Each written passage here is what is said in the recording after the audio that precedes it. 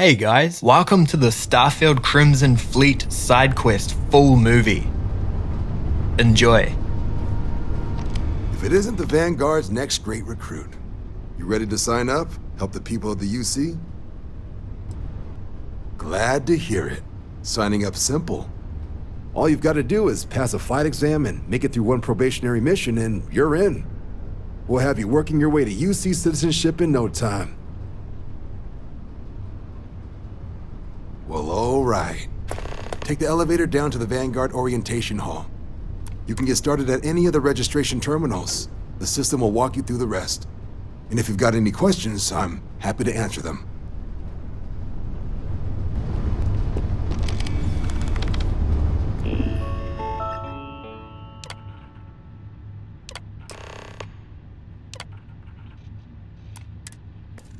Registration accepted. You may now proceed through the historical displays in the orientation hall, or continue on to the examination. In 2150, humanity learned the Earth's magnetosphere would collapse sometime in the next half-century, eliminating all life on the planet. Decisive action was required, but the secure transport of an entire civilization would demand a new kind of cooperation, a new kind of courage, and a new kind of union. Thus, in 2159, the United Colonies were formed to make that journey possible. Just 1 year later, the Galileo, the first of many colony ships, touched down here on Jemison, beginning a new era of human history, the age of the United Colonies.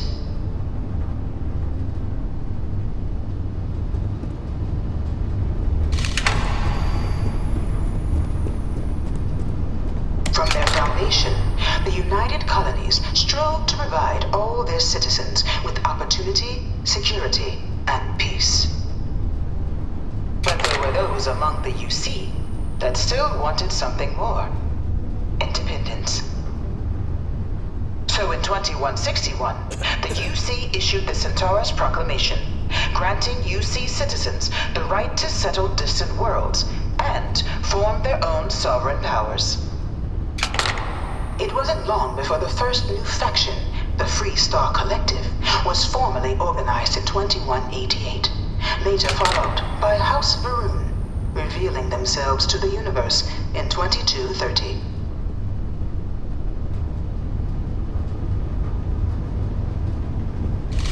It was only in 2230 that the faction known as House Varun first made contact with the rest of the settled systems. Founded by the passengers of a colony ship that had left New Atlantis and disappeared 4 decades earlier, House Varun was a faction unlike any other. A theocracy dedicated wholly to the beliefs of its isolationist founder, Janan Varun. House Varun initially made overtures of peace towards the rest of the settled systems. They claimed their only intention was to spread the word of their god, the Great Serpent. But none could have guessed that this worship might take the form of a bloody war, the Serpent's Crusade.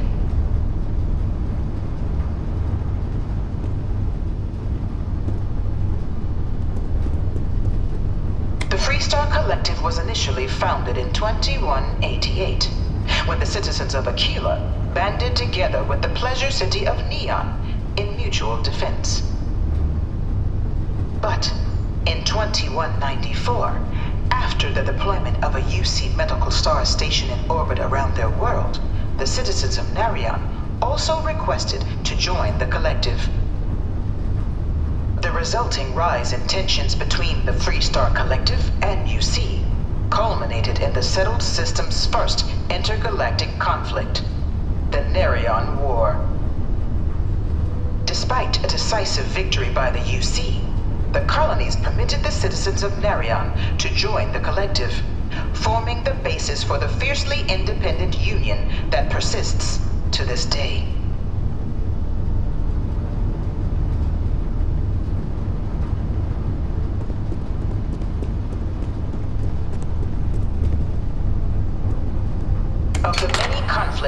the galaxy's factions, none was more brutal than the recent colony war between the UC and the Freestar Collective. Set off by the unauthorized Freestar colonization of Vesta's Pride in 2308, a direct violation of the Nerion Treaty, the colony war spread quickly across the galaxy. Both sides deployed every tool at their disposal. Armadas of warships, mechanized combat platforms, or mechs, even bioengineered alien creatures, the infamous UC xenoweapons. It was only in 2311 at the Battle of Cheyenne that the scales finally tipped. The Freestar Collective, utilizing their civilian fleet as a human shield, successfully crippled the superior United Colonies Navy. After their shocking victory against the galaxy's greatest navy, the Freestar Collective offered terms of peace, which the colonies, out of an interest in staving off any further human costs, accepted. The galaxy has been rebuilding ever since.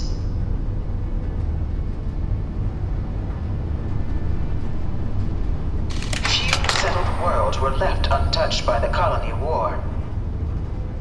But nowhere could the viciousness of modern warfare be seen more clearly than on the Freestar planet of Nera. Initially occupied by invading United Colonies forces as a forward operating position, repeated attempts to take and retake the planet by collective forces led only to devastation. Swaths of the world were transformed into scorched husks, a nightmarish testament to the depths of human ingenuity and human cruelty. And today, Nera remains a continuing reminder to the horrors of unfettered war.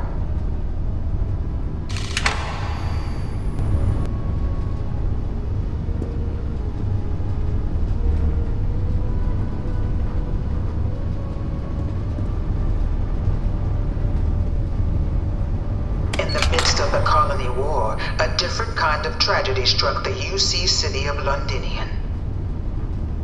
A newly constructed but critical supply center for the United Colonies' war effort, Londinian found itself overrun by one of the galaxy's most mysterious predators, the Terramorph. A rare but pervasive threat to all human-settled worlds, Terramorphs swept over the city, seemingly out of nowhere, on a scale never before seen in recorded history. Valiant efforts by the UC military slowed the onslaught, but the creatures proved unstoppable.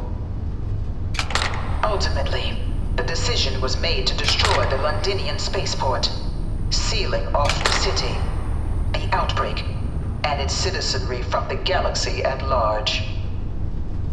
The tragedy of Londinian is mourned by the UC to this day.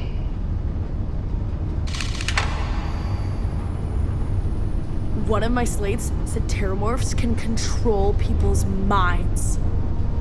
But that can't be true. You know it was some UC general that condemned Londinian? Gave it over to these things. One of these murals said he was executed after the war. Might have gotten off too lightly.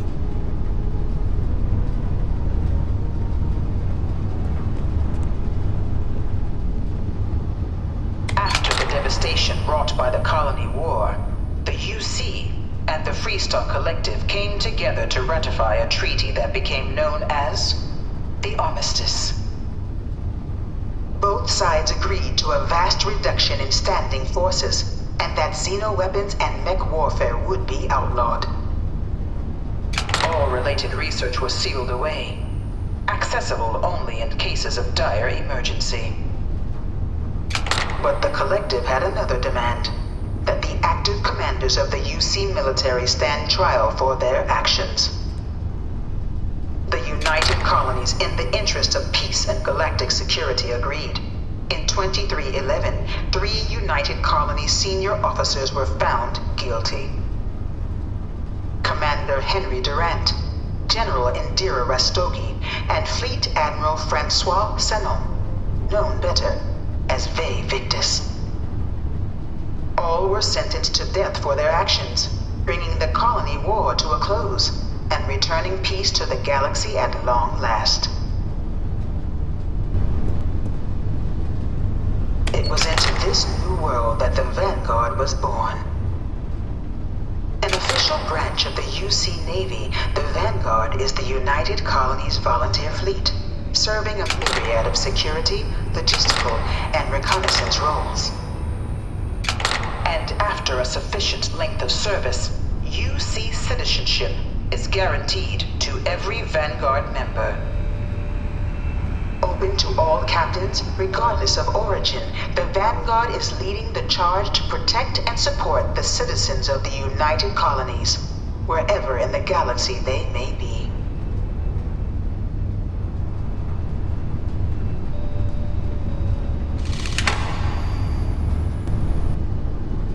No one is born a United Colonies citizen.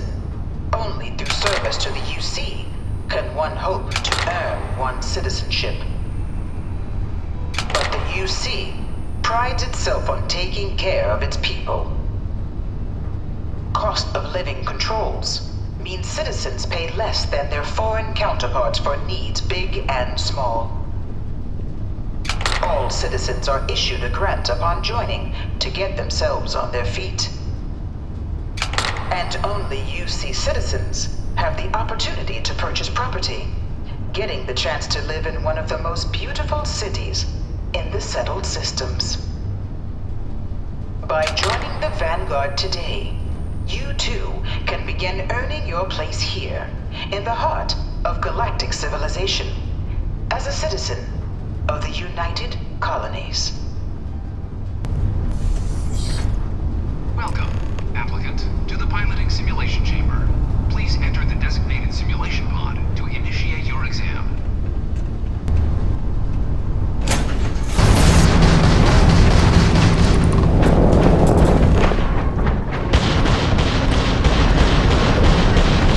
Halting simulation. You have passed, applicant. You may proceed to the exit hatch to log your results, or restart the exam from the simulation's control terminal.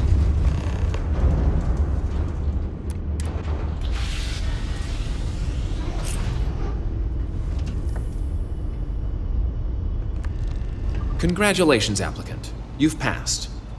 You can head up to Commander Tuala to receive your final results and your probationary assignment. Or you're welcome to take another run at the simulation if you'd like to try and earn a better score. We'll only keep your best run.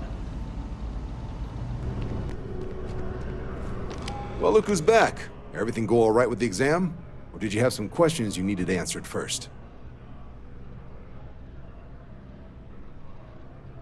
Ah, so these are your numbers that just came through then. You ready to hear how you did? Then let's get to them. So, looking at the data, checked out a few of the murals. Good. A test of preparation and thoroughness. Two traits the Vanguard values highly. Your physiological results are, that's odd. System couldn't get a read on you. You get your kicks flying too close to stars? Because you're putting out some interesting radiation. Don't worry though, it's not going to affect your score, it's just, different is all. But, where were we? Oh, you found the debug system in the simulator. Nicely done. Curiosity and resourcefulness are skills our recruits need. Now, how'd you do against your foes? Tier 4, not too shabby. The techs make us test each level of the sim too. I can tell you that wave are some real artificial bastards. Good job putting them away. So then, looking at your results as a whole, and factoring in that you managed to utilize all the tools at your disposal, once you've successfully completed your probationary mission, you could have your UC citizenship after only 10 years service. Pretty standard for combat assignments. But your performance in the simulator does mean I can offer a signing bonus. Help convince you to join the cause. So, sounds to me like we've got Vanguard material on our hands. If you're interested, we could bring you on as a provisional member today. Get you the credits you've earned, then send you out on your probationary mission. First though, all UC service people, provisional or otherwise, are required to swear an oath. So, You want to make this official? Commit yourself to the cause of the colonies? Fantastic. Then just follow me.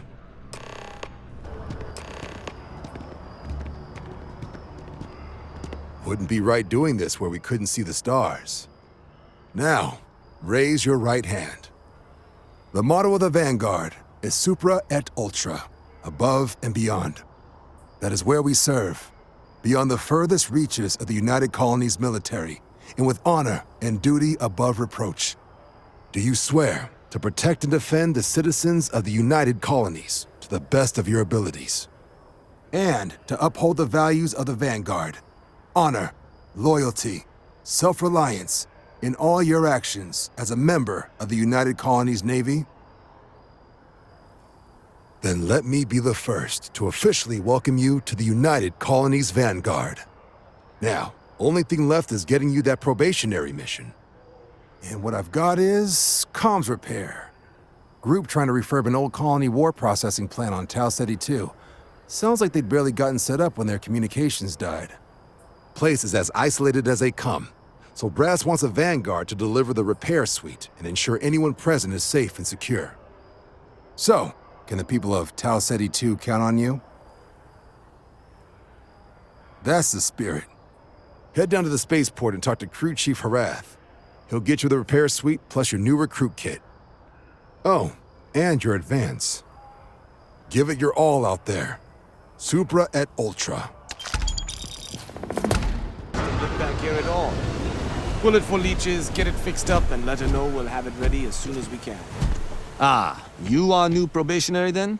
Crew Chief Herath, pleasure to be working with you. It's my job to make sure all you rocket jockeys are ready for anything that comes at you up there. Now, Manifest says we're fitting you out with one comms repair suite. In addition to the standard issue welcome kit all probationary pilots get for their first mission. Med packs, some small arms, couple spare ship parts, all the essentials in case of any surprises up there. My people will have everything on your ship before you lift off. Won't even know they were there. So, paying a visit to the people of scenic Tau Ceti 2. Nice easy one for your first job. Just keep your head on swivel and you'll come home safe. Any questions before you head out? Then I won't keep you. Make us look good out there, recruit.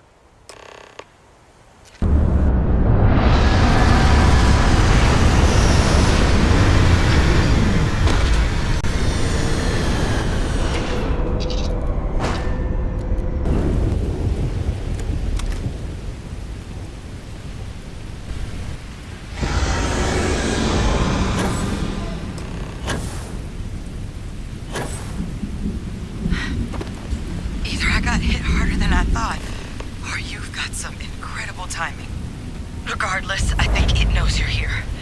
I'll unlock the door. Second floor, main building. But be quiet.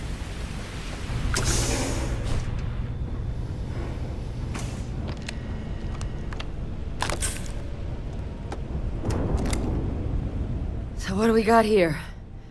You're too clean to be one of the settlers. Or a pirate. UC on patrol, maybe? It'd make my day if you said you were a shock trooper out for a stroll.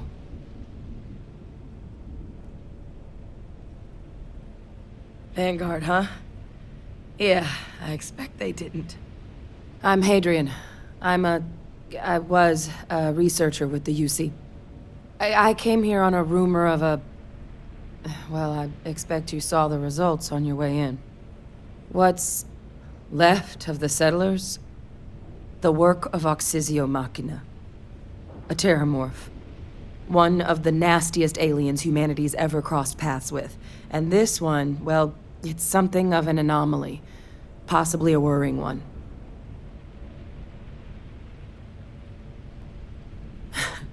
I sure could. Because to confirm my suspicions about this creature, I'm gonna need a tissue sample from it.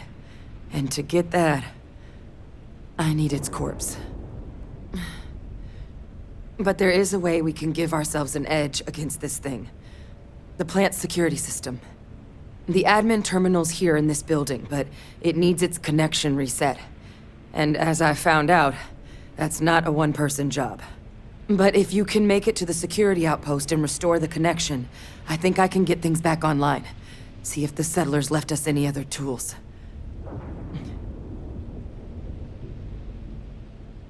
Good. Once I see the connection reset, I'll get things underway on my end. Take care of yourself out there. And make sure you leave enough of that thing for us to get a sample.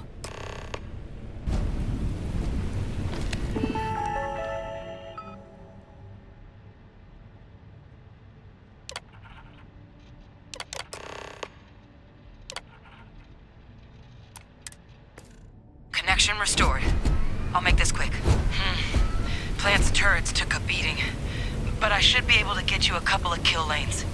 Just get the thing to chase you down the alleys between the buildings, and you'll lead it right into a crossfire. Oh, hello? I wish I'd found this earlier. You notice those sensors around the facility? Part of a livestock tracking system. Should let you keep tabs on how close the terramorph is. But it's not connected to this network. There should be a terminal in the adjoining room.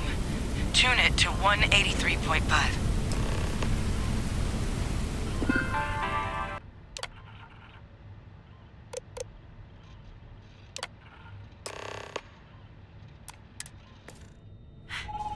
Tracker's reading green. What's that sound? The security lockdown is active. Shit. Stop. Stop whatever you're doing and get in cover. It's on the move.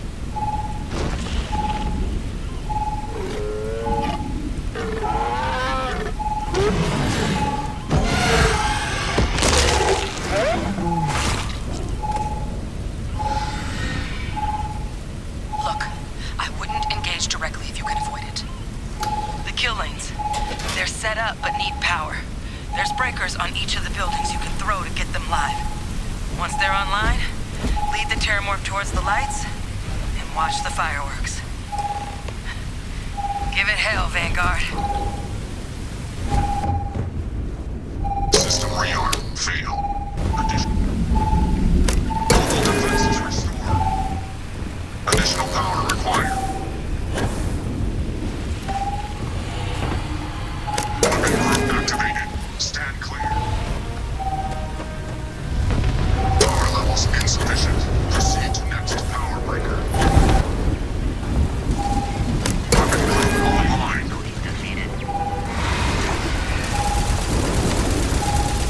Statistic.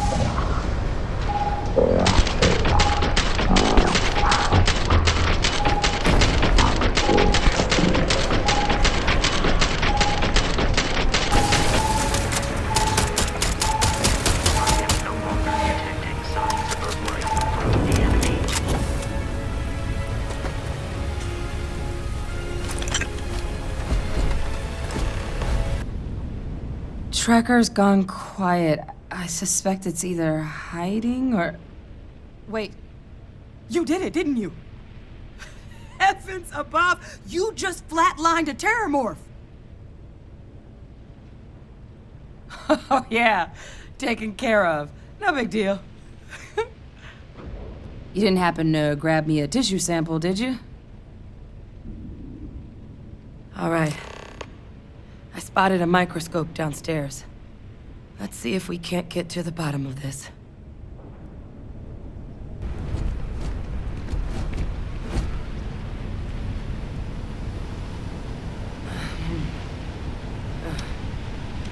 Older model. Okay, let's see what you can do. Running basic diagnostics. Nothing. Maybe a flag scan? No. Spectrograph. Damn. This equipment, it's not set up to do a proper analysis of our sample. But this terramorph being here, of all places, it doesn't make sense. Humanity's spread plenty of creatures in our travels across the stars. Pets, livestock, pests. But terramorphs, they're different. To our knowledge, no one's ever spread them intentionally. Yet somehow, they follow us. So when humans settle a world, 70 to 100 years later, terramorphs tend to just appear. No one knows how or why. Dangerous, but at least predictable. Tau Ceti, though, it's too young to have a native population. It's only been colonized 20 years? But then the other option, that someone captured one of the deadliest predators in the galaxy just to wipe out some settlers minding their own business? That seems awfully implausible. Which means we're either looking at a truly strange murder or a faster type of terramorph growth, the results of which could be catastrophic. Terramorph outbreaks have taken down far bigger colonies than this one. There is. I mean, there has to be. We just have to find it. Time was, I had access to one of the best repositories of terramorph research in the galaxy. Seems a natural place to start looking, if I can figure how to access it. But we also need to get this sample properly analyzed, get confirmation on just how concerned we should be. Luckily, I think I know just the person to help with the sample. What would you say to delivering this to him for me? I'd do it myself, but I need to call in some favors. See if I can't get access to that terramorph data. Plus, maybe just pop by a hospital for a little bit. Clear it with your commander first if you have to. You can even show them this. My gene tag. Tell them Hadrian Sanan is worried there could be more attacks on the horizon. They should recognize the name. Oh, you don't understand what a weight off my shoulders that is.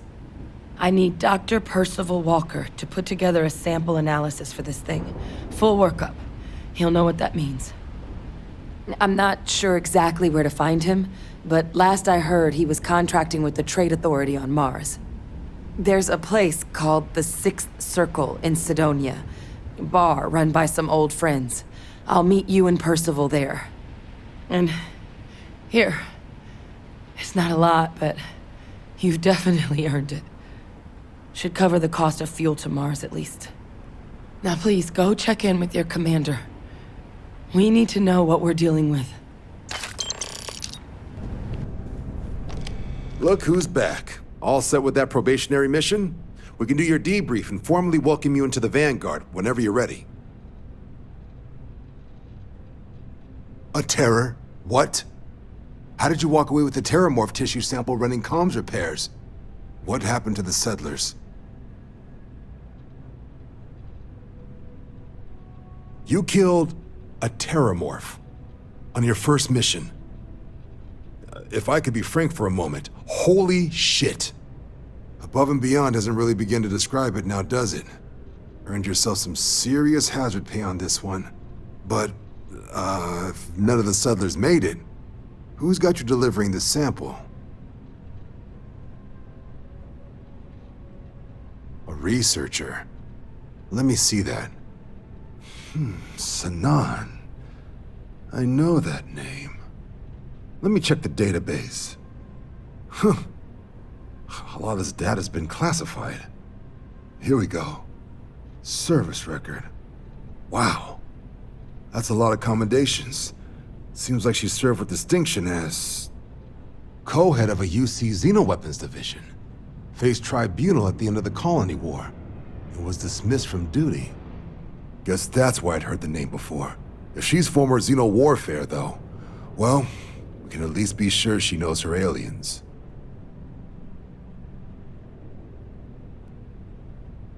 Certainly seems that way. Did your survivor, Hadrian, did she mention why she thinks this sample's so special?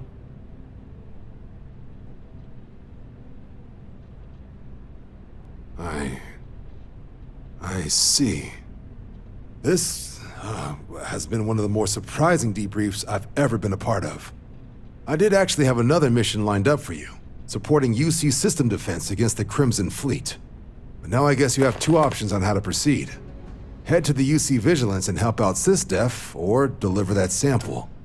I'll make sure you've got the proper clearances for either path. Consider these your first official orders. And here, so everyone knows you're working with the Vanguard. Welcome to the Navy, Captain. Vanguard's also got some custom ship modifications. You'll be cleared for access to them next time you're down at the spaceport. Talk to ship services. Now, if there wasn't anything else, I suggest you move out.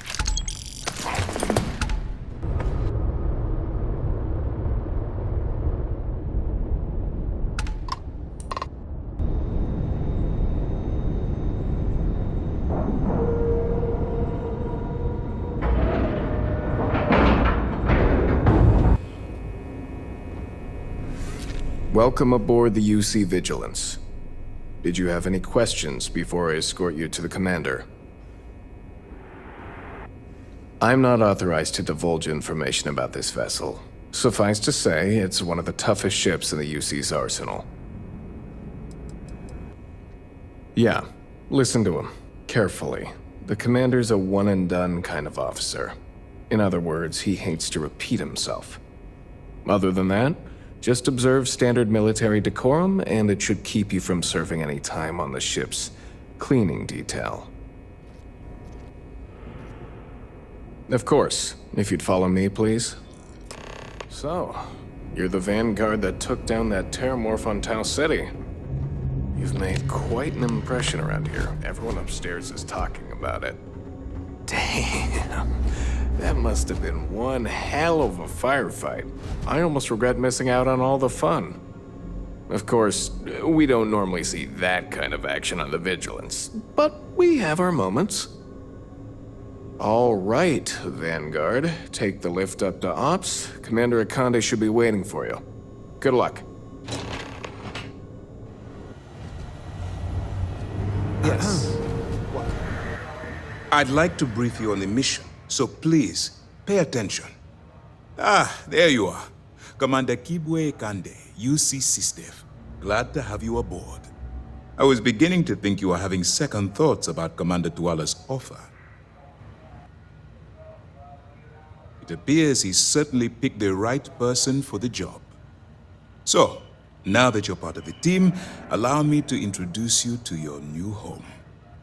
This is the Operations Center of the UC Vigilance, SysDef's nerve center dedicated to the destruction of the Crimson Fleet.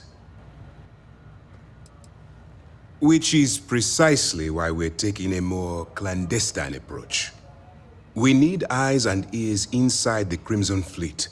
Someone who can feed us information, evidence, and expose their weaknesses. The catch is that you can't just knock on their front door and ask for an application. Getting inside is going to take some finesse. Good. I have just the right place for you to start.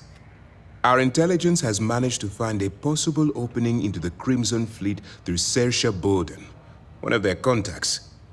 She works for the Trade Authority in Sidonia, so you'll be using a container of Aurora we've loaded on your ship to get her attention. You'd better hope so. Saoirse won't be easy to dupe. Once you bluff your way into the Crimson Fleet, then the operation proceeds to evidence gathering. That's where my second-in-command, Lieutenant Gillian Toft, comes into the picture. She'll explain everything you need to know. Eager to get going? Good. Remember, this entire operation rests on your ability to infiltrate the Crimson Fleet and bring us the evidence we need to take them down. I wouldn't expect any less. Look, before you begin, I want to make something perfectly clear.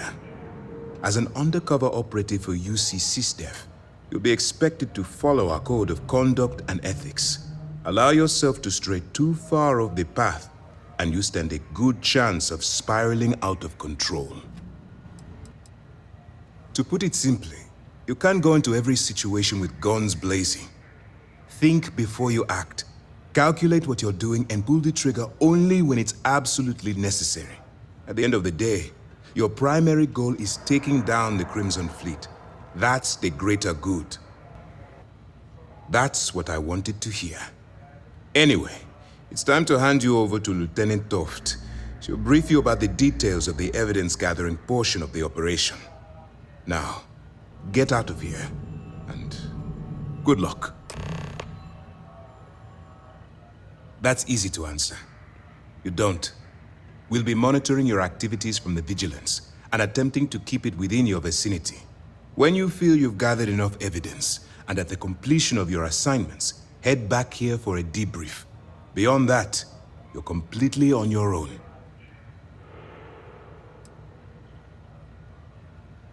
All we know is that she's been with the Trade Authority for years, which means she's been privy to some seriously shady deals. She's shrewd and she's diligent. The only reason we were able to connect her with the Crimson Fleet at all was thanks to an informant. I'm afraid she's the best lead we've got. For your own safety, nobody but myself and the crew of the Vigilance will be aware that you're working for the United Colonies. Basically, if you land in jail, you're going to have to deal with the fines. While you're running with the Crimson Fleet, you're undoubtedly going to be faced with some morally gray decisions. It's going to be difficult for you to weigh the consequences of pulling the trigger while maintaining your cover. Do what you have to do, but remember why you're out there in the first place. Then you do what you have to do. The Crimson Fleet has the potential to kill hundreds, even thousands of people per year. If it takes a few deaths to maintain your cover, then so be it. But only as an absolutely final resort. This is not a licensed killing spree. Understood? That's why I expect you to constantly seek alternative means to overcome your obstacles, rather than blowing holes in them. Look, I can see that you're struggling with this. So let me simplify this for you. If there's a route to your goal which doesn't involve killing innocent people, I'm urging you to follow that path. Use your instincts. I'm certain you'll do the right thing.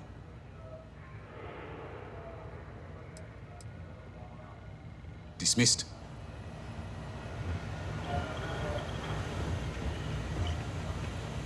All right, we don't have a lot of time, so I need you to listen up. While you're working undercover, it's imperative that you gather as much evidence as possible. If you find any records that look suspicious or incriminating, you bring it to me. Is that understood? Rationalize it however you like, but that evidence is critical to the success of Commander Akande's operation. I want data slates, computer downloads, handwritten notes. Hell, I'll take anything if it'll get those bastards thrown into the brig. For the sake of the settled systems, I hope you're right. That minor skirmish you had with them on Vectera was nothing compared to the death and destruction those pirates leave behind. If you've seen what I've seen, you'd understand why I'm pushing you so hard. That's all we're asking. Oh, before you go, there's one more thing. Commander Akande has authorized a credit disbursement for each piece of evidence that you return, as compensation for your efforts.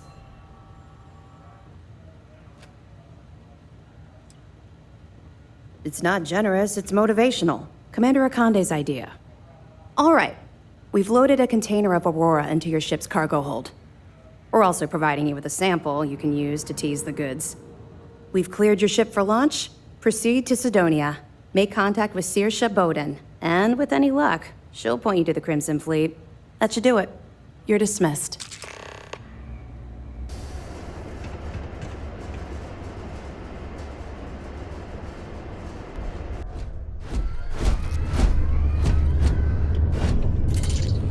If you're here to buy or sell, you might want to talk to Octai. I'm busy. Wouldn't be the first time I've heard that line. Oh, don't give me that look. I'm just having a laugh. What have you got for me? Aurora, huh? Nice. A little too hot to handle, though. What else you got? All I'm going to point at is the ceiling, with my middle finger. Get that stuff out of here before UC security catches on. Of course, if there's a finder's fee you're offering, I might, well, bend the rules a little bit.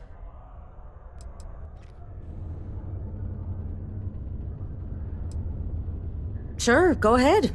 You shoot me, and the TA will have bounty hunters on your ass before you even get back to the spaceport. Listen, love, I've heard it all. Threats bounce right off, so either cough up the finder's fee or try and sell that shipment on your own. You know, it's funny. Suddenly, I do remember someone who might be able to unload that stuff for you. There's a buddy of mine who runs with the Crimson Fleet. Goes by the name Adler Kemp.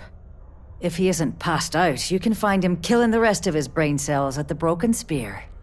Oh, and it's been a pleasure doing business with you. Captain, greetings. The Red Devils used to train here on Mars. Imagine being a part of it. Unless you're here to serve me another drink, you can turn around and walk away. Hey, why don't you say that a little louder? I don't think every single UC guard in Sidonia heard you. Okay. Okay. Yeah, I think we can help you with this. If you've got a whole shipment of this stuff, you're going to need to move it fast. But you're going to have to do something for us first. Right down to business! And no small talk. I like it.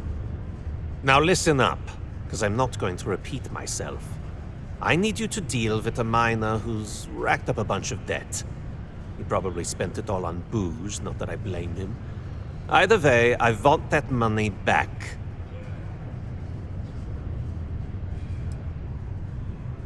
Feel free to throw as many credits in my face as you want, but that isn't the point.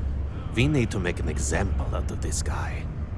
His name's Carl Fielding. I think you'll find him wandering around the Deimos miners' quarters. Don't worry, you can't miss him. Just look for the most miserable-looking guy in the entire place.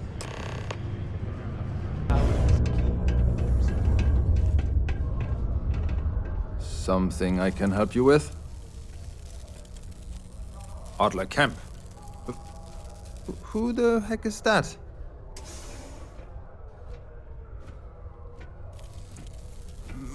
Okay, all right. No need to get violent. Let me think. Wait, you said Adler Kemp. Yeah, sure. I remember him. Totally forgot I borrowed a few credits from the guy. My mistake. I told him I'd pay up next week when Deimos cuts our next profit share check. I'll even bring it to him personally. Sound good? Yeah?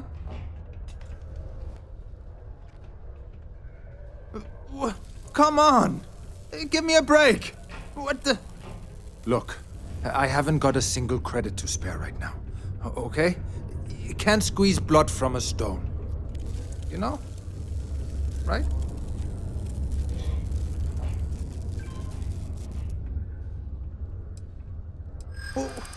What games?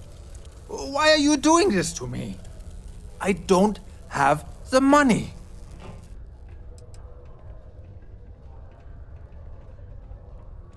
What? Oh my god. He might come after them? Because of me? I hadn't even thought of the possibility.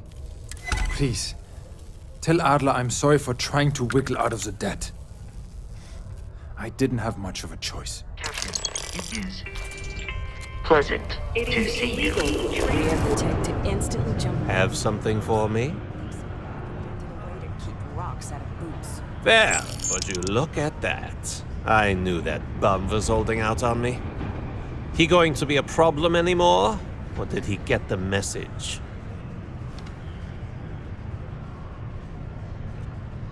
Nice, nice. You're kind of a natural at this. Leaning on deadbeats comes easy to you. I like that. You know, if you like this kind of work, I can get you more. A lot more. You think you can handle running with my, associates?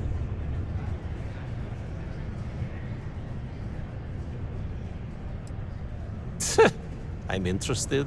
Come on. You're not shopping for real estate here. I'm offering you a crack at some real money. So can you handle it or what?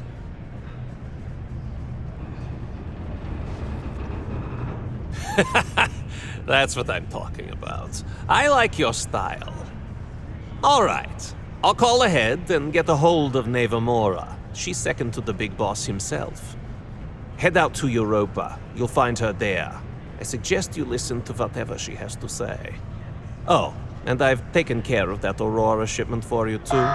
Don't spend all that cash in one place. Wow. Look who finally had the guts to show up. Looks like Adler finally did something right for once. So, big shot. I hear Adler thinks you're good enough to join our crew.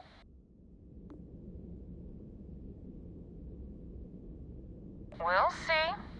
When the waters get deep, it's sink or swim. So, before I put you to work, let's get everything out in the open. I don't know if Adler mentioned it, and for his sake, I hope he hasn't. But you aren't about to sign up with any average pirate crew. You're signing up with the Crimson Fleet. That's if you get through this little task I have planned for you.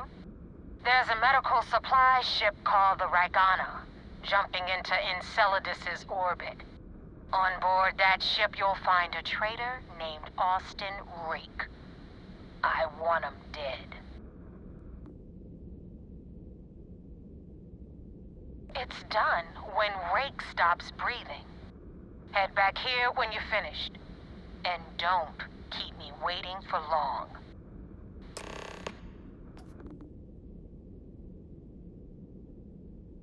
Rake used to run with the fleet. Hell, I'm the one who vouched for him in the first place. Back then he had a different name and a different identity. He was a damn good earner, too. Brought in a ton of creds. Everything was fine until he wanted out. So he ran. And nobody runs away from the fleet.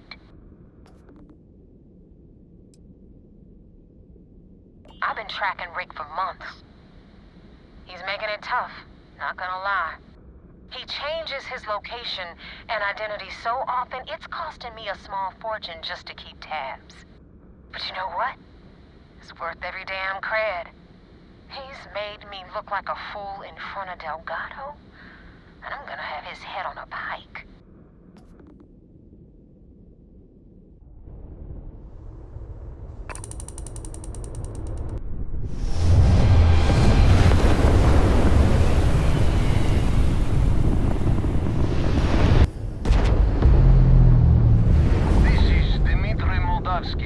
Pilot of the Ragana. We are a simple transport ship heading to New Homestead. We do not want any trouble.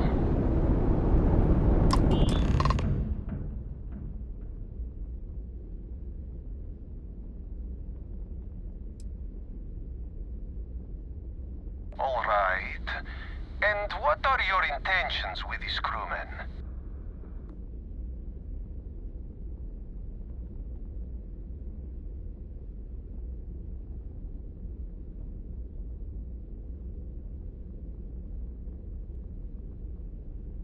Well, normally I would say no, but frankly it will be safer for us that way.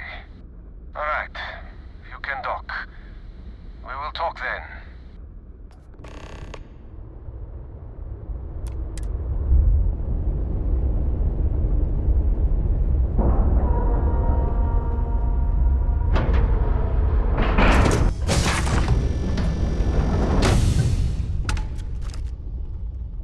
I am not sure what to make of you being here.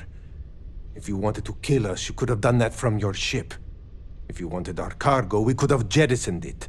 I guess I should just stop talking and let you say your piece. That is true. Which means you don't want somebody to know what you are really up to. Now, do you mind telling us what this is all about? You really do not know which one of us is Rake, do you? And you do not seem to care either, which makes me think you really want to save him. Okay, I have idea. we can strike his name from Manifest, make it so he was never on board. Then, when we dock, we will leave him on this ship and deliver him to another port.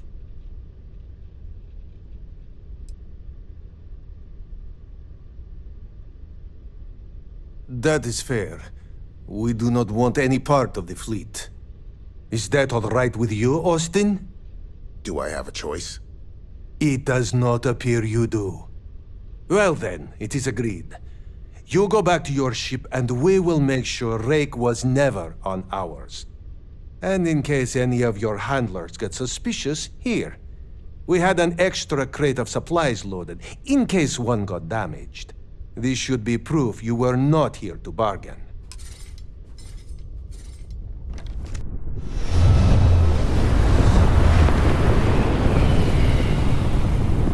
Damn mercs just don't know how to take a hit.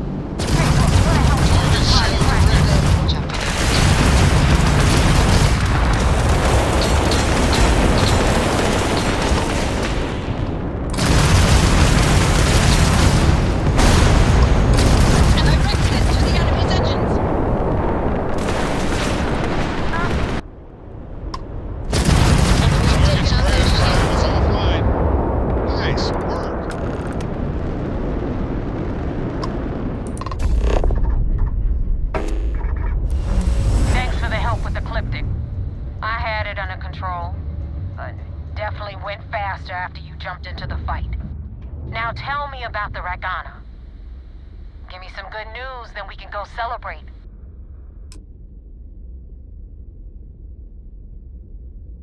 Huh. No kidding. That'll make Delgado happy, seeing as our hands are clean.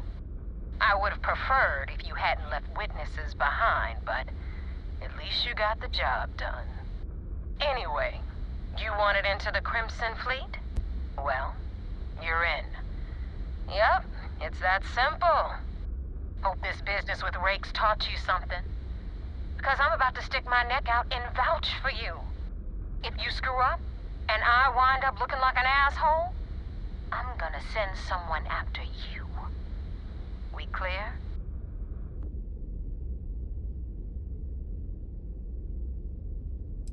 Yeah? Last person who said that was Rake. So you've already dug yourself a hole about 6 feet deep. And now that you know the deal, it's time to see what you signed up for. I'm gonna upload the coordinates for our headquarters in the Crick system. Spacers call it the key, the fleet calls it home. Head out there as soon as you can. Don't keep me waiting long.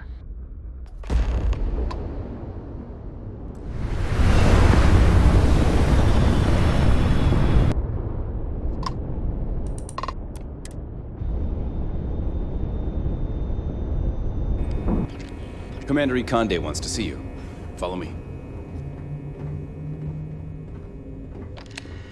I had a friend on the Ragana. I hope I'll be able to see him next time we're on shore leave. Marines are the best of the best. Go back.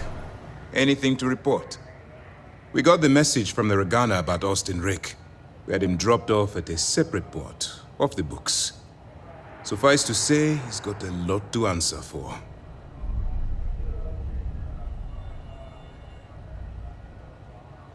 That's a smart line to follow. Part of this role you're playing means having to make hard choices. Just remember not to lose yourself in the part. Oh, one more thing before we move on. For transparency's sake, you should know we were the ones that hired Ecliptic to attack Neva's ship. There was concern after what happened with the Ragana that you might have trouble earning Neva's trust. Coming to her rescue ensured that would not be a problem. Let them remember. They have no idea who actually hired them. I'd suggest you spend less time worrying about us and more time being concerned with the task at hand. On that note, how did things go with Neva? Were you able to join the fleet? Then it worked. You're in. Sounds like everything is going as expected. Now it's time for the next phase of the mission. Our intel on Saoirse was correct. After we received reports on your interaction with Adler Kemp, We picked up on your rendezvous with Neva Mora. Our files indicate she's second in command, so getting on her good side will ensure you get into the Crimson Fleet.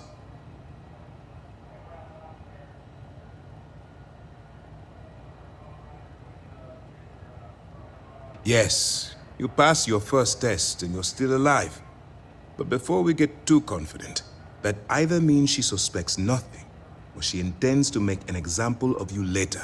Just remember, these are ruthless criminals, so don't let your guard down. And their ruthlessness is only surpassed by their cunning. You should proceed with caution, regardless of how well you think you've ingratiated yourself. So what's next for you on Neva's agenda?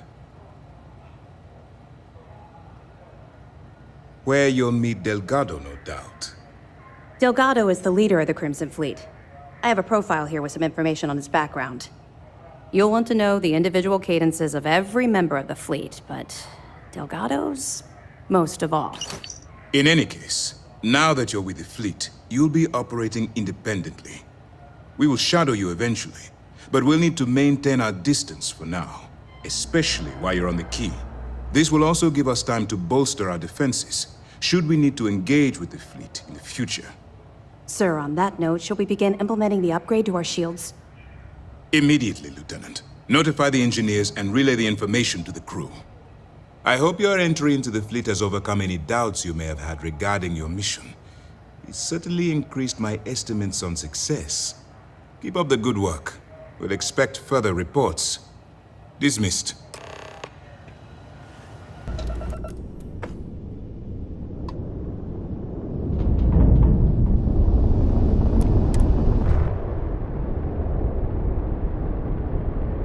Get out of my face.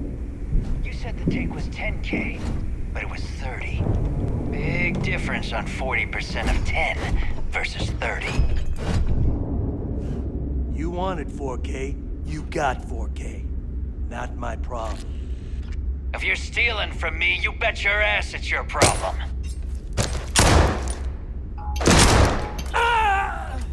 You kidding me? Way to make a mess in front of my new roof. Hey, steal from me and get caught? Better off dead. Sounds like you did the fleet a favor. Now toss this body out of an airlock before it turns into a damn air freshener.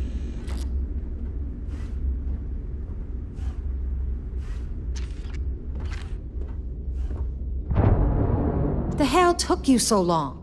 Forget how to grav jump or something? Please. It'd be one less sloppy rook whose mess I had to clean up. The last thing I need is another Austin rate getting cold feet. You want to leave the fleet? You pay the price. Not in credits, but in blood.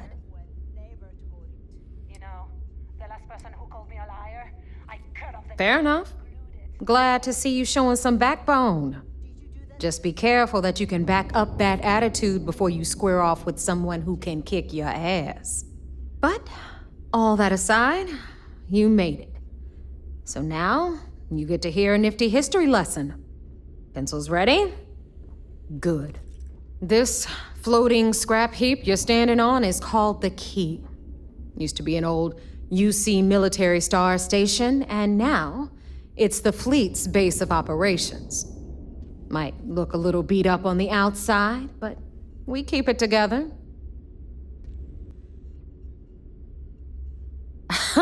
You think? And that's only part of it. I'll let Delgado fill you in on the whole story. He tells it better anyway. But I can give you the short version while we walk the station. Anyway, I'll tell you all about the Key. But it's better if I show you too. Follow me. All right. History time. So, the Key is in orbit around Suvorov. That's the very same ice ball where the United Colonies built a supermax prison they call the Lock. The UC is so clever. Supermax prison, Lock, Key. Cute, huh?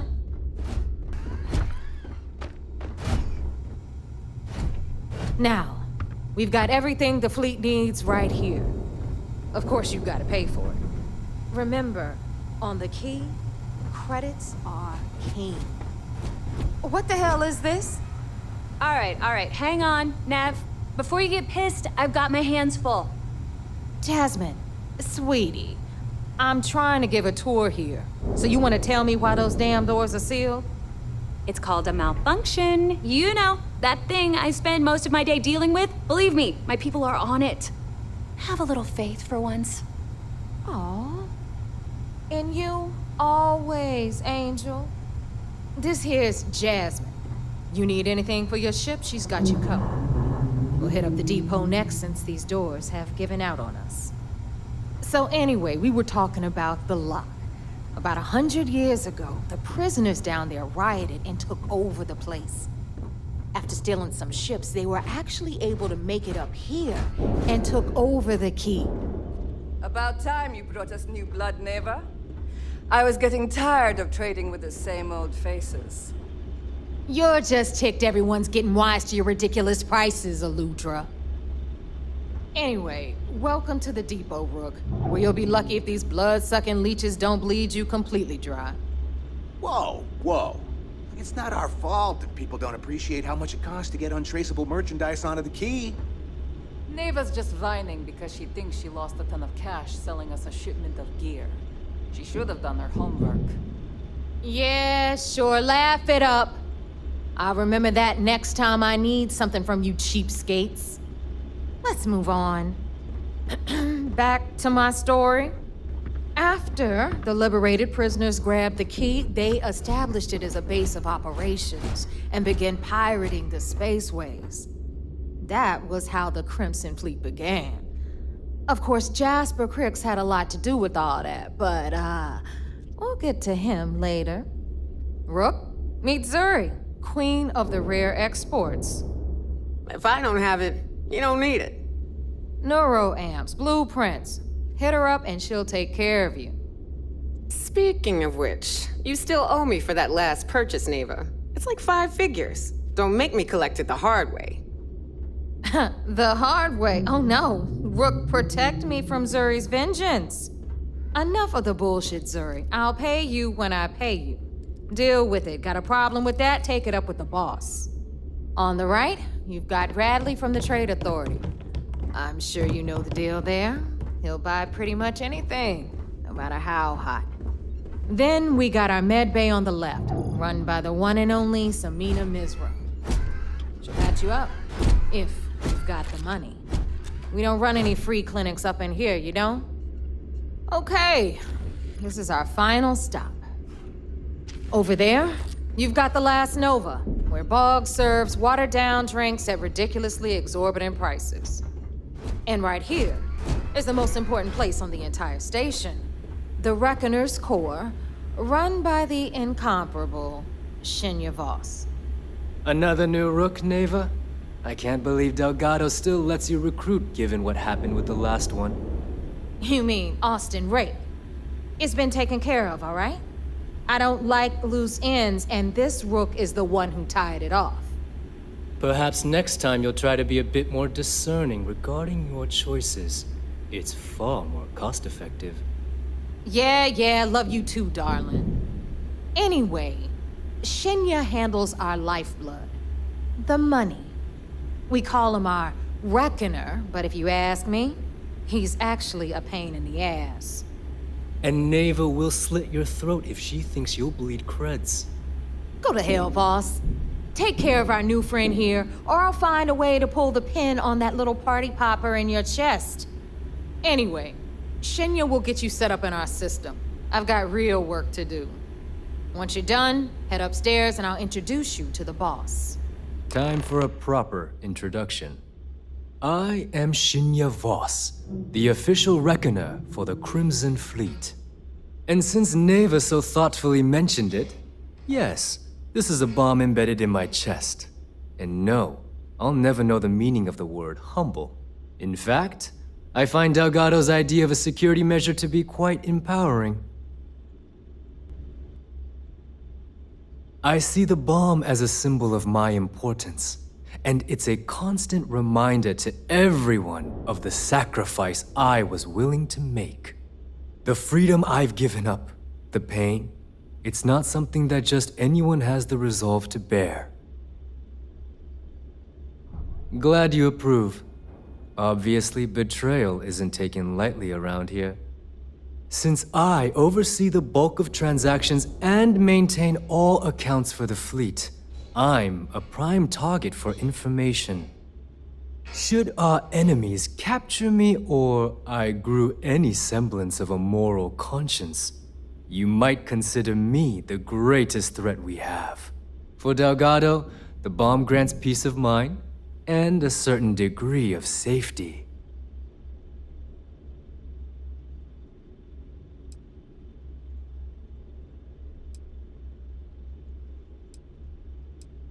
It's why he's the boss.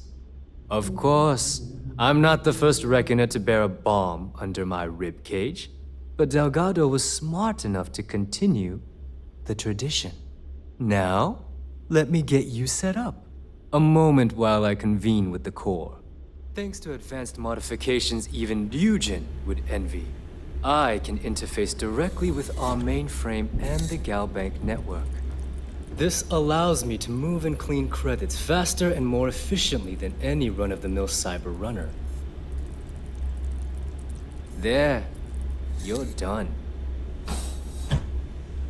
All you need now is Delgado's blessing, and you'll be one of us.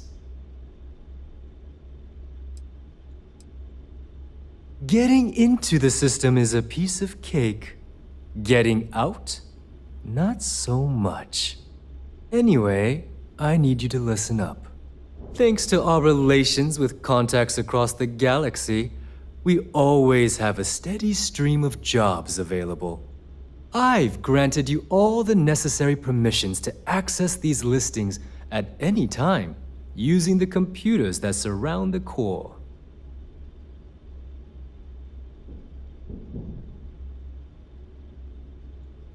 If Neva's chosen wisely, we certainly will. Now, I believe that covers all I have to say, so you can run along to Delgado. Take the elevator to the upper level. You should be able to find your way from there, I hope. Ah, there's our other new recruit.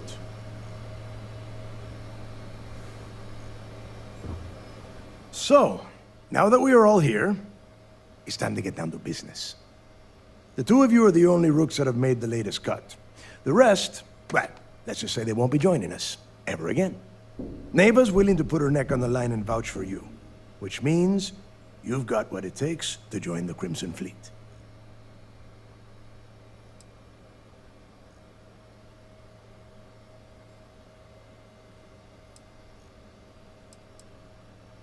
You'd better not disappoint, or you'll find yourself answering to me, personally. All right, let's get started here.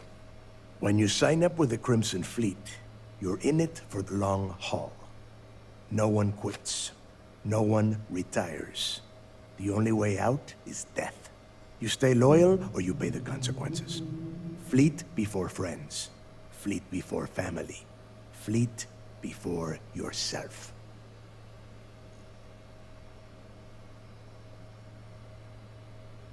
Boss.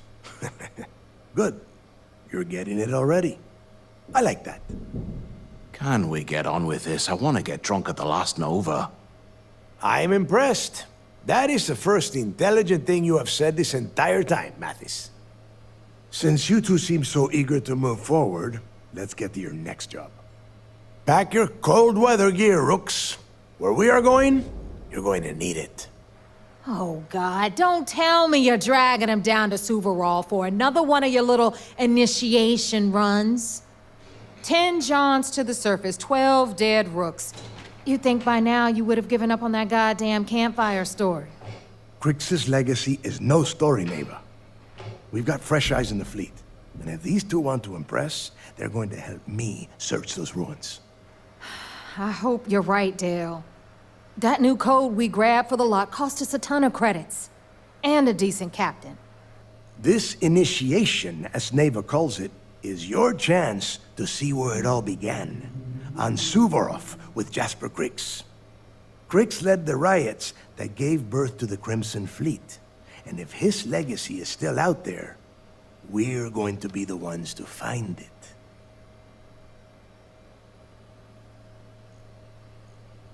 Before Crix left the fleet, he left a message talking about a major score. One that would set up the fleet to be a big player in the settled systems. Somewhere down the line, they started calling it Crix's legacy. And everyone who's tried to find it has wound up empty-handed, missing, or dead. If we're gonna beat those odds, we'll first need a lead. And I would wager we will find one on Suvorov. Dale's leaving out the best part. That this whole search is based on a handful of words on a very old slate. Crix left a lot of big talk on that recording, and not a lot of facts. Some of us believe in it more than others. Don't listen to her. When we get our hands on Crix's legacy, the fleet will be operating at a completely different level. We will become more than a match for UC SysDef.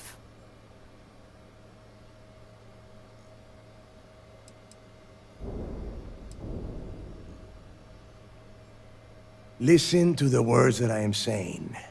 The legacy is real. You will find that out in due time, provided you're willing to put in the work. Nothing worth having ever comes easy.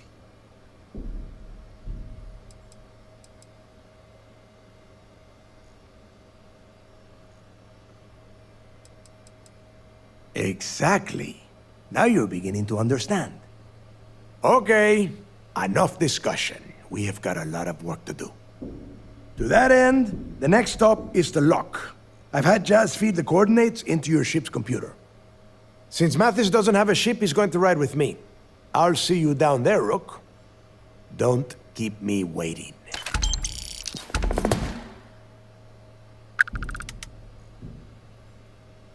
And I suppose it can't possibly wait until we get down there? Fine. What is it?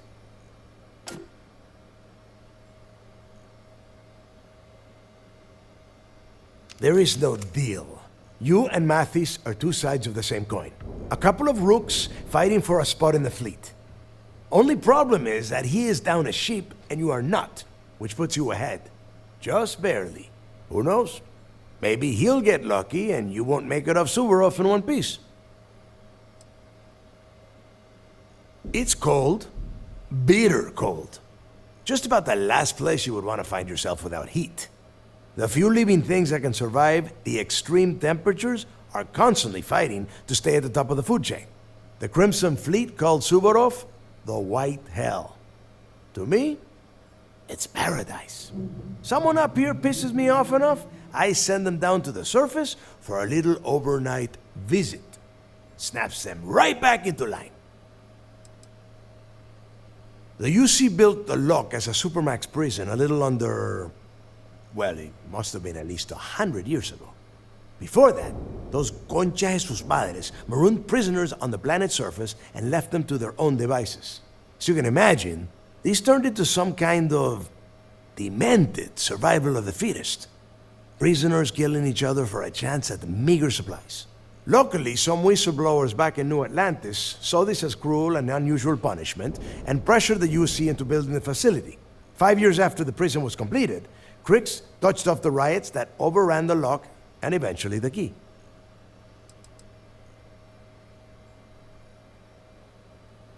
Nobody knows exactly what went down. I mean, there's all sorts of rumors. Crix was in prison for almost 5 years, and judging from the look of the facility, every moment must have been miserable. I suppose he just got fed up and decided to take matters into his own hands. Got the prisoners behind him and kept pushing until he reached the key. The cojones on that guy. UC's toughest supermax prison, and he just waltzed the hell out of there like it was nothing. I would love to have been a part of that. Fine, then get moving.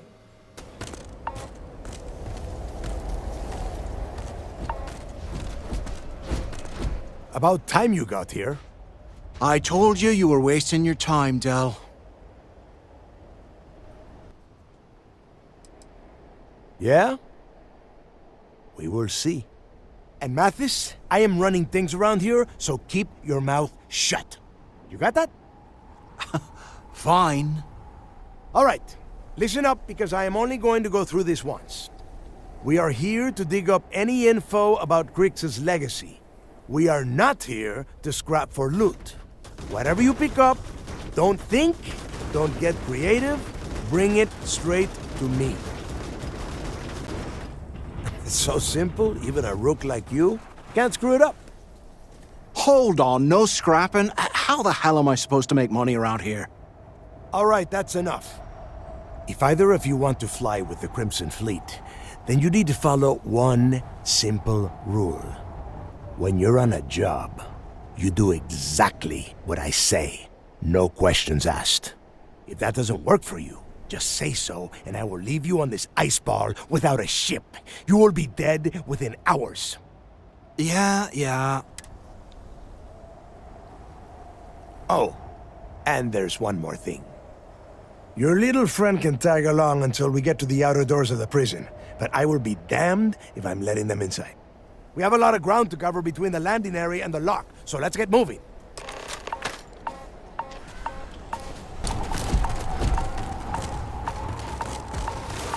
I believe. Head down! Line them up!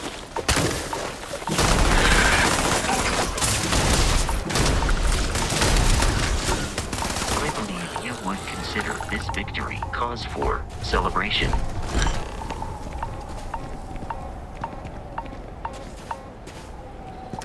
Here we are. The place where Jasper Grix laid the groundwork for finding the legacy and eventually the Crimson Fleet. The lock.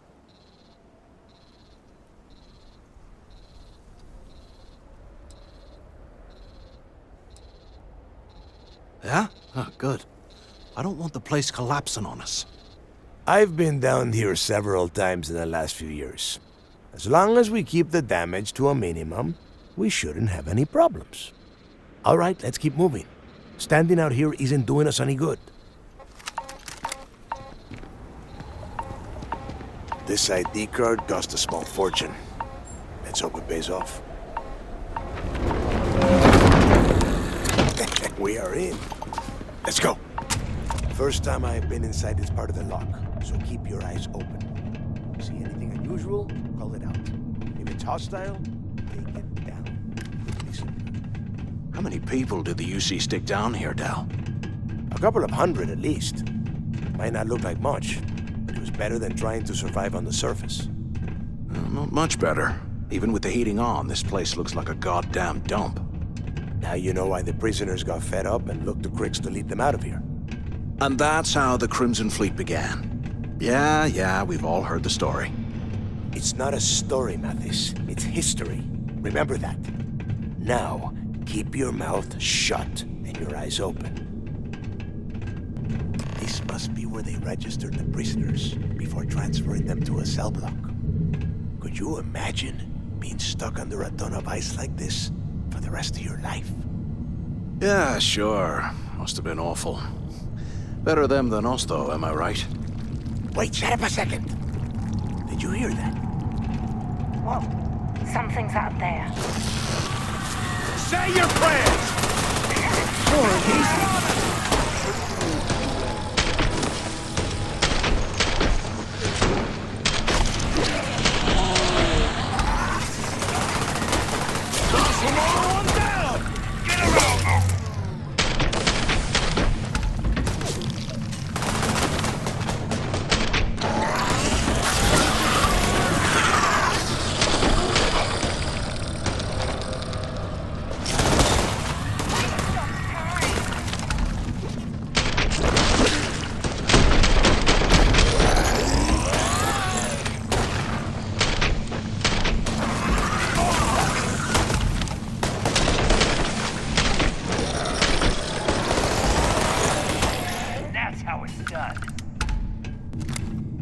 Must be a nest.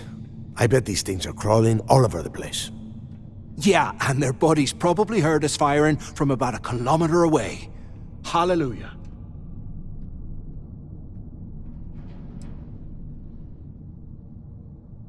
Hey, how about that? Guess you're not so stupid after all. Well, look at that. One firefight and the two of you become best buddies. Now let's see. Looks like we are inside some sort of prisoner transfer area, but everything is locked down tight. Since you are such good friends, why don't you and Mathis head up to that control room and see if you can get some more of these doors open? Roof's coming down! Damn it. This ice and rock must be several meters thick. God damn it, we're cut off! Hey, Del! Can you hear me? Del! Shit. There's no way we're getting through here. Well, this is just great. The hell are we supposed to do now?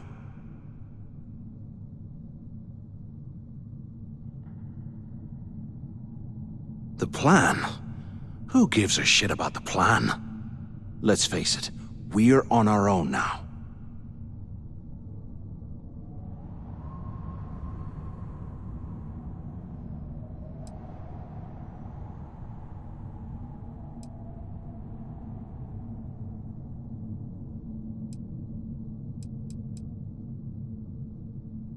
Why? Because that's what his loyal little soldiers are supposed to do? The hell with that. I have a better plan. We use this opportunity to take out Delgado, and at the same time, make some serious credits for ourselves.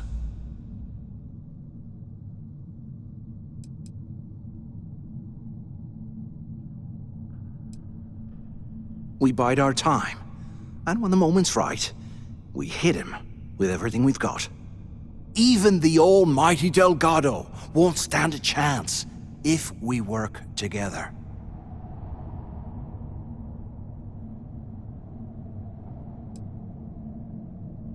Oh, come on. We're just a couple of rooks. When are we ever gonna have a chance like this again? Let's pretend for a second Delgado's correct, and there's information here about Crix's legacy. Once we get rid of him, we'll dig up the garbage ourselves and sell whatever we find to Neva. We'll be rolling in credits.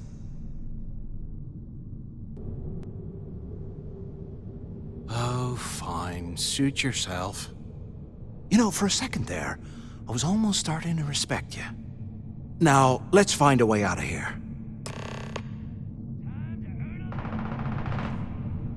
Crap!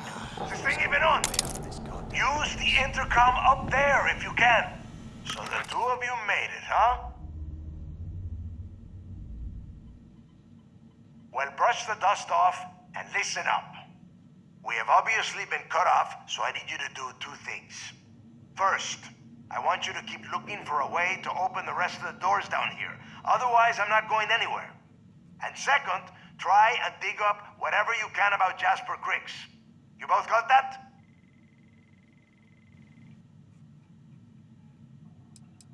Yeah? You'd better. And tell Mathis not to get any bright ideas, or I will gut him myself.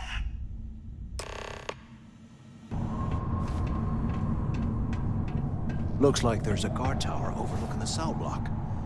We should check it out.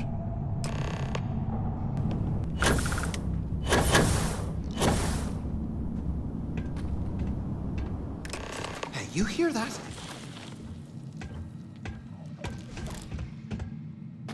So, have you changed your mind yet?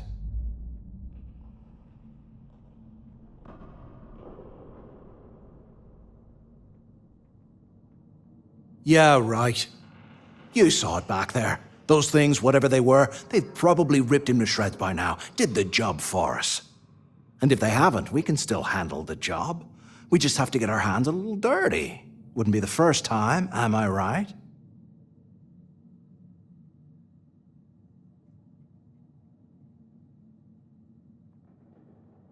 Of all the people to get trapped here with, why the hell did I get stuck with you, huh? Fine, have it your way. So, now that we've made it to the guard tower, what's our next move, genius?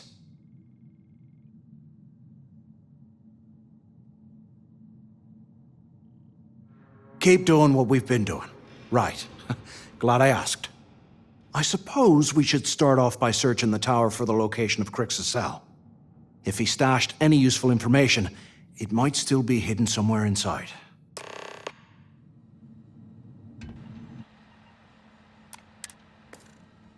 Cell D03118. Okay. It's a place to start, I guess.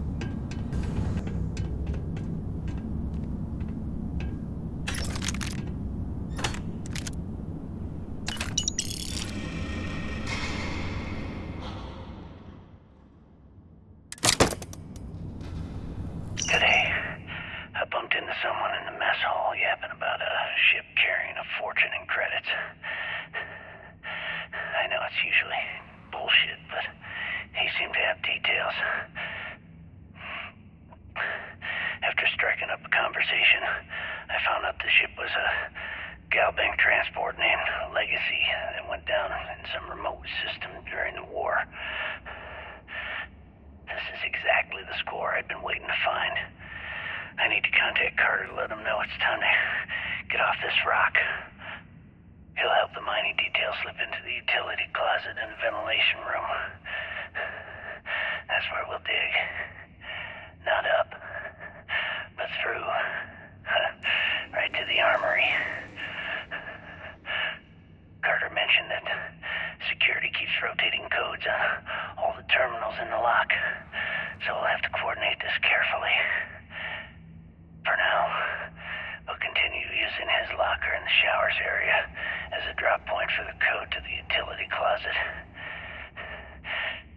By this time next month, I should be out of this dump and uploading those creds into my account.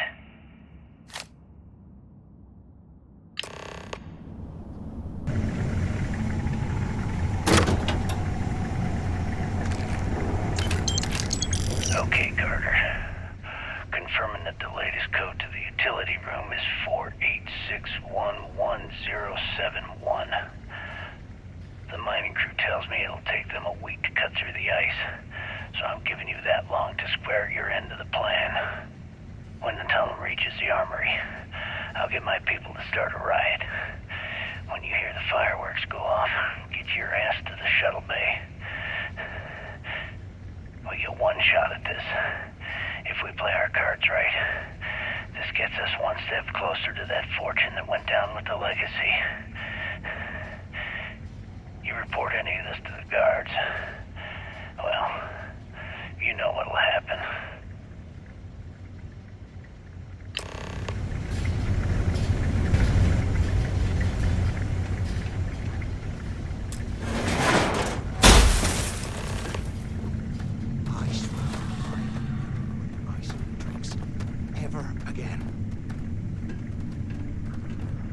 Was this an armory? Looks like they cleared this place out. Well, well, what do we have here? Give me a sec. This ought to come in handy.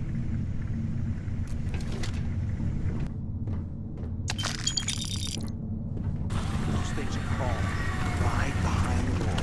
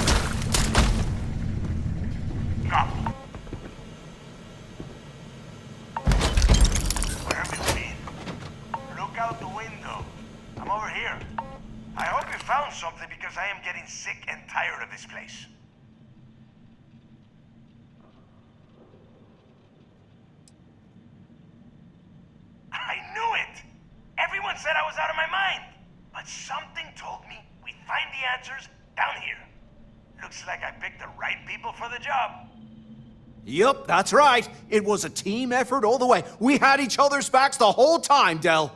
Is that Mathis? Tell him to shut up so I can think. Yeah, sorry, Del. You go right ahead. Okay. Now, all we have to do is find a way off of this planet. Let me see. Here we go. I'm looking at schematics for the lock, and I don't think there's a way to get you back to the surface from there. But I can open the outer doors to the shuttle bay and let you fly one of the shuttles down there directly up to the key.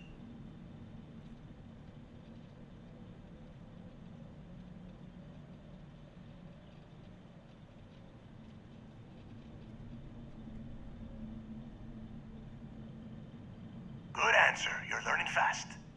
Okay, let me see. One of these probably opens the door. Shuttle bay activated. Initiating the icing process. Please stand by. Yup, that's got it. Might take a while, though. Those bay doors have not been opened in almost a century. You have done a hell of a job, Rook. We will talk when you get back to the key. Hey, look, well, I wanted to thank you for not being a jerk and hounding all the glory on this run.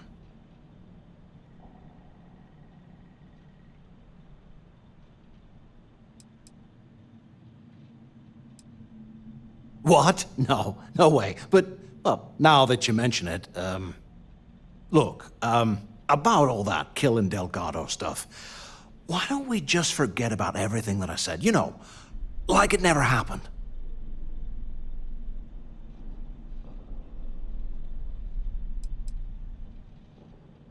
Yeah, of course, don't worry, I'm good for it. Now, let's get the heck out of here.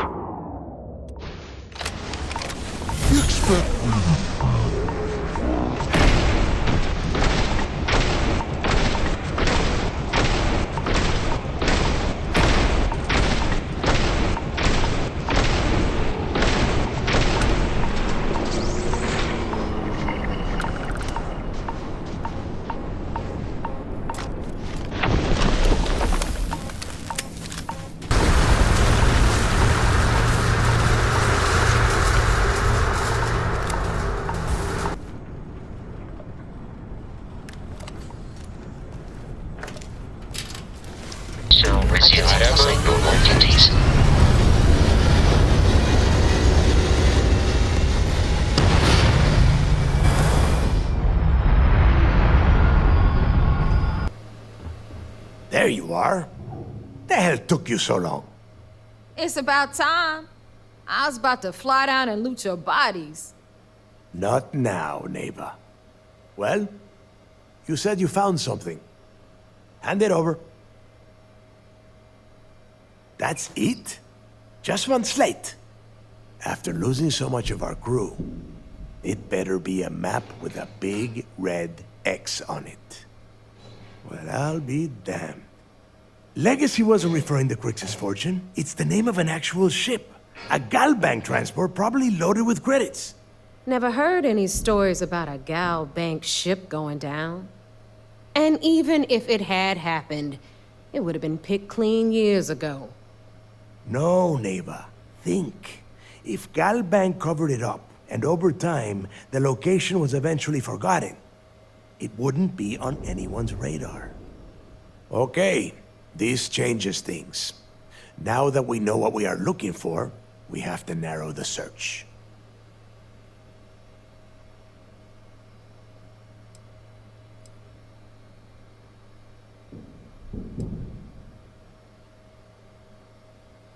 Because they would be rolling in so much cash, there is no way they could keep it quiet. It's like hitting a jackpot. Not to mention, they'd need someone with Shinya skills to keep the crypto tracing on the currency clean. And as far as Galbank goes, I doubt they would bother. Their bean counters would be too busy weighing the loss versus recovery costs. No, the legacy is out there, just waiting for us to find. I can feel it. Well, that is not necessarily true. Let us start with what we know. It was a Galbank ship, which means the company is going to have records of where it went down. Neva, weren't you working on a deal with Rokov? Something about a big-wig charity event on one of Trident's Starliners? Are you serious? I've been working on that gig for 3 months. That's my score. Ay, Dios mío. Will you shut up about your score and think for a second? That Starliner has a Galbank VIP suite aboard, which means... Come on, Neva. This isn't hard. Which means a Galbank exec will be aboard. We grab their credentials and get ourselves into the Galbank archives in New Atlantis. Holy shit, that might actually work. I'll send a message to Rokov right away. Pack your bags, Rook. You're going on vacation. And since you've earned it, take this gun with you. Might come in handy when Rokov screws everything up as usual.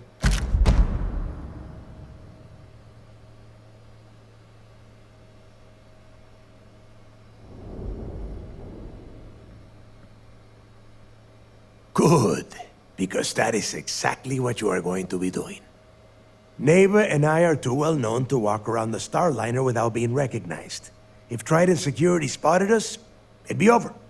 I need you to board that ship, make contact with Rokov, and get me those credentials. You'd better.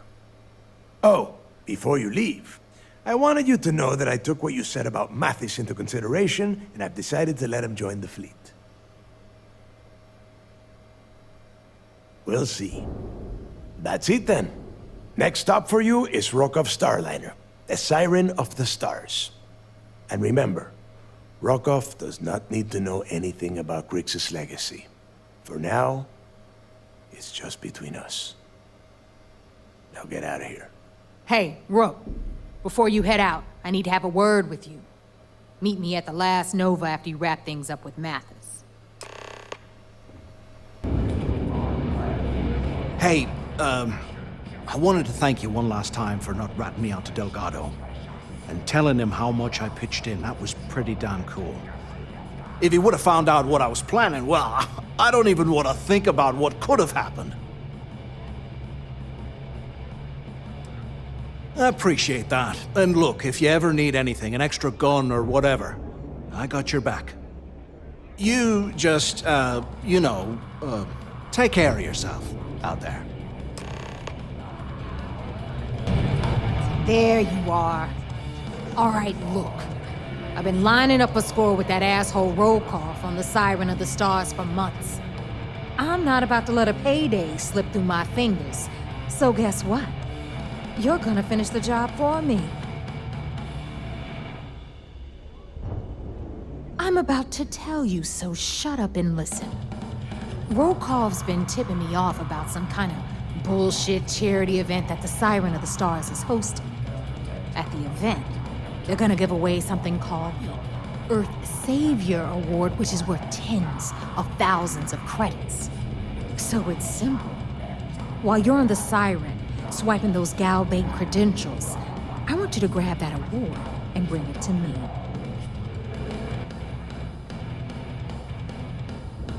No, Dombrowski's only aboard to use the Galbank VIP suite, so he can catch a free ride at the company's expense. I'm sure he'll be there partying with the other spoiled brats. I can guarantee he doesn't give a crap about what's going on at the event.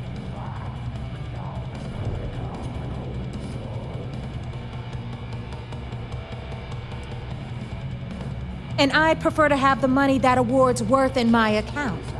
So you're just gonna have to deal with it. Look, you can make all the jokes and excuses you want. But if you don't come back with the ES award, I'm gonna deduct it from your pay. Either way, I get my money. How much you walk away with is in your own hands. Got it? Then it's settled. Good. All right, Rook. We're done here. Now, get your ass to the Siren and bring me my goods. Because that's exactly what you are. A rookie, a newbie, fresh meat.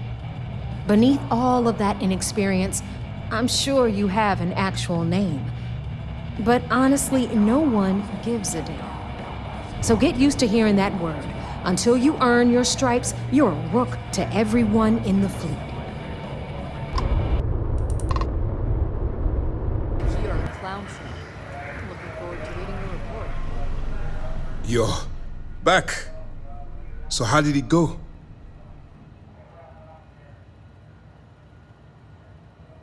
Then things are moving forward. Perfect. Nice job, Rook. I was certain we'd fool Delgado, but never. She's a sharp one. Overcoming her scrutiny is no small matter. Did you discover anything worth reporting yet?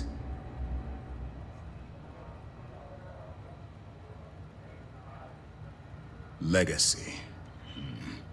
Why does that sound familiar? Wait a moment. Are you telling me Delgado may have actually located Crix's legacy? I suppose it's possible, sir. Intelligence picked up a bit of chatter on that subject recently. We assumed it was some sort of tall tale or a story to attract recruits to their cause.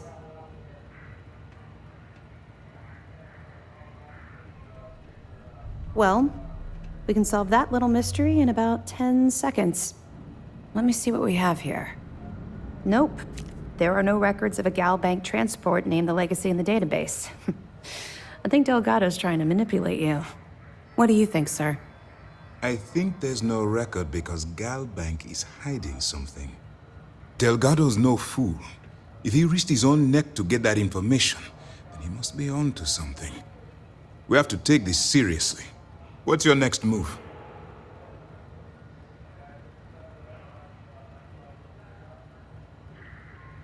Clever, Delgado. Very clever. If I were in your place, I'd be trying to do the exact same thing. We can't let Delgado get his hands on what could potentially turn out to be the largest haul of credits the Crimson Fleet's ever seen. Maybe I should head out to New Atlantis, sir.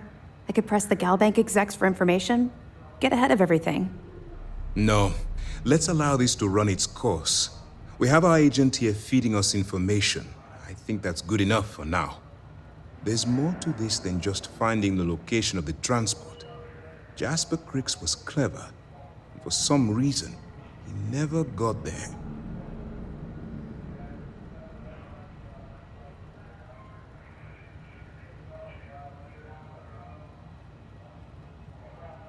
It's imperative that you do. If the Crimson Fleet gets its hands on a transport full of currency, it would be disastrous for the settled systems. I need you to do whatever you can to bring us more information. And for God's sake, don't kill anyone on that Starliner. You're both dismissed.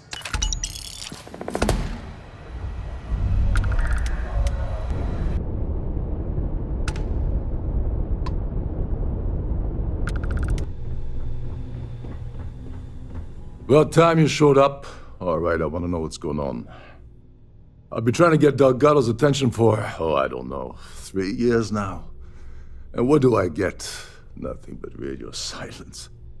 Then out of nowhere, just when Neva and I are closing in on a huge score of our own, Delgado orders me to help you out.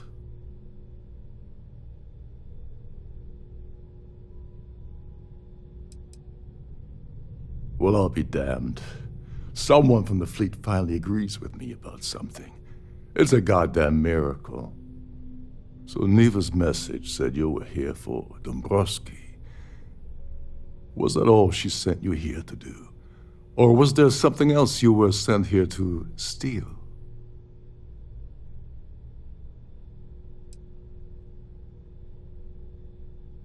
Oh, really? Did she now? I can't believe she's trying to cut me out of this deal. Without me, the award never would have ended up here in the first place.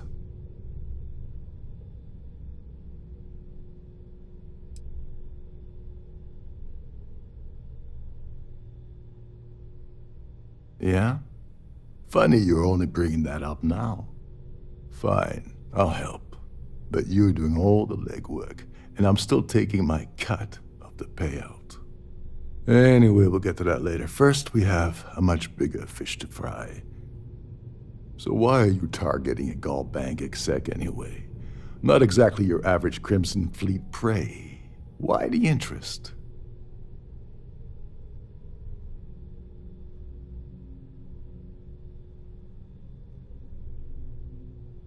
Oh, I see. We're playing this game now. Fine, fine. Well, you might as well turn around and hop back aboard your ship because you're not getting near Dombrowski without my help.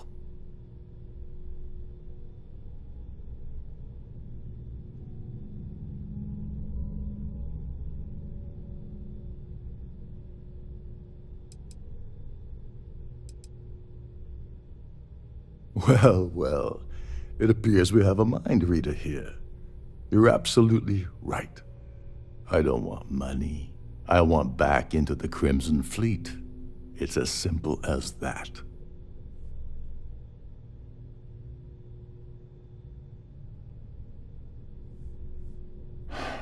Fine. You want to play it that way, and suit yourself. Dombrowski's a full-timer aboard the Siren of the Stars. Probably spends more time cruising the space lanes than actually working. Fortunately, the Siren is hosting the Tehran Preservation Society charity gala. Larry won't be able to resist showing off his VIP clout. To get what you need, you're gonna have to attend the gala, talk to his fellow philanthropists, and dig up some dirt.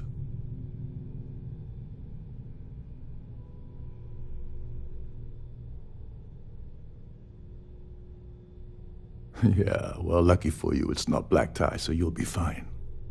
This card will allow you to access the Starfield ballroom. If you need my help, I'll be relaxing in one of the upper-level lounges. Head inside and mingle with the crowd. No one likes Dombrowski, so they'll be more than happy to share his dirty secrets.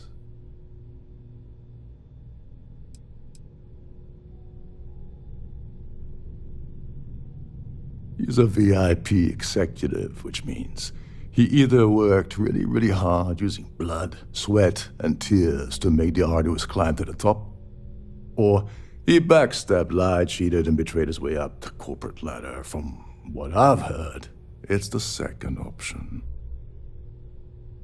Well, you better learn quick. Oh, there's one last thing. Trident equips all of their starliners with the latest acoustic threat detection. Meaning that you lose patience and kill anyone aboard the ship, security will be alerted and all hell will break loose. Anyway, I suppose that's enough to get you started. Good luck.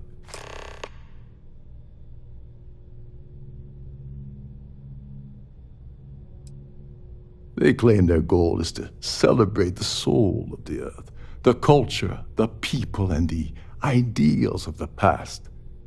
In their minds, Earth is now dead, which is why they feel that preservation of its remaining aspects is so important. In reality, this is what happens when folks with far too much time and far too much money get together to make themselves feel like they're contributing to society.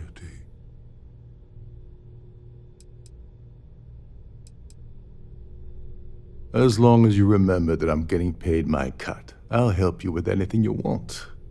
What's the status of your plan?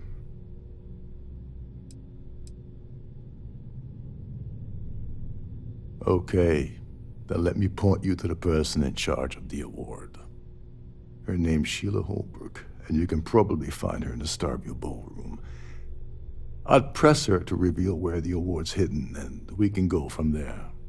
And if you're thinking of pulling the trigger on poor Miss Holbrook, remember that any gunfire is gonna set off the ship's alarms. Oh, and while you're at the gala, avoid the canapes. They're frozen, not fresh.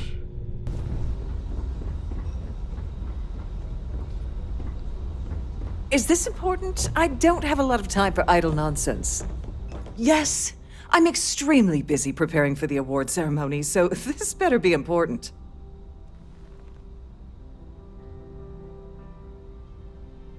Yes, I am.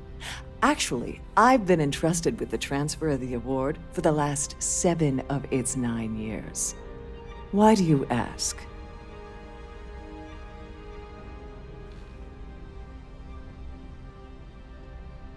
In my cabin? Oh, please. Why would I do something so foolish? I'll have you know that the award is locked inside the master safe, located at the purser's office. Now, if you'll excuse me, I have much more important things on my agenda than to speak to the likes of you.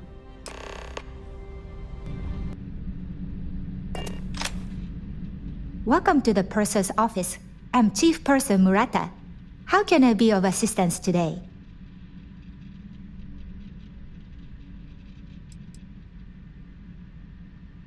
Oh, absolutely. The safe is magnetically sealed and shielded with multiple layers of fully damage-resistant, vacuum-proof plating. In the unlikely event our vessel is boarded and the threat detection alarm is triggered, the safe will be permanently sealed until it reaches port. In the even more unlikely event this ship is destroyed, we can assure you that your loved ones will be able to recover your goods from the wreckage.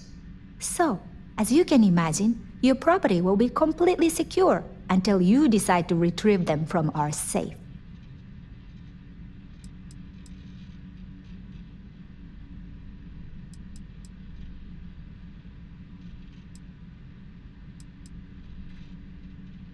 An excellent question. My responsibilities include all of the Siren's financial, customs, and commercial goods transfers. Honestly, I really enjoy the work. I get to meet people at every port of call instead of being constantly stuck below decks. I've only seen it briefly myself, but I can assure you that it's quite lovely. Unfortunately, the item is locked inside of our safe, which can only be accessed by presenting an appropriate claim ID. Is there anything else I can assist you with today? Any matters regarding the security of your items. Must you continue these unwelcome interruptions? I'm a very busy woman.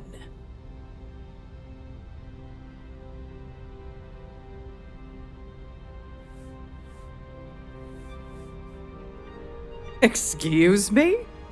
And why in goodness name would I do something as foolish as that?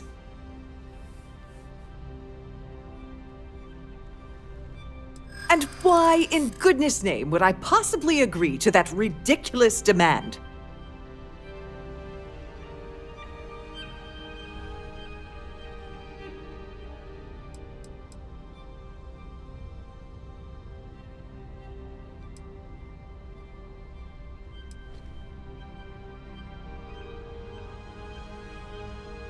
Is this really what we're doing?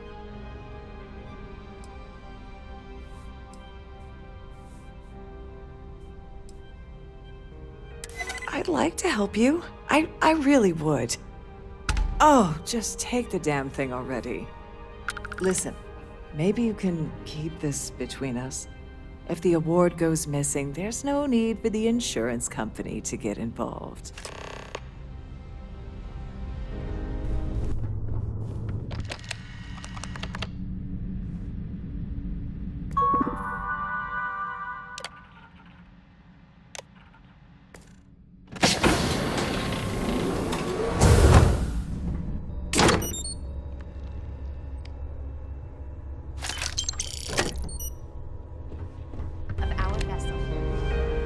I certainly hope they decide to hold all future society events aboard a Starliner. He's been spending a lot of time with Claudia Swist. Quality time, if you catch my meaning. I'm certain his wife doesn't know a thing about it. Nice to have met you.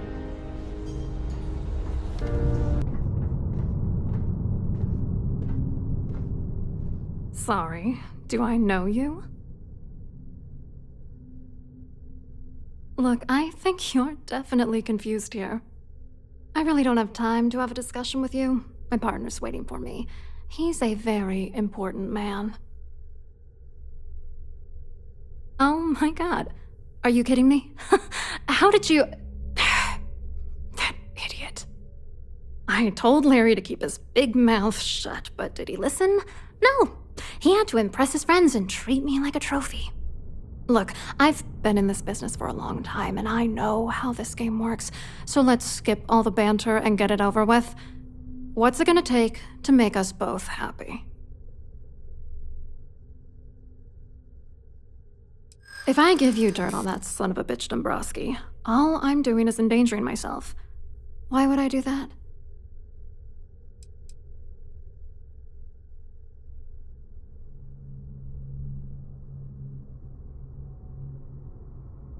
That's true. You have come this far already. Oh, damn it all to hell.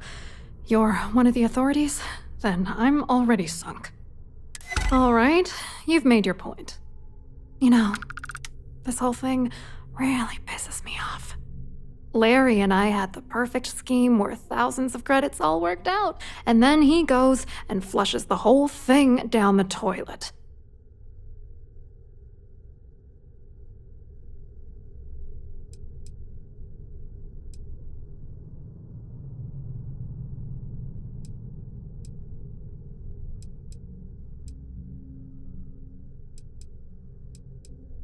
I'm not gonna tell you. Let's just say that I'd be sent to prison for a long time if Galbank figured it out. Yeah, I'm getting to that. Larry got together with myself and this other guy, Gabriel Vera. He's some bigwig over at UC Security. I doctored the transactions, Larry wiped them off the system, and Vera kept the legal pressure off of us. We were scamming Galbank for months. It was going well until I discovered Larry was cheating everyone by changing each transaction in his favor before deleting them.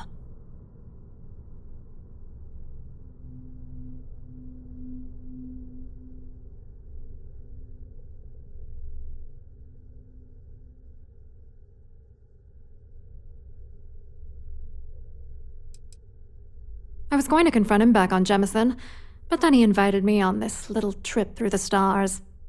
All expenses paid, first-class accommodations, the works. I figured, why not wait until I've milked him for every credit he's spending before I drop the hammer? I wish I had some. Maybe you should try talking to Gabriel Vera. He should be around here somewhere. If he doesn't want to cooperate, just mention my name. That should grab his attention. Good luck. You're gonna need it.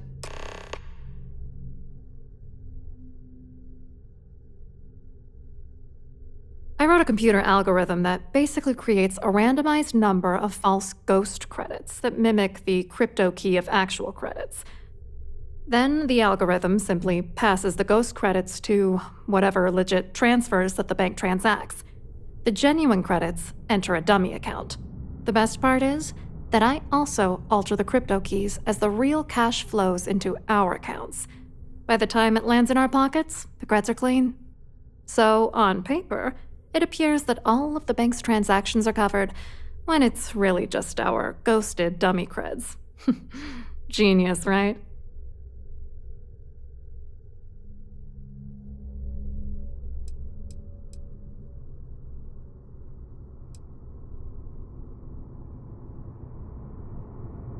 What, are you writing a damn novel? Fine. Vera works for UC Security, so he kept a lookout on their comnet for any Galbank chatter. I guess you could call him our early warning system. And Dombrowski made sure that all of the crypto manipulation I was working on didn't turn up in Galbank's automatic audits. You need top clearance for that kind of access, so we had to cut him in, whether we liked it or not.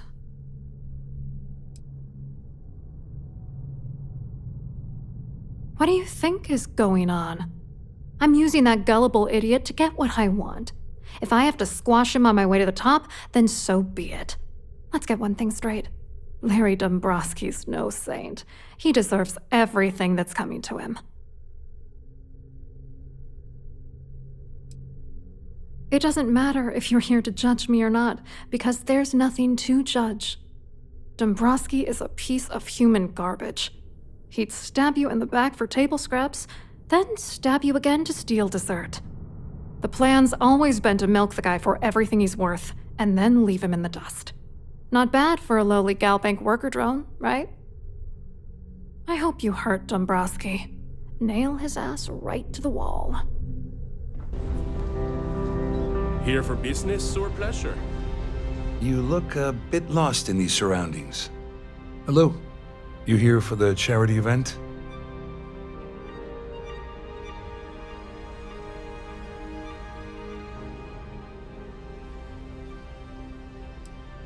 Well, I work for UC Security, meaning that business isn't exactly my area of expertise.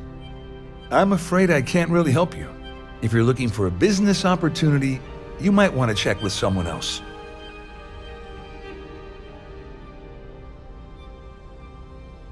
Claudia sent you, did she? Look, friend, I don't know if you're just a little drunk, maybe a touch crazy, or both. Whatever you think you know about me, you're dead wrong. So back off.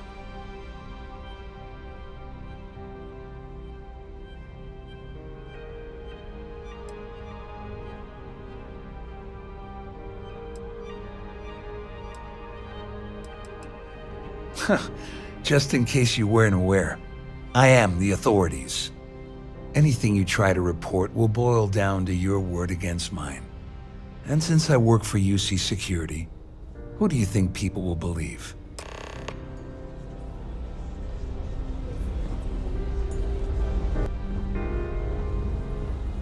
I saw your little exchange with Vera. Keep that up and I guarantee that imbecile's gonna demand that you be arrested.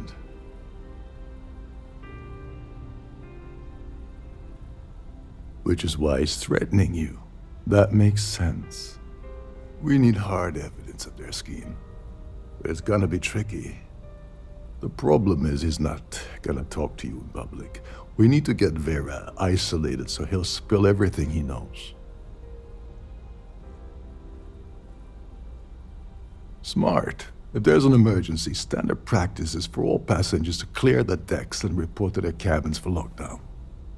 I think the best chance we have would be to tamper with the life support sensors. Manipulate a few controls, and you can fool the monitoring system into thinking there's a life support failure. And there you have your emergency.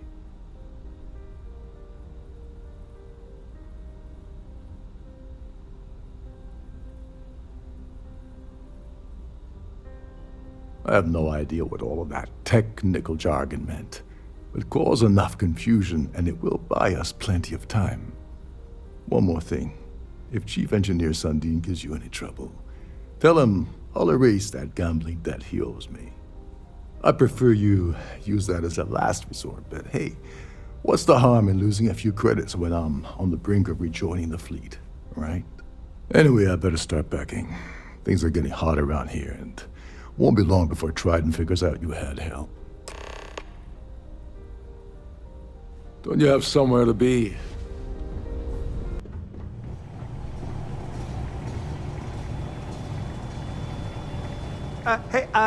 Hold up. This area is off limits to passengers. Wait a second. You're Captain Rocko's guest, right? Didn't expect to see you down here. Sorry to give you trouble. What can I do for you? Oh, sorry, that area is off limits. No exceptions.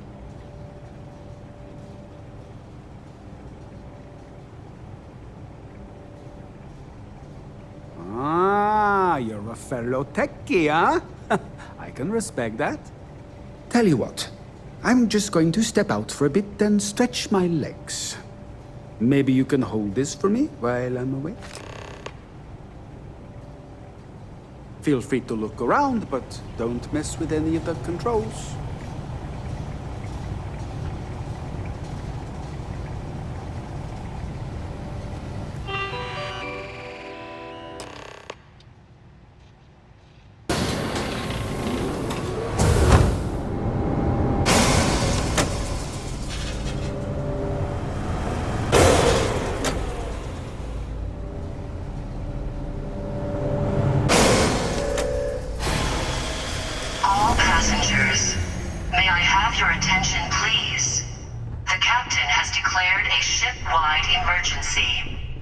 Please report to your cabins in an orderly fashion and remain there until you receive further instructions.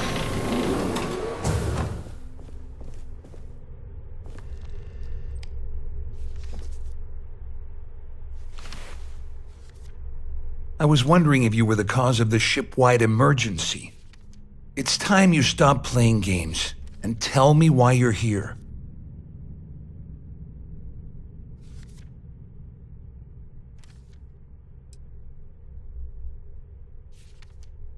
You're working for Ikande's little anti-pirating outfit? So what? I have nothing to do with the Crimson Fleet. And even if I suddenly decided to stay loyal to the old UC, why would I possibly want to incriminate myself by handing over evidence?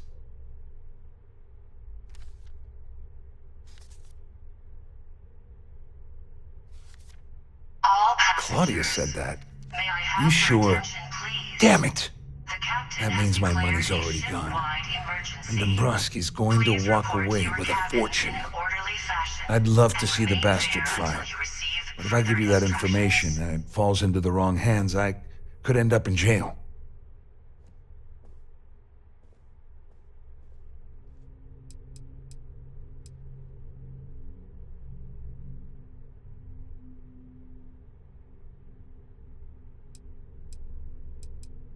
Dombrowski had the authorization to wipe out records on Galbank's system without raising any red flags. I let Claudia talk me into that. She said she had him wrapped around her finger. Apparently, she was wrong. At least I walk away with something. All right, you have yourself a deal. Here, with this slate and this recording to tie it all together, you'll be able to nail his ass to the wall. He'll do whatever you want. Just remember that you promised to leave me out of it.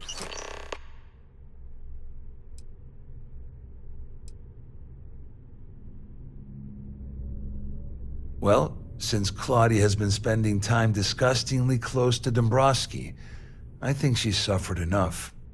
On the other hand, I've got very, very special plans for Larry. I have some friends that can, well, let's just say, take care of the problem. That's if you leave him alive, of course. We'll just have to wait and see. You better tell Dombrowski to run, because if you don't kill him, I will. May I have your...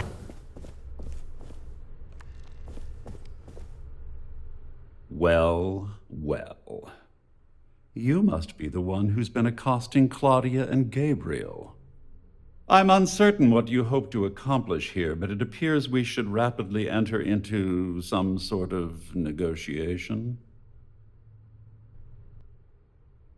Excellent, excellent. So, before we begin, let's review the facts. First, it's clear that you've obtained insider knowledge of my arrangement to defraud Galbank. The means and the method, perhaps, but not the motive. And second, I'm going to hypothesize that my compatriots are despondent regarding their share and have assisted you with this endeavor.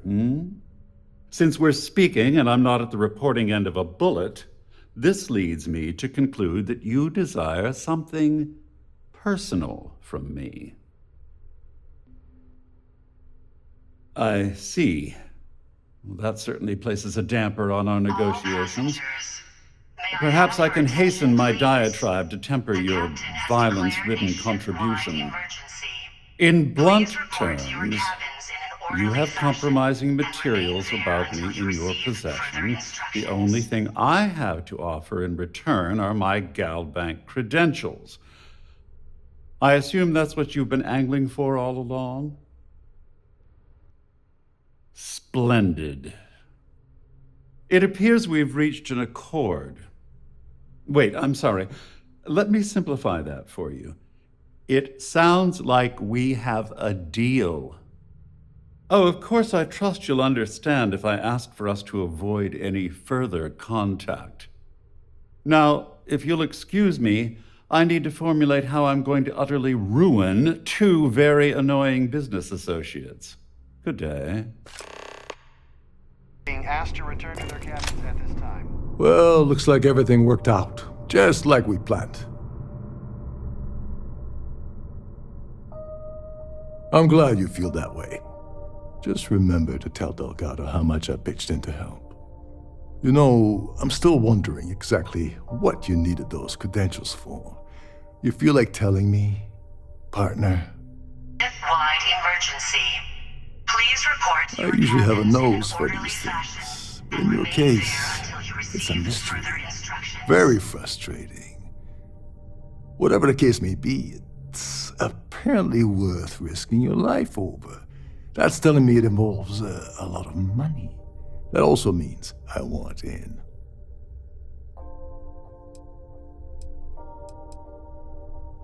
Ah, so he told you to keep it from me. I see. I wouldn't want you to risk your position with the fleet like I did, so I'll just leave it alone. Anyway, I suppose there's nothing stopping me from rejoining the fleet now. It's been a long time coming. I owe you one, Doverleach. Don't worry, it's not an insult. It's a very old Russian word for comrade. It's what I intend to call you from now on, so get used to it. Nonsense. If there's one universal constant you can depend on, it's that Yevgeny Rokov always makes good on his deals. Always. Well, I suppose this is where we part company. Hopefully the next time we meet, we'll be aboard the Key.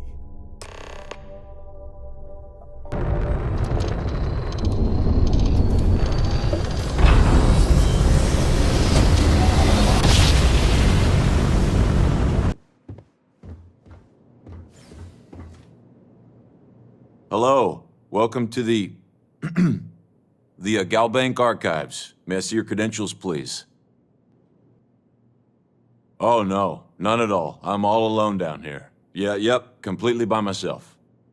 Well, I guess you're down here too, right? So that's two of us now.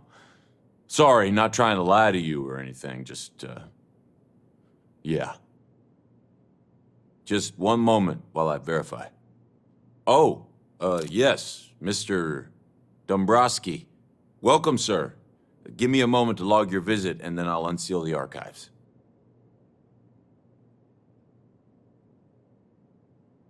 How the hell did you know that? Look, Ecliptic busted in here and said something about letting you walk into the archives, and then they're gonna jump you. I'm supposed to let you in, and then get the heck out of here. They said if I didn't do exactly what they said, they'd kill me. Just be careful. I don't even know how many of them are hiding in there.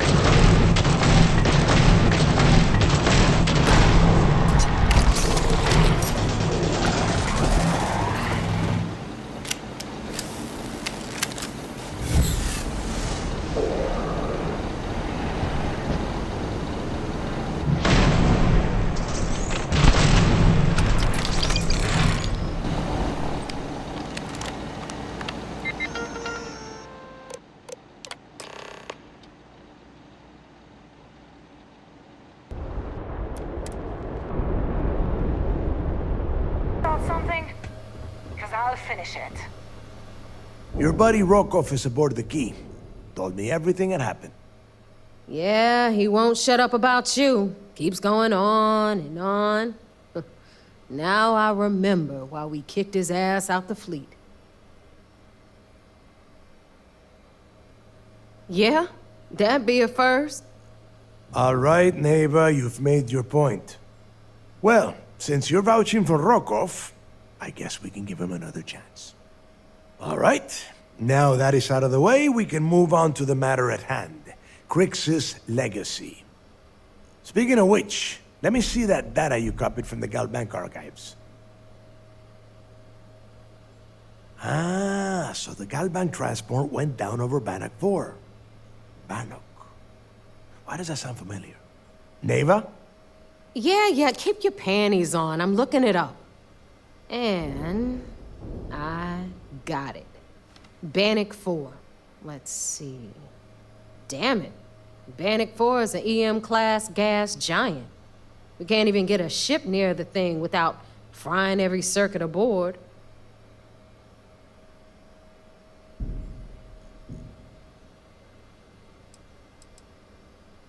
Don't know that one, huh? Well, pick up your pencil. There's gonna be a test on this later. EM-class means the planet is giving off a ridiculously high amount of electromagnetic radiation. We're talking off the charts here. Fly your ship anywhere near one of these death traps, and you'll blow every single circuit on your ship. You'd be dead in space. Get it? Yeah, sure. We'll just wrap your ship in a ton of copper and launch you right in there. That ought to do the trick, right? Both of you shut up and think for a second. I'm sure Creeks hit the same roadblock. All we need to do is figure out how he got around it.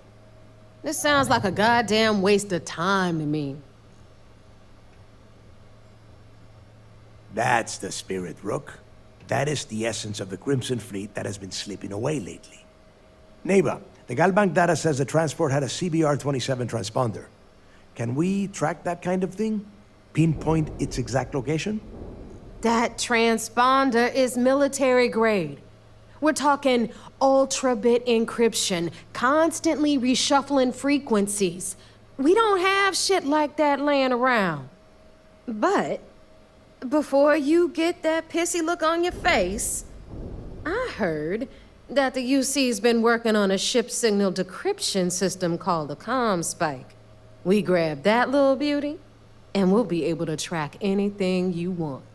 All right, here is the plan, so shut up and listen. Rook, I want you and Neva to put your heads together and get us that ComSpike.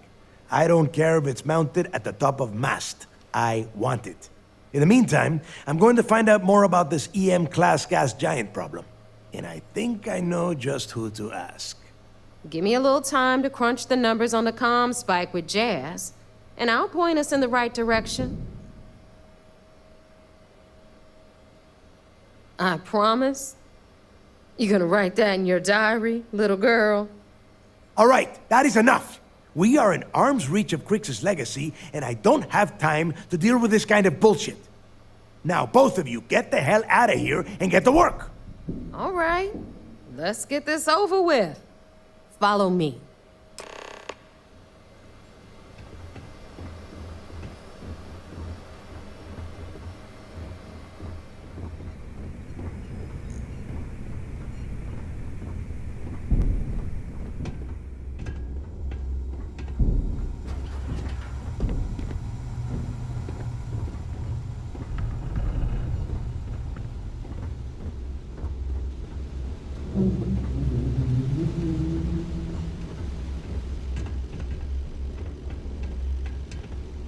Yeah?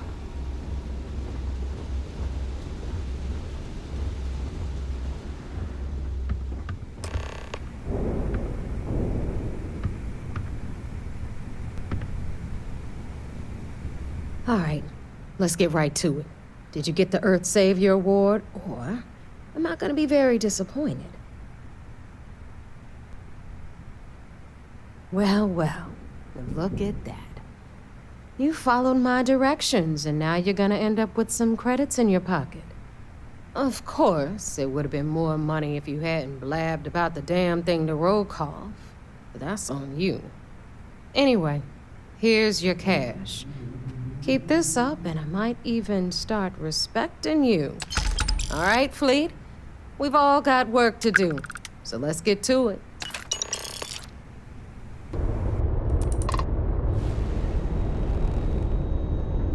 SysDef Marines are the best of the best. So I heard there was a bit of excitement on the Siren of the Stars. Your handiwork, I assume? Yes, and I heard there were no casualties. Excellent work. Except for the eclectic hit squad that you took down at the archives. We've taken care of that mess, by the way. Speaking of which, I assume you copied the information from the Galbank's computers. Let me see what you got.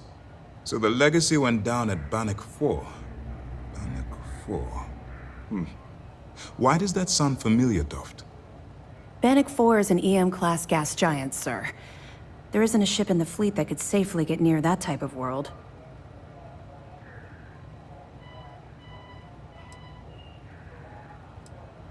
The Bannock system was the site of a significant battle during the Narian War.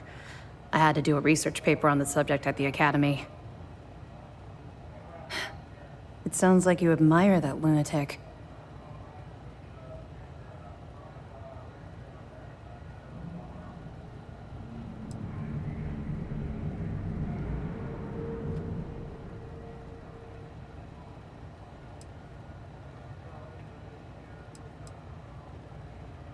He's kept ahead of us by murdering our past informants, so if you admire someone like that, maybe we picked the wrong person for the job. That's enough, Lieutenant. Even if Delgado has an immediate solution to the EM problem, there's still the matter of tracing the Legacy's transponder signal.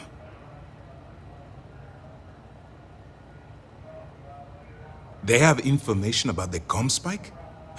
Damn it. I'm afraid I'm not familiar with that device, sir. No, you shouldn't be familiar with it. It's a highly classified project. It's an advanced signal decryption and tracking device that the UC Navy's been working on for years. How the hell did the Crimson Fleet find out about that?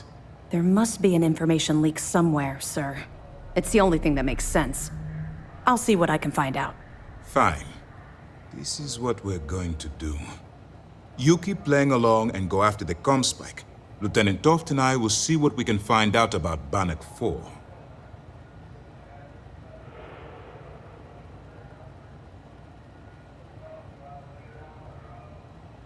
Perfect. Just stick with the plan and we'll see who gets to Krix's legacy first. Those creds ain't gonna steal themselves. Anything ship-related, you're at the right place. All right, Rook. Next stop, New Atlantis. Your connection is Juan Dayu. She's got most of the premium UC smuggling routes locked down tight. If you don't piss her off, she should be able to sneak you past SY-920's security. Just remember to count your fingers after you shake hands with her.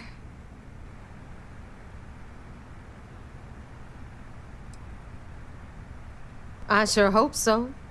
'Cause she might be our only crack at finding a decent decryption device. Once Juan gets you past the guard dogs, it's gonna be on you to locate the comm spike. According to the data we have, it's in the prototype phase, meaning there should only be a single device aboard the station. Basically, you break it, you bought it.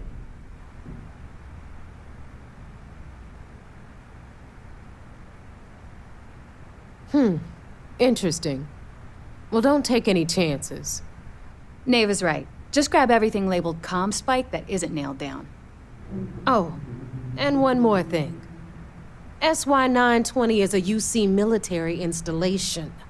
That means it's guarded by heavily armed troops.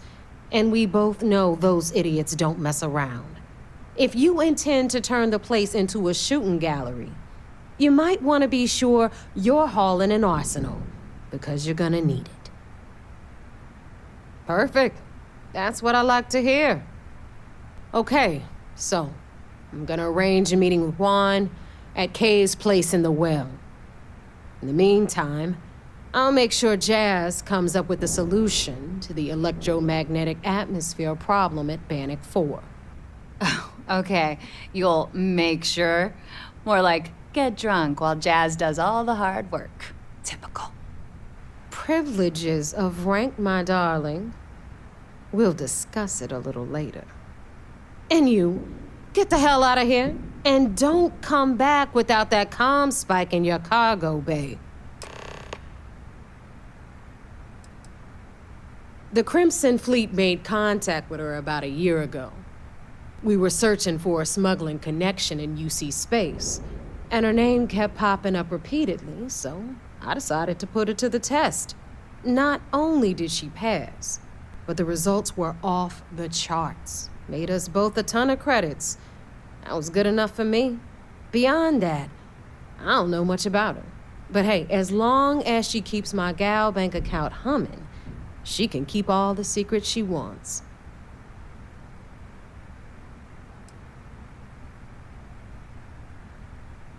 I'm gonna leave that up to you, Rook. If you get into deep trouble and you think bringing her into the fold is gonna make the difference, tell her whatever you want. At some point, Delgado's gonna be promising everyone their cut of Crix's legacy. If we want him to stick with the fleet, it's inevitable.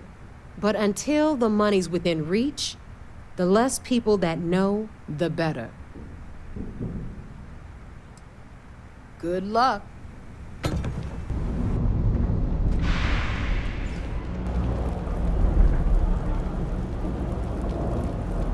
I take it you're Neva's new recruit?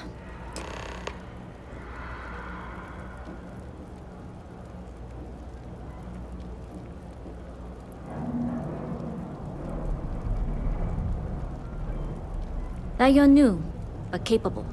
Other than that, not a whole lot. Neva talks a lot, but that's not the same as talking too much. You're still a mystery to me. SY-920 is one of my regular stops, so I already have the necessary approvals.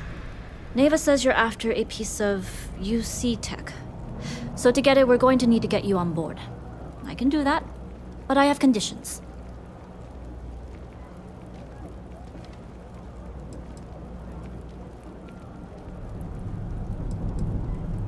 Good.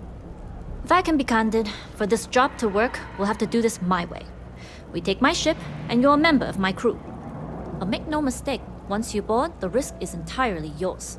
This route is highly lucrative, and sacrificing it is not an option.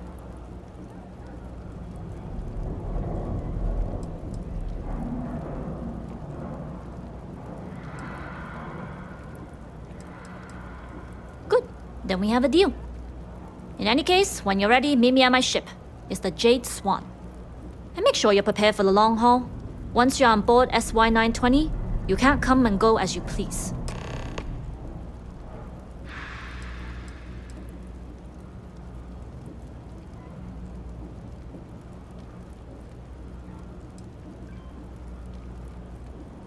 I'd like to, but I need to keep a low profile. In my experience, the more people know about you, the more they have over you.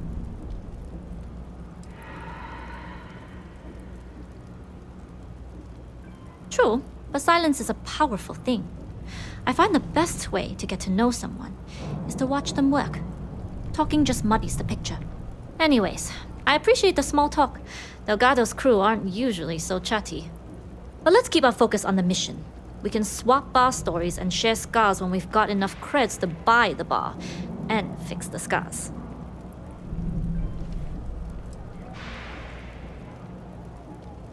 Enough to be on a first-name basis with the Marines working the comps. It also helps they want us to dock. A cargo ship means supplies, special requests, slates from home. In the void of space, a cargo hauler is a soldier's best friend. Only what I've been told. Get you on the SY-920, get you out if I can. That being said, I can be a better guide if I know what it is we're after. So, it's up to you.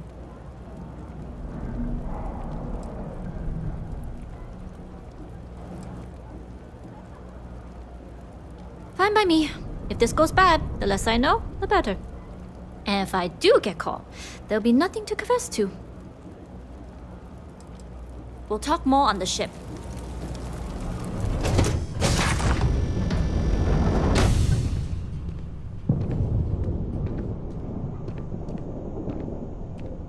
All right, a few things to note. When we get to the checkpoint, UC military will be hailing us. Let me do the talking. Pretend you're a piece of cargo if you have to. Of course, I don't expect it to be. Now, like I said before, once we take off, there's no turning back until this job is done. If you need to take care of anything before we leave, do it. If you want to ask me any other questions, go for it. All right, then get comfortable. We leave for SY-920 immediately. All crew prepare for takeoff. Routing power to engine and grab drive. All systems go.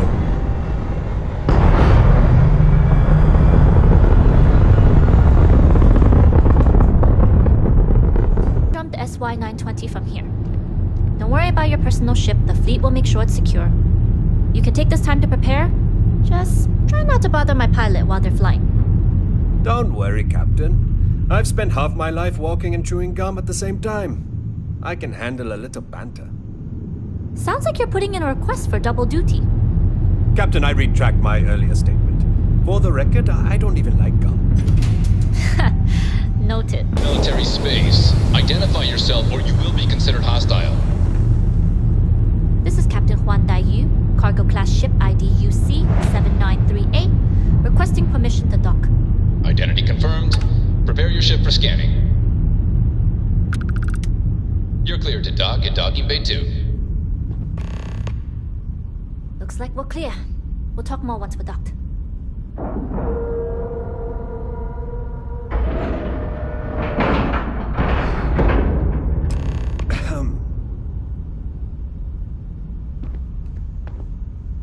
Okay, we're in. First things first. The station is enormous, with checkpoints everywhere. To get past them, you'll need a military uniform. And to get a uniform, you'll need to get to the barracks. There should be a way through the vents. You can get to them via the maintenance store downstairs. There's an intercom there as well, where we can make contact. Once you get a uniform, it should be fairly easy to find an elevator to the command bay. But if at any point your cover's blown, I'm gone.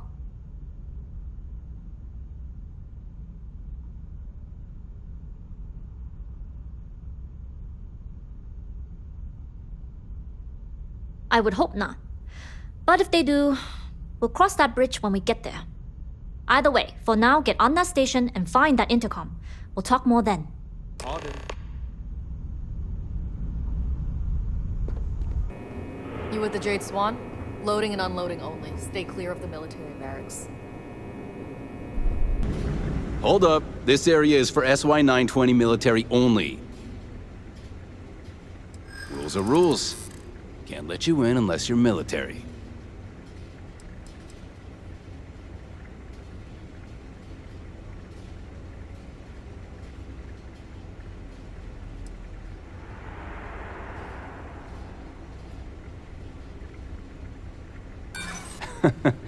Commander Natara would notice, and then she'd have my head.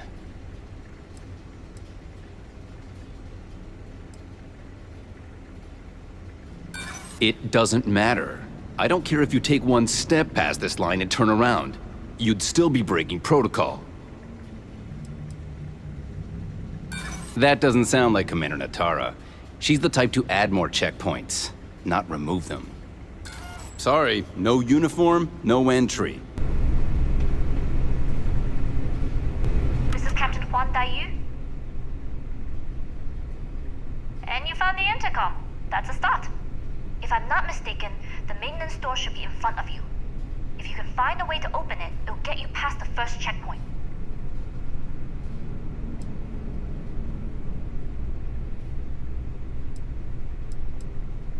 I'm not worried. I'm sure you'll figure it out.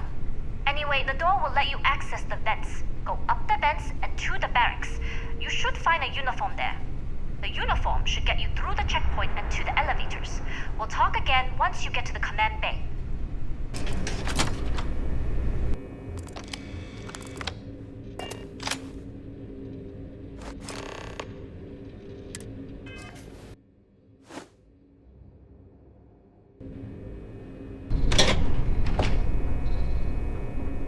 This is Captain Huan Daiyu.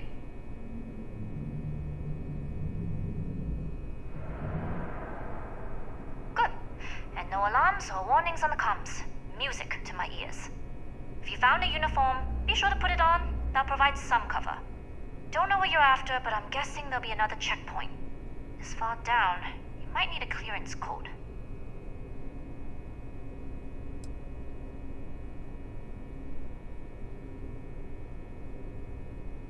like deliberately drawing attention to yourself.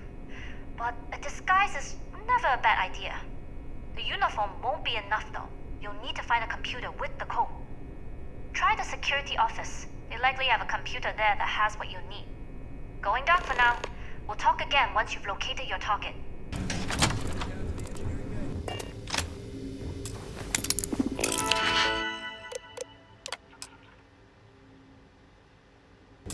You sure you have clearance?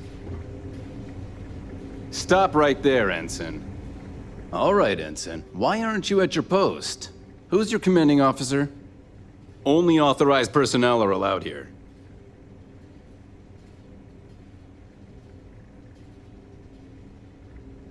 Only senior officers report to the commander. Something doesn't seem right.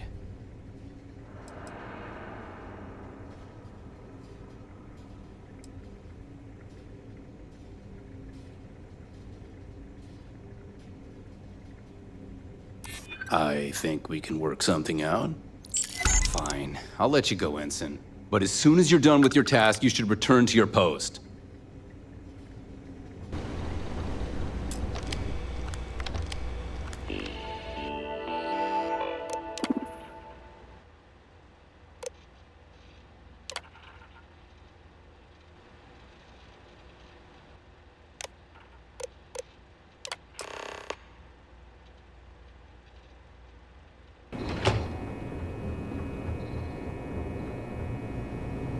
Dai here.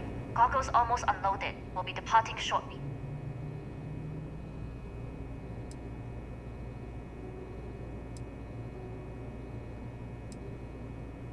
It's nothing you've done. You've managed to get through the entire station without raising a single alarm. But the longer I stick around, the more people ask questions. And that's before they find out what you've been up to.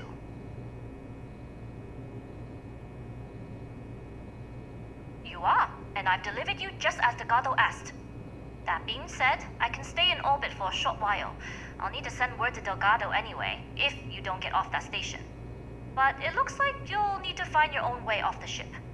That doesn't mean you're trapped. On a station this big, there are bound to be other vessels you can steal. As a member of the Crimson Fleet, I trust you can handle that. You've made it this far without engaging in combat. I trust you'll have no issues moving further. It was an honor to work with a true professional. Good luck. If you make it out alive, next time you're at the Nova, I'll buy you a drink.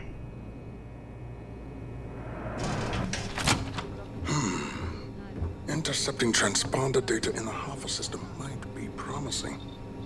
According to autocorrelation models, results in risk increased by a magnitude of 2. But we won't tell Commander Natar. What she doesn't know won't kill her. Wait, who are you? Why are you in here? Did you not see the sign?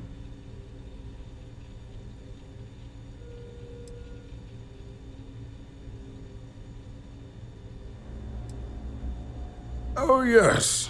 I've been studying decryption of all types for quite a long time. Probably since before you took your first crab jump.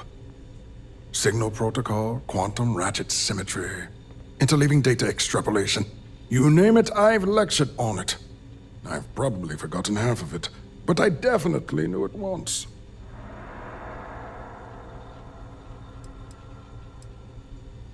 Don't you mean access to the ship? Because the comm spike isn't a device, it's a module. It's attached to a prototype in one of our docking ports. We're still in the testing phase, running decryptions across a variety of signal types, but the results so far have been very promising. It can even interpolate signal data lost in the retrieval. It really is a wondrous technology.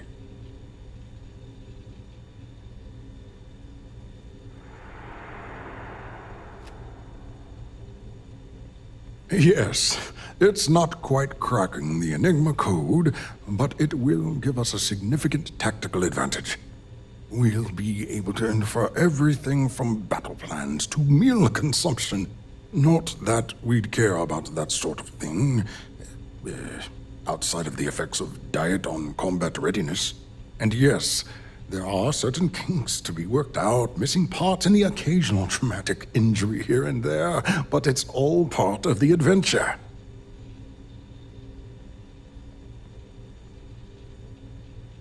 Oh, it's ready.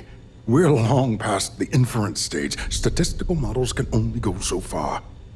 And now that we've corrected the prior mishaps, it's time for real flesh and blood pilots to stress test the systems.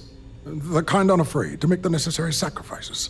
In short, I've requested a full squadron of these brave and fearless Marines to be transferred to the station. They'll give the prototype a final run, and provided there are minimal casualties, we can present our findings to MAST.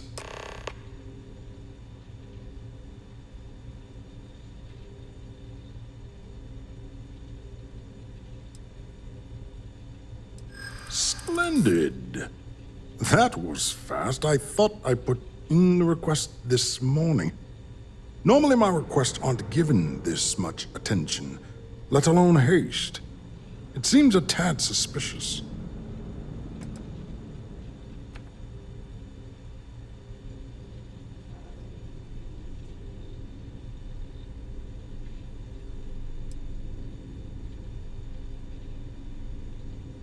Classified? I'm the head of the Spike project.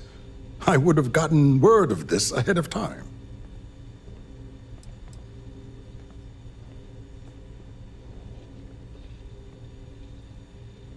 Commander Natara has never once shown me any favor.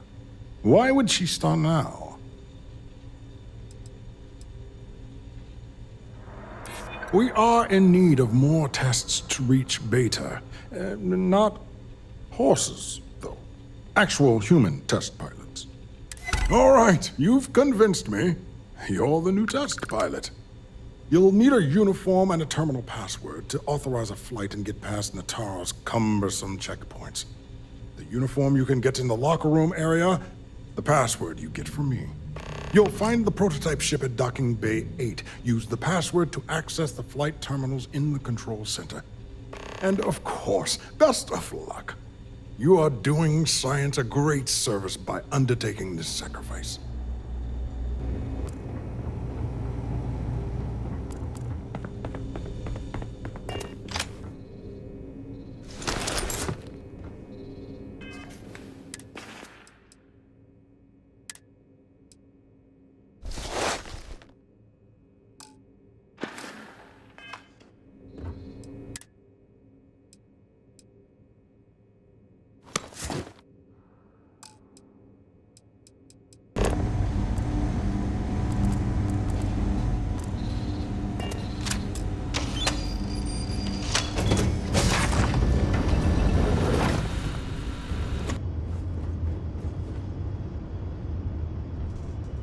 Prototype ship, you are not cleared for takeoff. What's going on over there?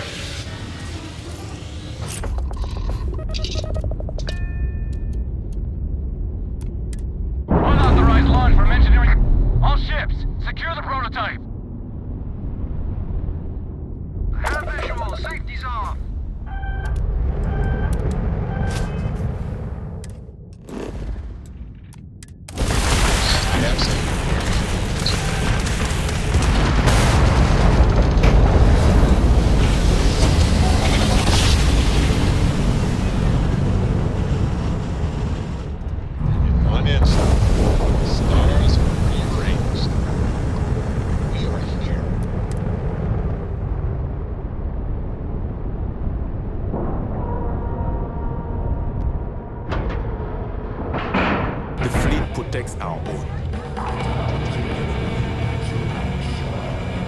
Nice to know Neva was right about you. It's good to have a promising rookie with the fleet.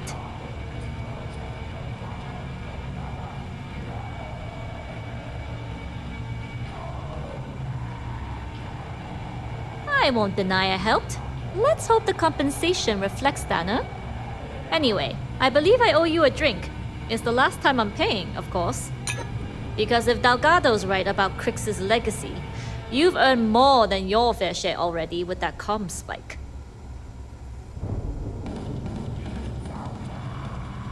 Sounds like you're on board as a true believer. I have to admit, the way things are going, I'm starting to believe myself. Anyway, I've kept you long enough. Now that you've had your drink and my debt is paid, it's time for you to give Delgado the good news.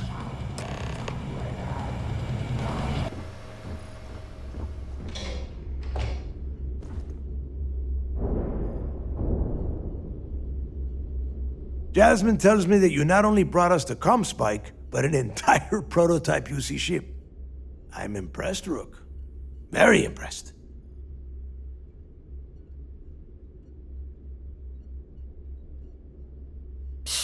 Should have taken the compliment, Rook. Dale doesn't give those out often. Juan gave us the full rundown of your little smash and grab operation. She gave you some really high praise. Said you were a pro. And from what I hear, receiving praise from Juan Dayu is quite an accomplishment. All in all, a job well done. Now, on to the business at hand.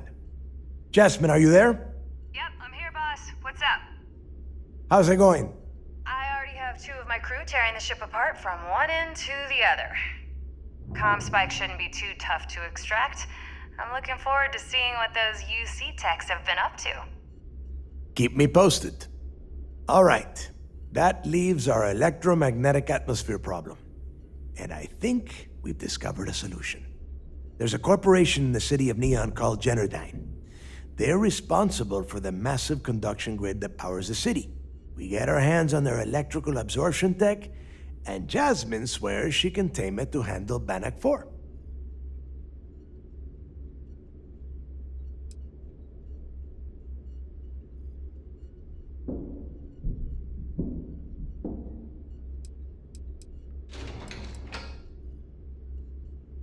It's the giant shroud that covers the entire city. Big, ugly thing that Generdyne uses to absorb lightning strikes.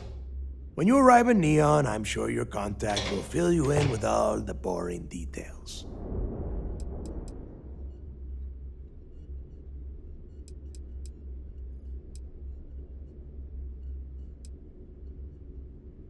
You damn right she can. My girl can piece together a jump engine with her eyes shut.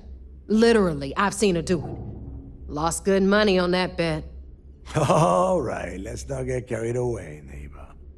Now, why don't you give us the info on our Neon contact? You get to meet up with the lovely Estelle Vincent. She's had her deft little fingers on the pulse of Neon for some time now. Whatever info you need, I guarantee she can get. Estelle is one of the most reliable captains we have in the fleet. If I want something done, there's none of the typical bullshit. It gets done, and afterward, we all split the cash.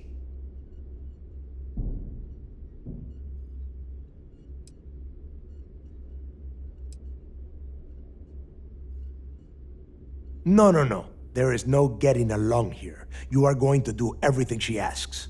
Follow her instructions to the letter. She is valuable to the fleet. You piss her off and we lose her as a contact, you're going to be answering to me. Estelle will be waiting at Madame Sauvage's place. I'd say don't keep her waiting, but chances are she won't mind. Girl loves her liquor. And keep your eyes on the prize. Neon's one big distraction for people like us, so I want you focused. We are one step away from Crix's legacy, and we cannot afford any screw-ups.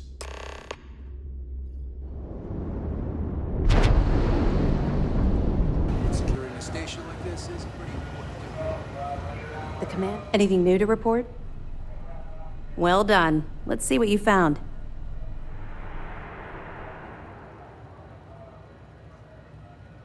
It's amazing that all this romantic nonsense about Crix's legacy really just amounts to a rumor Jasper Crix picked up in jail. It just goes to show you how a tiny rumor can snowball into a full-blown fairy tale. Find anything else?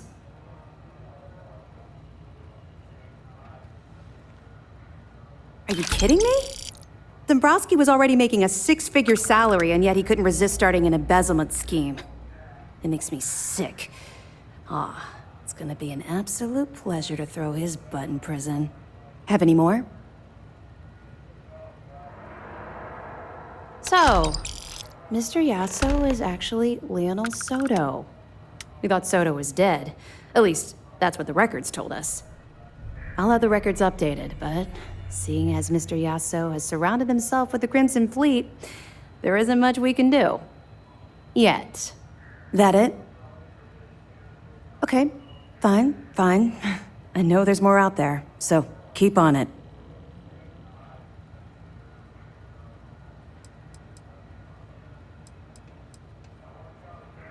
You're not gonna let this go, are you?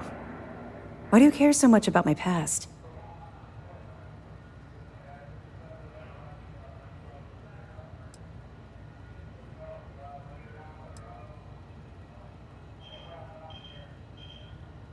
Okay. But don't say I didn't warn you. You might not like what I have to say. Would it shock you to learn that I spent some time in prison? I suppose that makes me a hypocrite.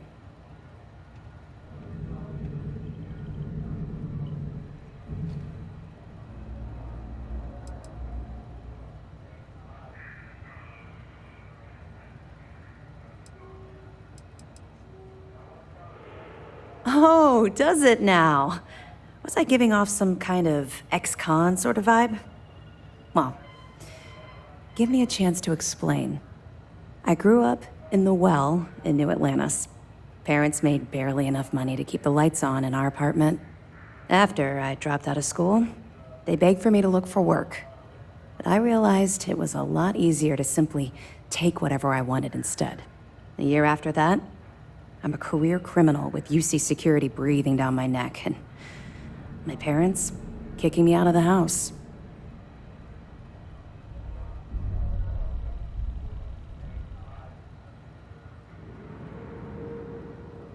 That's just it, though.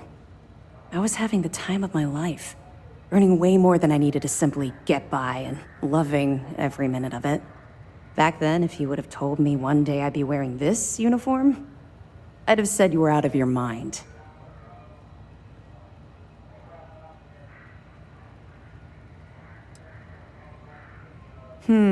Very funny. And not even relatively close. Let's just say the years after my time in the Well were filled with highs and lows. Look, the point is that I felt you deserved to know a bit about my past, to know where my anger towards the fleet comes from.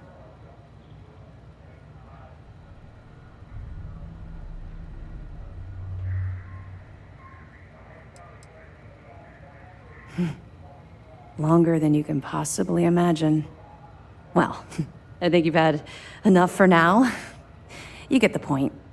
Let's get back to it before Keyboy writes us a citation for loitering.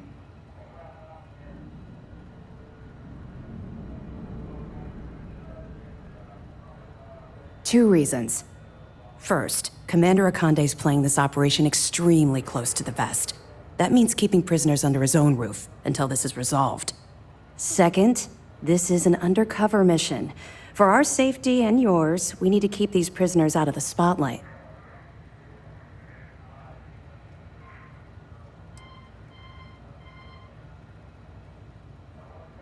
We'll provide you with information, but any inventory or ship services, it's best you get from the fleet. It'll help you maintain your cover and also give you an idea of how the fleet's operation works.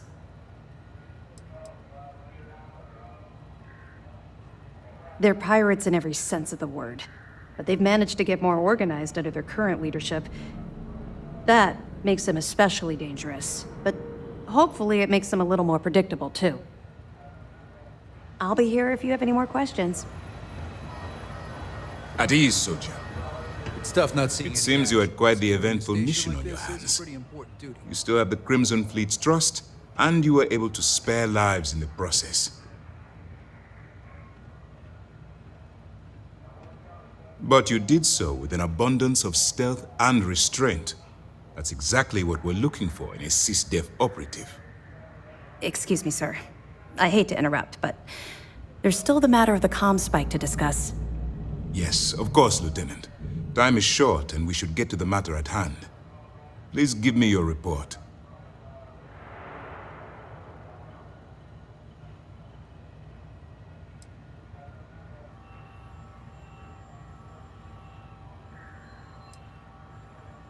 then it's just a matter of time before she reverse engineers it to fit the fleet's purposes. So what does Delgado have you doing next? Has he solved the Bannock 4 problem?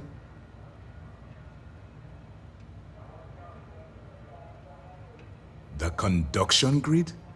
That's brilliant, but is it actually possible? It's 80-year-old tech. Sorry, sir. The conduction grid is how Neon generates its power. It essentially absorbs lightning strikes and converts it to usable energy. It would take a hell of an engineer to modify the technology to handle Bannock 4's EM field. An engineer, like Jasmine Durand. That's the case.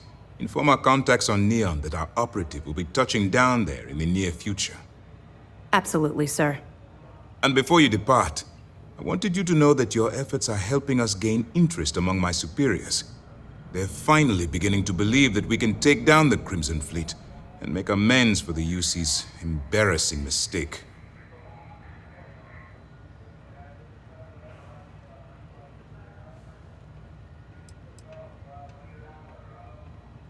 You've already come this far, which makes you the most resourceful operative in SysDef's history. If we move in and attack the fleet now, we might not have the resources to bring them down. In addition, they're holding all the tech you need to get to Crix's legacy, so the smartest move is to let you get to it and then bring it to us. I'm confident that once Crix's legacy is in our possession, we'll get the support we need from my superiors to take the fleet down. All right, I suppose that's all for now. I'll be looking forward to your next report. Good luck. And please, be careful.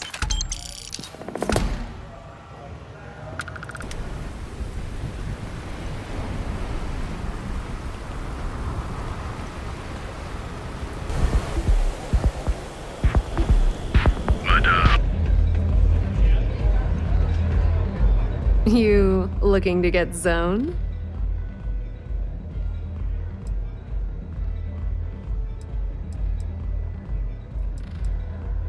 Yeah? Well, if I had a credit for every time I heard that line, I wouldn't be stuck working in this place. So, I'm guessing you're the rook that Delgado sent. Well, let me save both of us some time. Turn around, fly back to the key, and tell the big boss that I'm in no mood to screw around. We'll make this deal when he starts taking me seriously.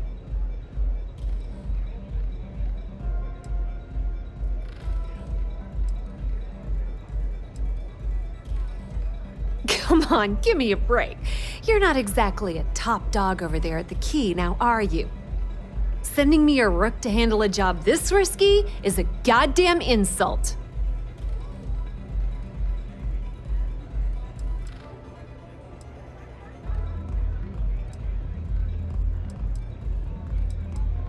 Specifics, huh? Okay, fine. I spent the last 3 months setting up this job, burned 2 contacts and a hell of a lot of credits. The whole time, I'm also keeping Bayou off our backs. That idiot even catches a whiff of money and he latches onto you like a damn leech.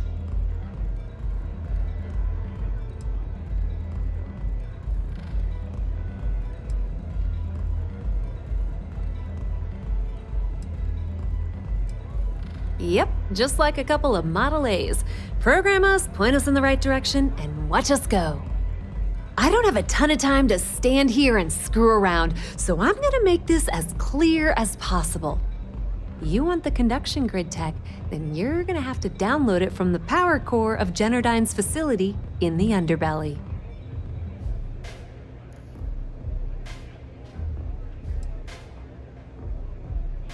I'm talking about Generdyne's main power plant for Neon. All their cushy offices might be up in the trade tower, but the nuts and bolts of their operation are running beneath the city.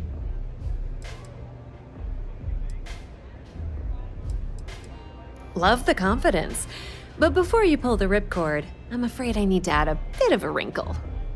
While you're inside Generdyne, I need you to plant a virus into their system. It's a simple side job that'll earn you some credits. I think you can handle it. Well, well, look at you. You're smarter than I thought. Generdyne has all sorts of tasty, valuable snacks in their databanks, and I want access. Here, take this microdrive and access the computer in Brayson Bayou's office. It'll do the rest on its own.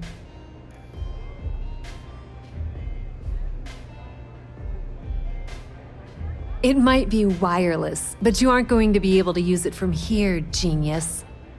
Generdyne's got their place locked down tight, but as usual, the weak link comes from the people that work there. I recommend you start with Ayumi Komiko, an upper-level exec at Generdyne. Get your hands on her security pass, and you'll have the run of the place.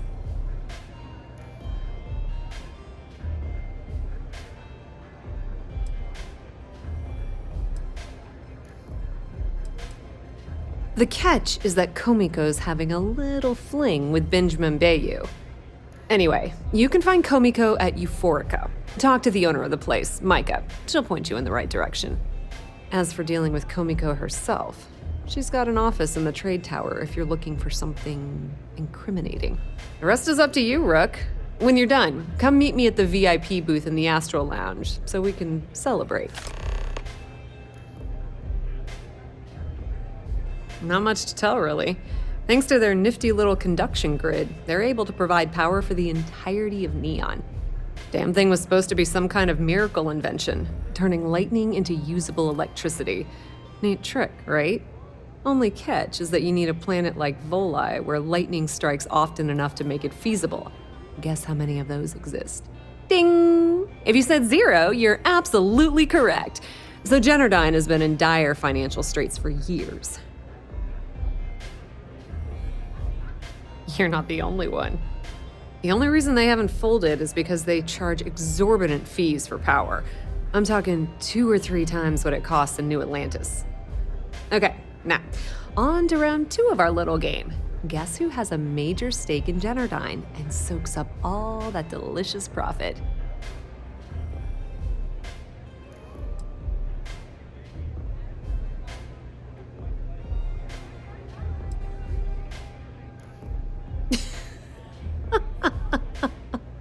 Oh, sorry. That's a good one, Rook.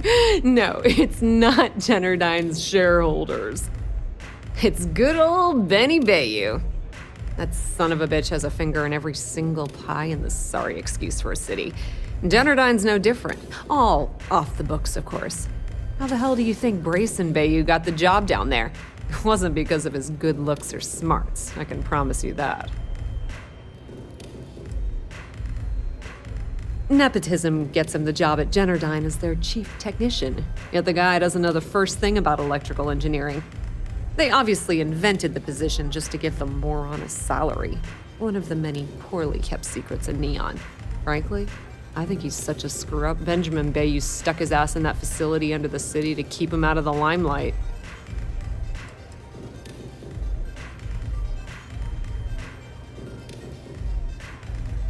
Businesswoman. Tough as hull plating. She's the COO at Generdyne, and I can assure you she didn't get there with her winning smile.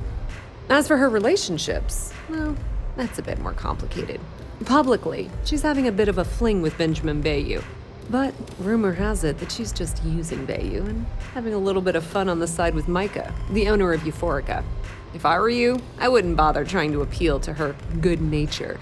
She's a manipulative person who uses people to get what she wants.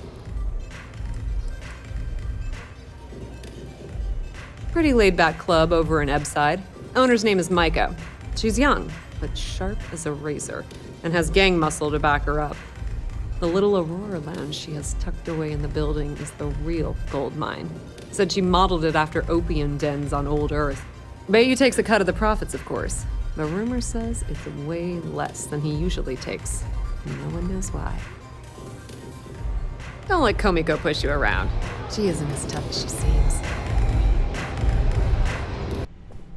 Yeah, what? Is this important? I'm really busy right now. Let me save you some time. If you're here for a job, we're not hiring.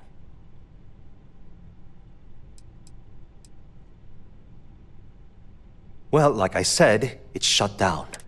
Look, I'm sorry if I'm blowing up at you, but I've got a ton of problems and no time to deal with them all. I'm afraid that things aren't going terribly well around here. Wish that was the case. Fact of the matter is, we're barely treading water. The conduction grid went online almost 75 years ago. And since then, we haven't developed a single groundbreaking innovation. At this point, the money we're taking in as a power utility barely covers the waste that's going on in the research and development division.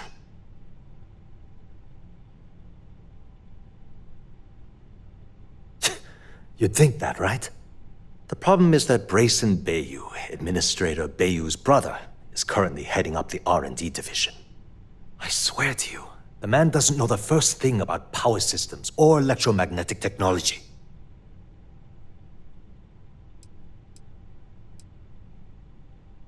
Of course there are. But so far, Brayson has suppressed most of their work through pure jealousy. Look, I'm running out of options. No one above me seems to care what's going on, but I'm willing to take a chance. I have a full report on Brayson that I want to send to Administrator Bayou, but I don't know if he can be trusted. What do you think I should do?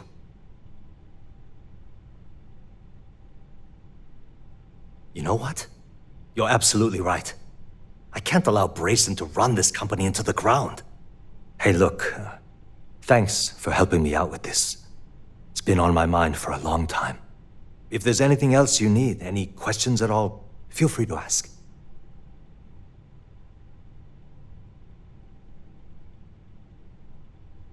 As long as it doesn't get me into serious trouble, ask away. Whoa. Okay, that's crossing the line. I can't discuss company matters like this.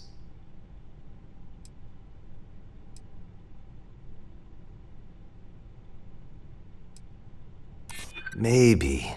Need to think about it.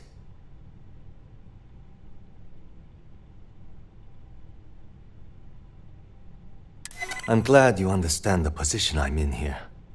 Okay, listen. You didn't hear this from me, but I know she's up to something with Benjamin Bayou. He was in her office a few weeks ago, and they had some kind of shouting match.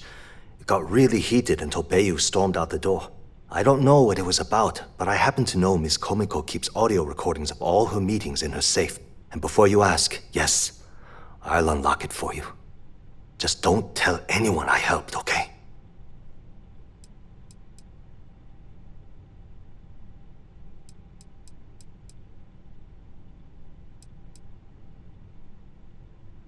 Sure, no problem. Thanks for taking the time to talk.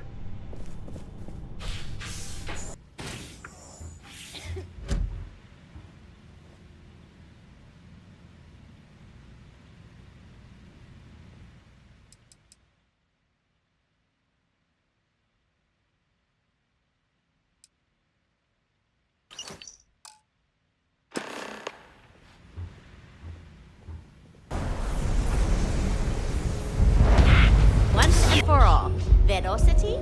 Looks like you... Welcome. Please, make yourself comfortable. I can offer you a drink, or perhaps you're here seeking access to our members' lounge, where you can enjoy your Aurora experience in peace. Down your third velocity and you're out. No, not this again. You people should leave her alone. What do you want with her? Gifted. Yeah, sure.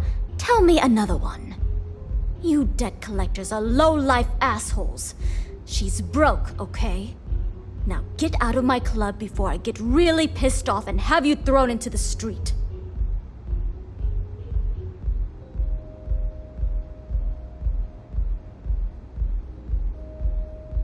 The Crimson Fleet? Oh my, I'm sorry. I had no idea. I didn't mean anything by it, really. Sorry, well, I worry about her.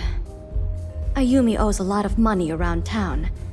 I'm trying to help her out, but, you know, I have a business to keep afloat. If you want to talk to her, you can find her in the members' lounge. Of course, access to the lounge is going to cost you, and I'm not changing my mind about that.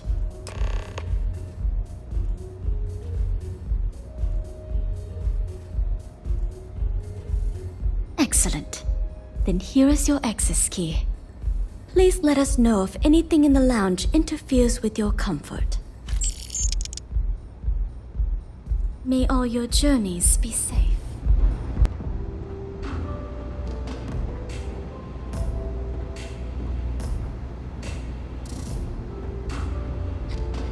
Yeah. What do you want?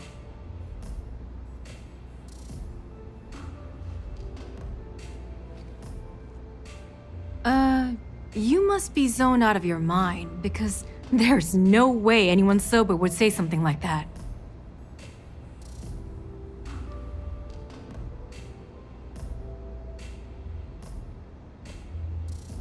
How the hell did you find that? It was Estelle Vincent, wasn't it? That bitch. I knew I should have kept that somewhere else. Here, take this pass. It should get you through the storage room entry to the facility. I'm warning you though, once you're inside, you're trespassing in a high security zone. That means they shoot on sight. Good luck. You're going to need it.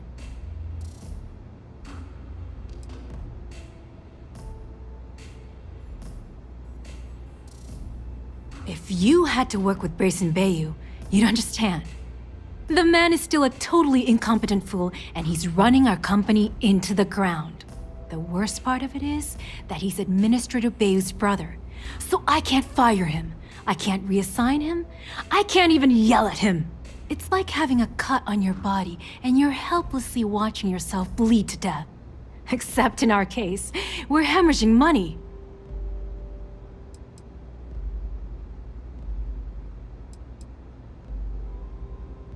What is this? A job interview? I'm the COO of the company, second to the top, right under our esteemed CEO, Mr. Harada, also known as Benjamin Bayou. So when you ask me what I do for Generdyne, the answer is nothing. The Bayous run the show, and I tread water. The salary helps, of course, but at the end of the day, I'm just a joke. Sitting in an office to make things look legitimate. If you get caught in Generdyne, that's on you. Good luck.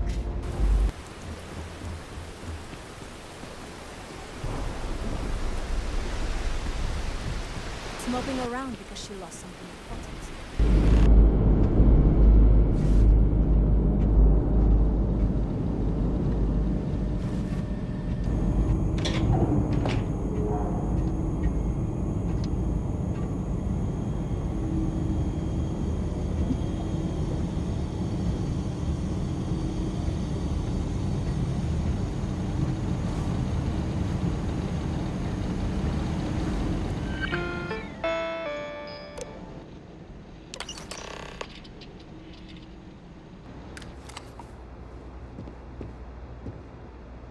Oh, it's you.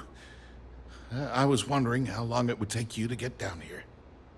If you want the encryption cipher, you're welcome to it. I just don't want anyone getting hurt. Seems like it's gone now. Look, there's no need to be angry with me. I'm on your side. I'm not trying to trick you. You want the cipher? It's yours.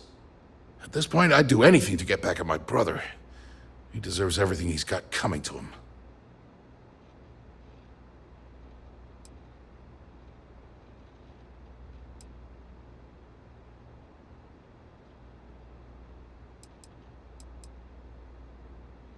Look, I'm giving you what you want.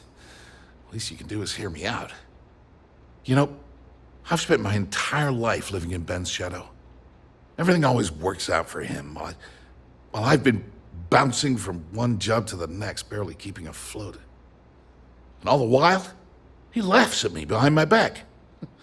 Thinks it's hilarious to make fun of his stupid brother. Like I wouldn't eventually find out. Yeah, that would be nice. You know what? I am sick to death of being pushed around. It's my turn to take control for once. The passcode for my terminal is GEN-41A18. That should give you access to the cipher and whatever else you need. I'm getting out of here while I still can. After you're done, I suggest you do the same.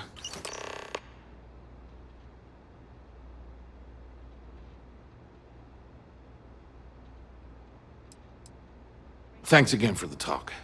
It really helped.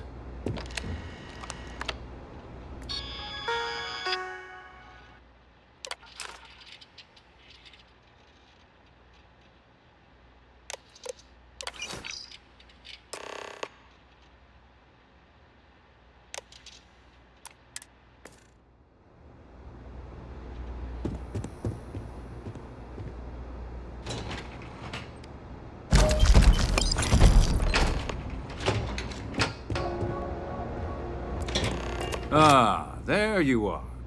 What kept you? I believe we have a lot to discuss. It's obvious you're here to meet someone. Fortunately for them, they rented this VIP room under a false name. I assume that same someone provided you with that clever little virus you installed into Genodyne's systems.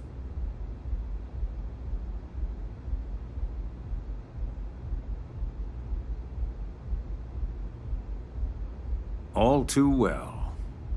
You know, I should give credit where it's due. That virus is quite impressive. It will cost me tens of thousands of credits to remove. That's the last time I'll ever take the Crimson Fleet's capabilities for granted.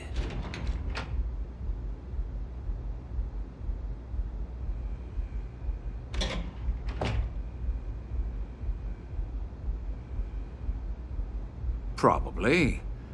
But do you want to know why that's not going to happen? It's because I don't negotiate with pirates.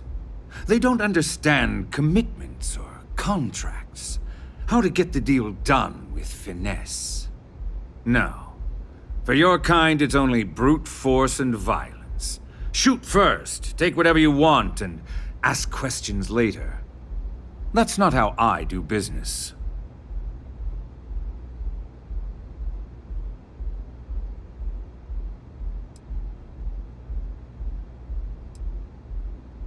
There. You see? All you know how to do is threaten violence. Exactly my point. Look, I'm not here to debate. I'm here to make an offer. All you have to do is tell me who's profiting from the virus you've uploaded. In return, I'll let you leave the city alive.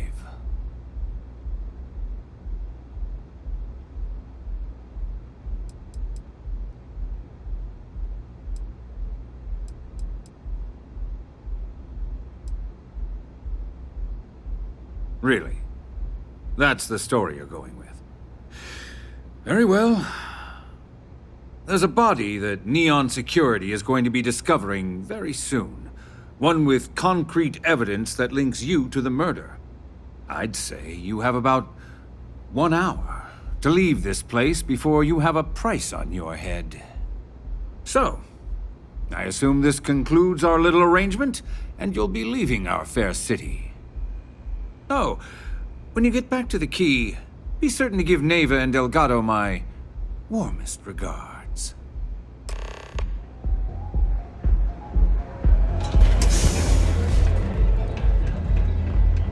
Glad you're back. Sorry about the whole Benjamin Bayou thing at the Astral Lounge, but I didn't have much of a choice. Can you believe the nerve of that smug son of a bitch? The man is priceless.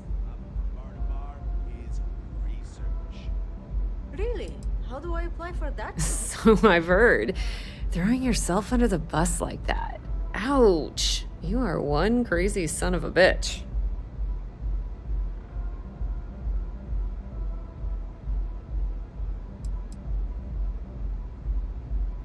That might help you sleep at night, but doesn't do me a hell of a lot of good.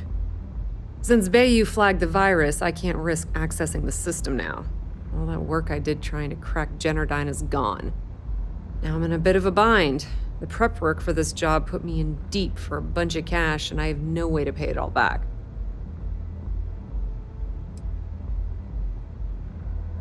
That's pretty cool of you to offer, but I know what he's gonna say. Sorry, Estelle. This was your scheme. You're on your own. Believe me, he's not gonna be much help. Look, I was hoping you'd pick up on what I was trying to ask, the hell with it. I'll just ask. Can you cut me in for a little bit of cash you're making on this job? I mean, I did get you inside and practically hand you the data on the grid. I appreciate that. I really do. Having each other's back is what makes the fleet stronger, you know? How much are you willing to part with? Wow, that's way more than I expected. I had no idea you'd be so generous. All right, I guess we're done here. Tell Delgado if he ever needs me for anything else. I've still got his back. And hey, you won't be hearing Rook from me anymore. As far as I'm concerned, you're one of us now. Lifeblood of the fleet. If anyone tries to tell you otherwise, you send them to talk to me. Now, how did I know you were going to ask me that? Honestly, doesn't matter if I believe that Crix's legacy exists or not. What's important is that I believe in Delgado. If the man thinks that chasing shadows is going to make us rich, then who the hell am I to judge, right? I mean, I'm not going to jump off a cliff for him or anything, but hey, he needs an extra ship at his side. He's got it. I hear things are heating up back at the Key, so I might fire up my bird and head over to check things out. Rumor has it that Delgado has some solid info on the Crix's legacy story he's been hawking for the last few years. If there's even a chance that it's true, I want to be there when Shinya Voss starts splitting the loot, if you catch my meaning. Completely ruined? Nah. I was hoping it would stay on Generdyne's mainframe for the long term, but hey, at least it's already fed me a huge amount of data. Nix really knows what he's doing, though he charged me about 6 months' worth of earnings. With any luck, I'll be able to recoup my costs in no time. Put in a good word to Delgado for me, will ya?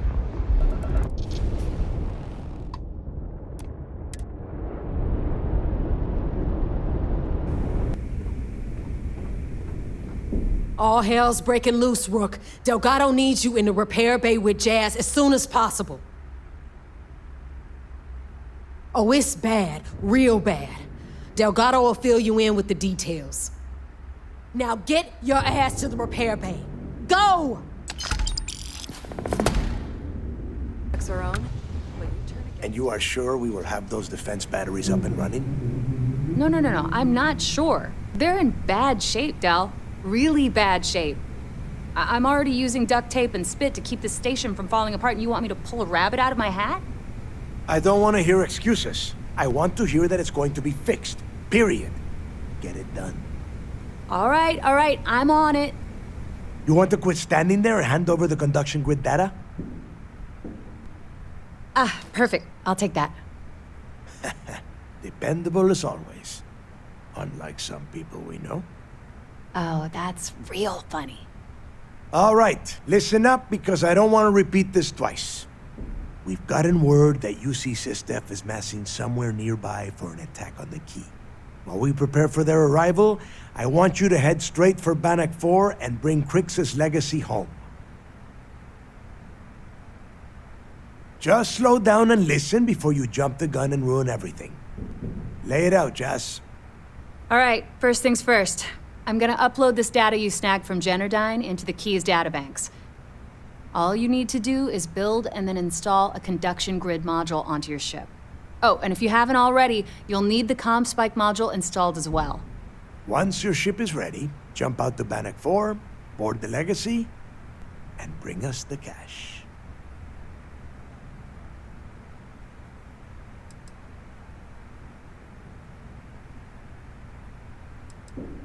Nothing around here is simple.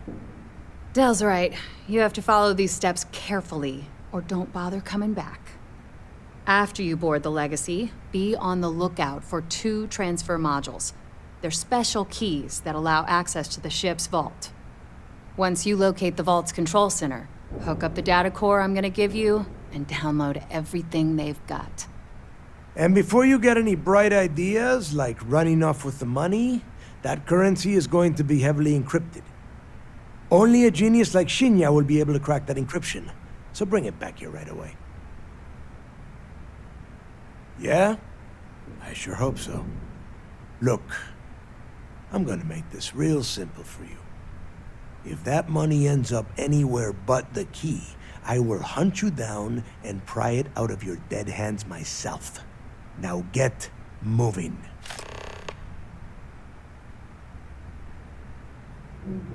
The toughest nut to crack is if UC SysDef brings in the vigilance. That Commander Ikande has himself a hell of a ship there. Advanced shield tech, bristling with weapons. I would love to see that thing burn. If we hope to stand a chance against it, we need those defensive batteries, and Krix's legacy. You've met some of them already. Mathis Castillo, Yevgeny Rokov, Juan Dayu, Estelle Vincent, and Adler Kemp.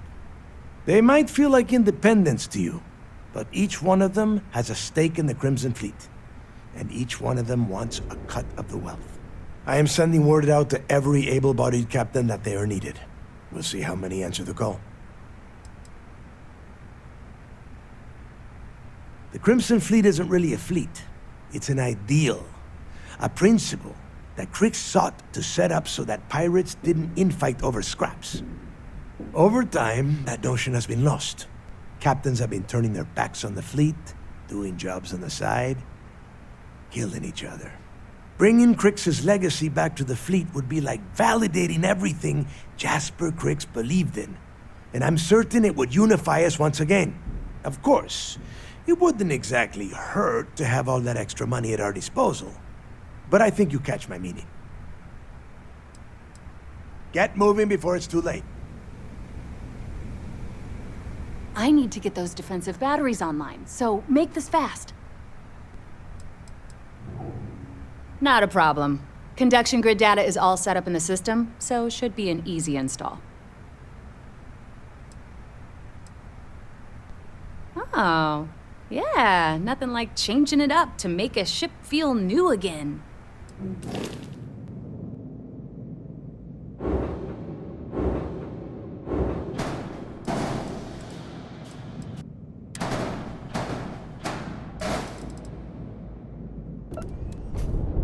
Here to shoot the breeze? Basic training. I had the rest. All support ships have arrived, Commander. Good. After we're done here, arrange a briefing. I want all of their CEOs over here as soon as possible. Yes, sir. There you are. Where have you been?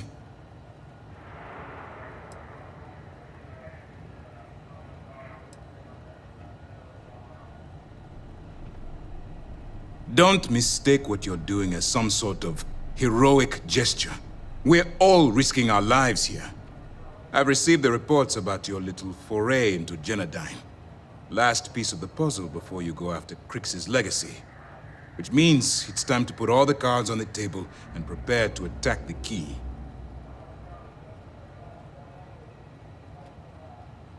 Thanks to your evidence, we were finally able to convince them to task us the necessary resources. Before you jump to Bannock 4, I need to make one thing abundantly clear. The credits from that Galbank transport cannot reach the fleet. You have to bring them here at all costs.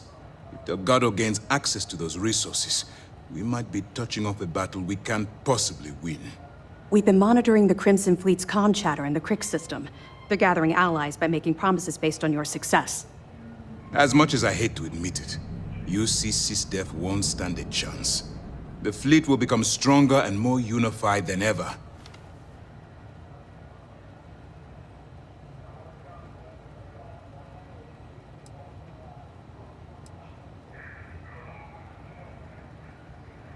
I've always known that when it came down to it, you'd do the right thing. All right, I guess this is it. Do whatever prep you need to do aboard the Vigilance, and then head out to Bannock 4. When you return here with Krix's legacy, we'll begin the attack. Good luck.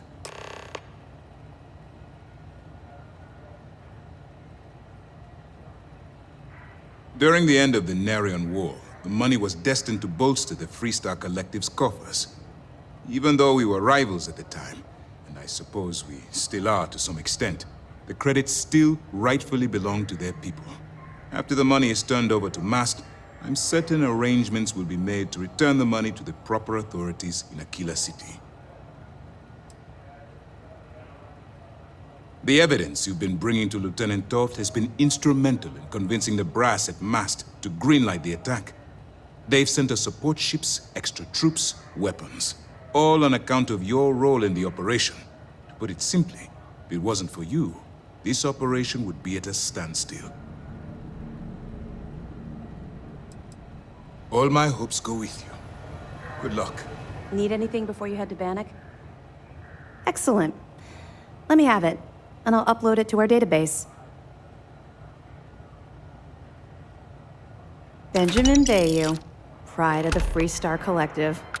The authorities there have been trying to nail him for a long time. Bringing us proof that he's been manipulating Generdyne from the shadows is pretty tasty stuff. The FC will pay dearly for this. Good job. Any other fragments? All right. Keep up the good work.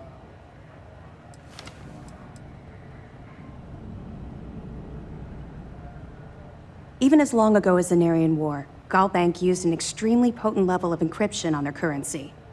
Unfortunately, the unlock ciphers are lost to time. However, if you can bring us one of Galbank's old transfer modules, I know it would help. Don't worry, I'm sure some of the techs at Mast will be able to work with whatever you bring to reverse the encryption.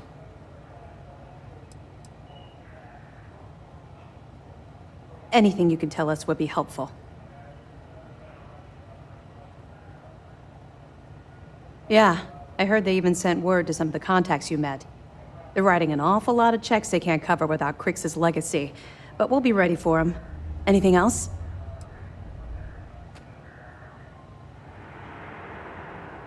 Damn it. I was afraid of that. I'll warn our ships to use looser formations.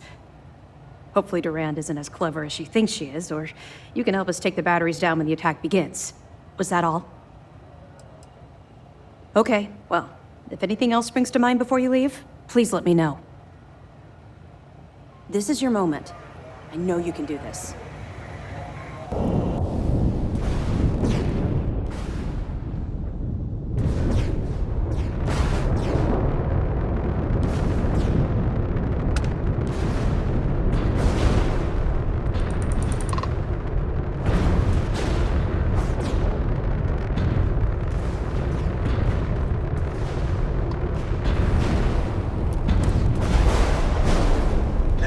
Pestering the captain, right? Crew recording initiated. Alright, the system should be all set up. Just shout out when you want the computer to record. Should work for everyone. Okay, fine. Now, give me the bad news. The bad news is that our engines and grav drive are destroyed, and we're drifting toward Bannock 4. Wait, doesn't that put us smack into Bannock's EM field? We hit that! Every circuit on this ship will overload!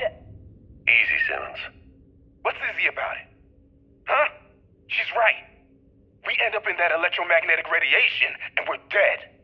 Hey, there's no need to talk like that. It's Simmons' first time out. Can't you see she's scared? Yeah, Bakara, pipe down. You aren't helping. Everyone stop. Right now. We all need to take a breath. We're in bad shape, but I need everyone alert and level-headed so we can figure a way out of this mess. Osterholt, you're my engineer. Give me options. We don't have any options. Kellner and I need to work on a shielding solution. Fixing the propulsion isn't even on the table. Fine. You two get on it. Simmons and Bakara, I want you to walk the ship and give me a full damage report. Mayfield, see if you can help Aguilar with that arm injury. Let's move out, people. Crew recording terminated.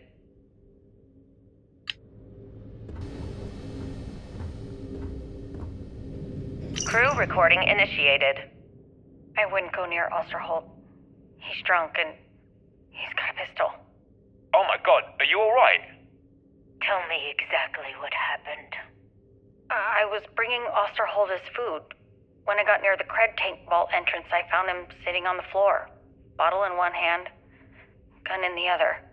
He say anything directly to you? Anything threatening?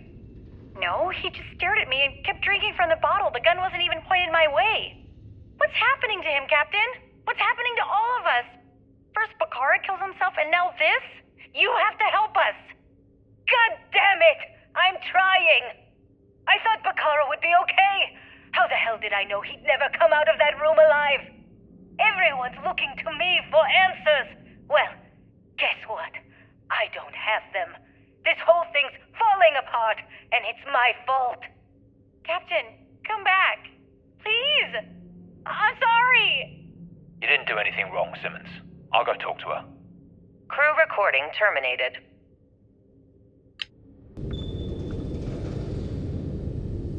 Crew recording initiated. Hello? Hello? Engineer's message said they set up some kind of a recording system. Well, the red light is on, so I guess it's working. It's been a few days since I docked with the Legacy. For the time being, I'm stuck here. Every system on my ship, including the prototype shielding, is completely burned out. It's unlikely it'll ever fly again. Whatever's protecting the Legacy seems to be holding for now. Which is pretty amazing considering she's been here for almost 40 years. Long story short, I've made it to the prize, but now I'm stranded and trying to figure a way off this hulk. I gotta tell you though, it's not looking good. Not at all. I found the remains of the Legacy's crew. Looks like they're starved to death. It's obvious they couldn't find their way out. Next thing I need to do is start scouring the ship and look for something they might have missed. Guess that's all for now. Signing off. Crew recording terminated.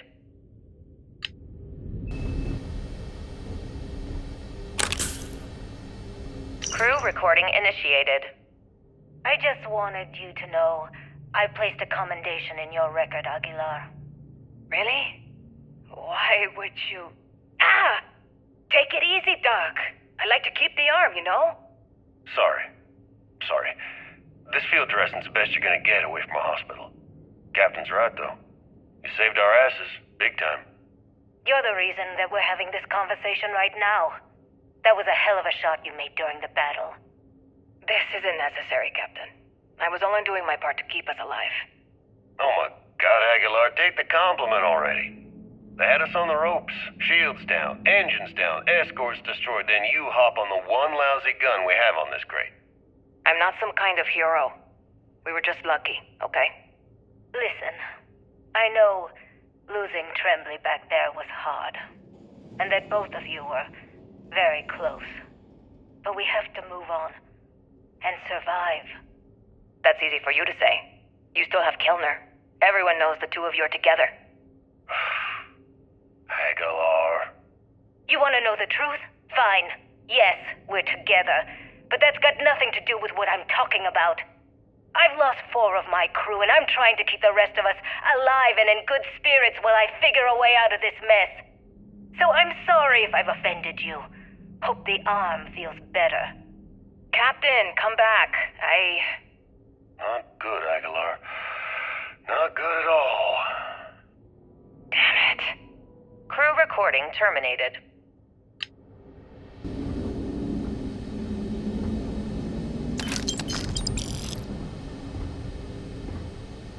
Crew recording initiated. All right, it's recording. So like you were saying, that's all we have left. If we stretch things out and cut our rations in half, I'd say we'll be out of food in a week, maybe 9 days. How do I do it, Kellner? How do I tell everyone we're all going to die? You don't have to. Everyone knows. They're all making peace with it. Bakara and Osterholt knew. They simply chose to handle it by giving up early and taking their own lives. Look at all that money down there. Millions of credits. Completely worthless. With all of that, I could buy another ship. Fly us all out of here. I wonder if Galbank will even bother to send word to my family. To any of our families. Captain, listen. You're not at fault for what happened. Those ships came out of nowhere. The fact that we've lived this long is a gift. A miracle. Which means we should enjoy every second of the time that remains, right? crewman, Kellner? My thoughts exactly, Captain. Come closer. I need you to hold me. Crew recording terminated.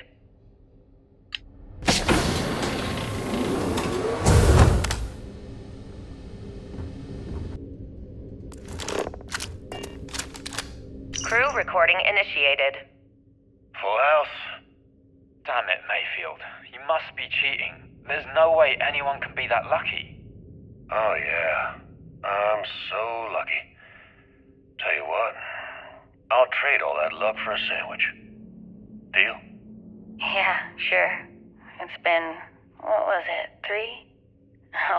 2 weeks since the food supplies ran out. If we had sandwiches to trade, we'd be eating them ourselves. Simmons, go get some rest. You sound awful. Yeah, I'm just gonna take a nap or something. I can't even read the cards anyway. Sorry, everyone. Can't keep my eyes open. It's okay. Go on. I'll come check on you in a while. So, another round?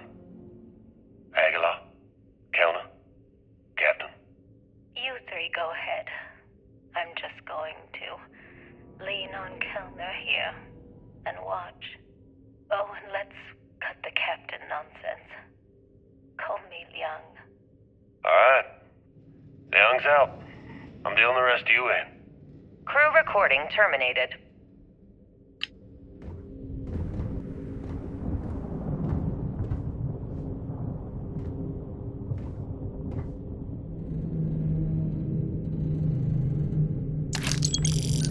Crew recording initiated. It's day 20 since supplies dried up. And here I am, staring at an empty poker table. Our last game. After Simmons passed, we kept trying to get together at least once a day for a game. To keep our minds off of things. Kellner and Leong were the next ones to, step away. They wanted to be together at the end. Then it was just Mayfield. We played for hours. Now I'm alone. I just wanted to, leave this recording for anyone that finds the legacy trapped above Bannock 4. That's all. For now. Going to deal myself a few hands and call it a day. I miss you, Trembly. And I'll be joining you soon. GB Legacy. Signing off. Crew recording terminated.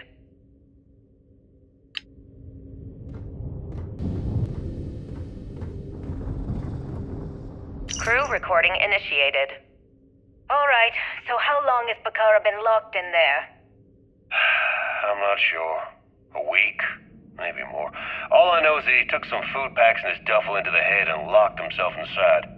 Everyone's been steering clear of him since he scared Simmons, so we didn't even realize he did this till today.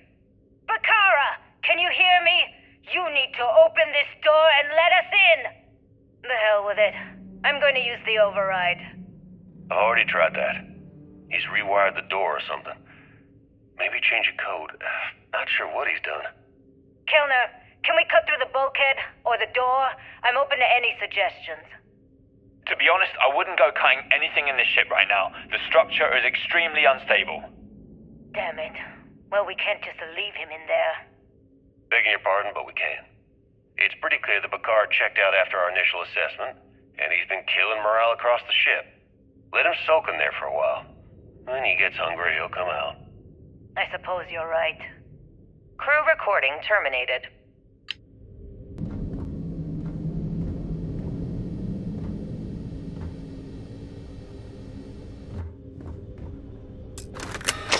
All transfers approved. Please stand clear of the door.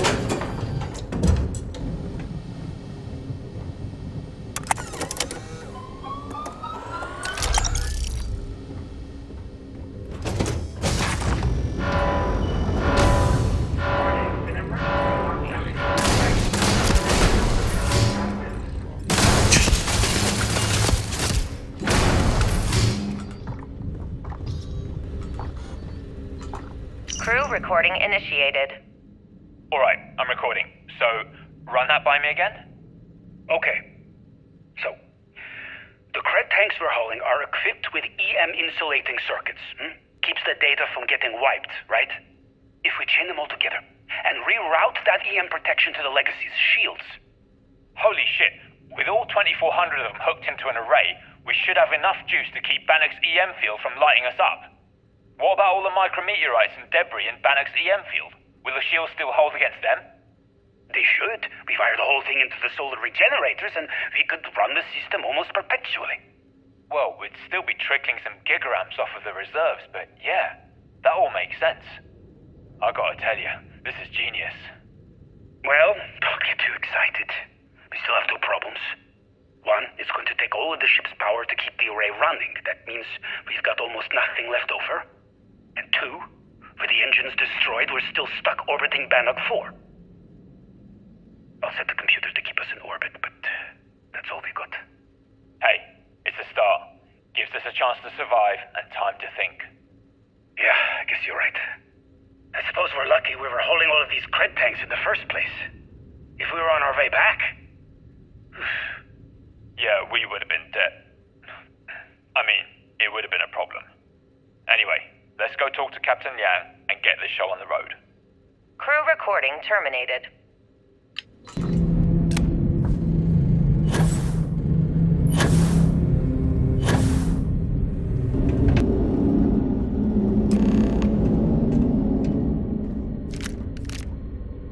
External communication detected. Automated recording system activated. Legacy, come in. This is Issa Melant. Are you there, Legacy? Holy shit. Issa, is that you? Issa, I'm here. Yes, I can read you. Jasper Creeks. You're still alive? You always were one tough son of a bitch. Yeah, I'm alive. No thanks to you. A month? Really? You left me to sit here and panic for a month. We said you'd wait a week, tops. Wait a moment. I think broadcasting from outside the EM field is interfering with my comms. Did I just hear Jasper Creeks the Great admit that he was panicking about something? Yeah. How about we cut the crap and you get my ass out of here? Come on, there has to be millions of credits here. We're rich.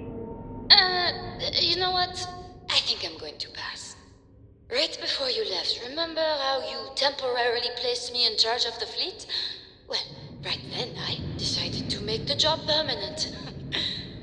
All I had to do was make some alterations to your shielding plans. Mainly the footnotes where the lead technician mentions it needs more work. I even paid a tech to ensure a few of your ship's power connections were dodgy, just in case. Yet, look at you now. Frankly, I'm surprised those shields held long enough for you to make it through the storm. What the hell? You can't do this to me. I'm in charge of the fleet. How dare you? Blah, blah, blah, blah. Yeah, see, I thought I was clear. I'm in charge. You're dead. Well, I won't tell everyone that. I'll spin some story about you running off into the sunset with loot in hand. Oh, very romantic. The fleet will eat it up. You don't care about the credits? Isn't that what this is all about? Fleet is family, remember? If we can't depend on each other, then what the fuck is the point? You idiot. Don't you get it? Boarding the Legacy is a one-way journey. The technology simply doesn't exist to pull off your stupid eyes. And don't quote me the fleet's motto. I listened to that bullshit for years while you made deals and cut me out of them. You call that family? You know what? I'm glad you're alive. It's given me a chance to say goodbye. So, goodbye? There. All done. Issa? Issa? Are you still there? Answer me. Crew recording terminated.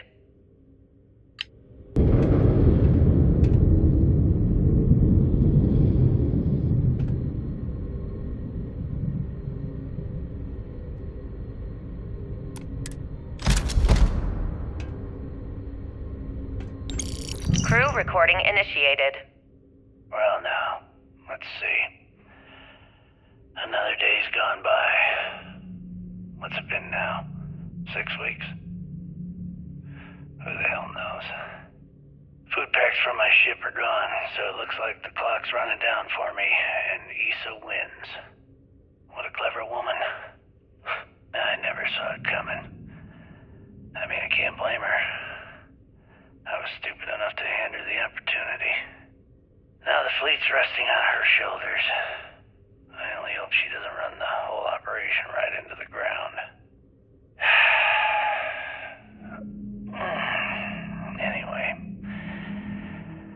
let me just sit down in this chair. Yeah. There we go. Best view in the house. All that money staring me right in the face, and it's completely worthless. This is a nightmare. Worst kind of prison imaginable. I'd trade every last credit of it away to be back in New Atlantis, running with the Scar. Start my life over again. But enough dreaming. I've got to face the inevitable. This is where I'm spending my final days. Hopefully, someone with at least half a brain will follow in my footsteps and bring the score home to the Crimson Fleet. If anyone finds this message, tell Issa that I don't blame her for what she's done. Most important, tell her to keep the fleet strong. Crew recording terminated.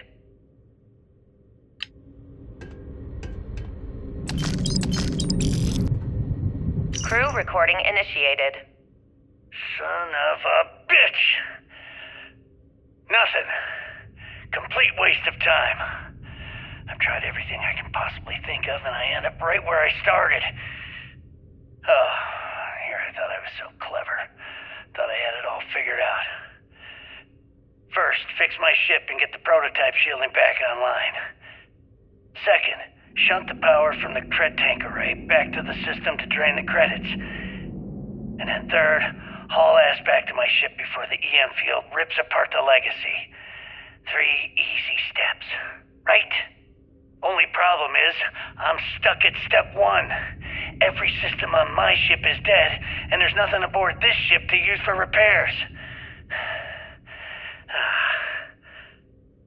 I can't believe I came all this way, just to end up stuck here like the poor bastards who ran this ship. Actually, wait a second. Issa will figure it out. I told her where I was going for a reason. She's smart. She'll know something's up when I miss the rendezvous. After all, we're supposed to split the loot.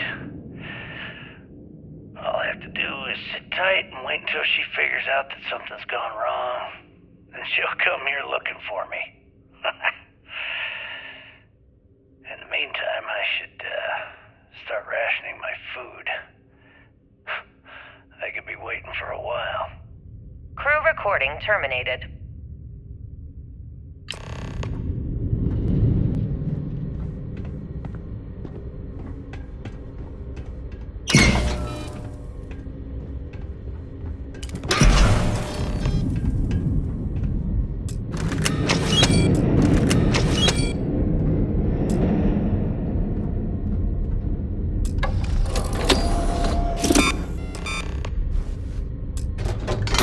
Beginning currency transfer.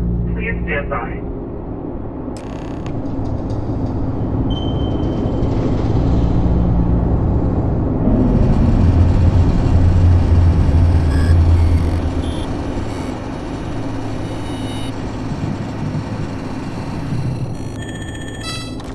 Currency transfer complete.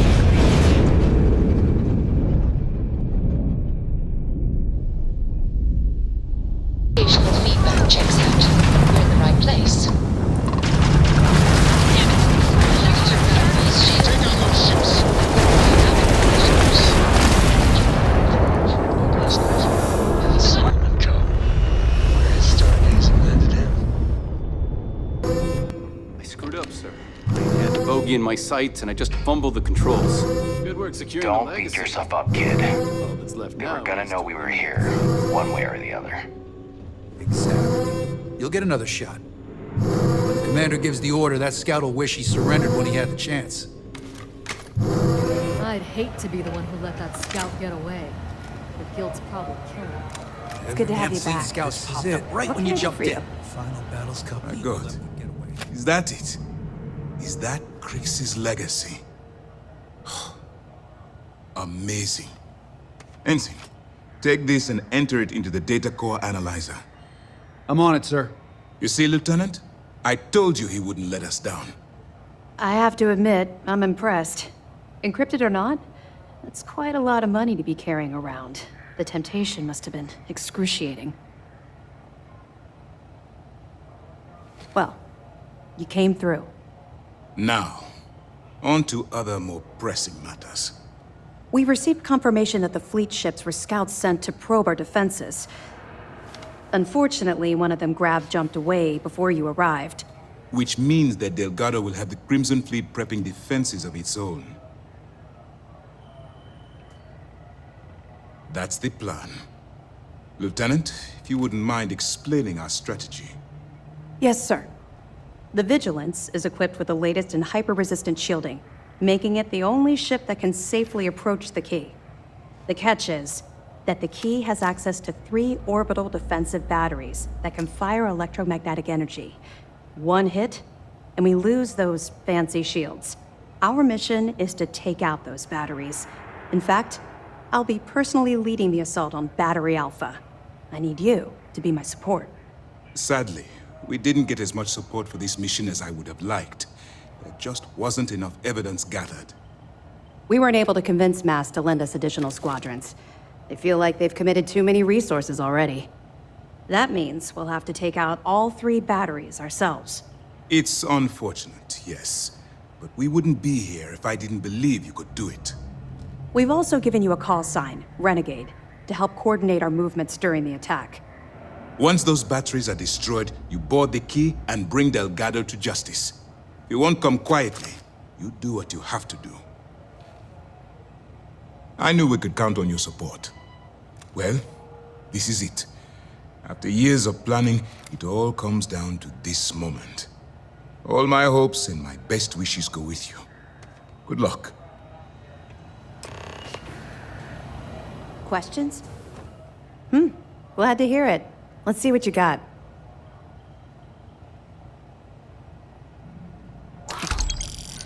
That's a hell of a story. I still can't believe Crix ended up being marooned on the Legacy. All that wealth, and the only thing he could do was stare at it. Can you imagine? I almost feel bad for him. It must have driven the guy crazy. Any other fragments? All right. Keep up the good work. Alright, Alpha Squad. Follow Renegade's lead. Take out that battery. You took out their jump. Yes! Grand Prime is out of commission.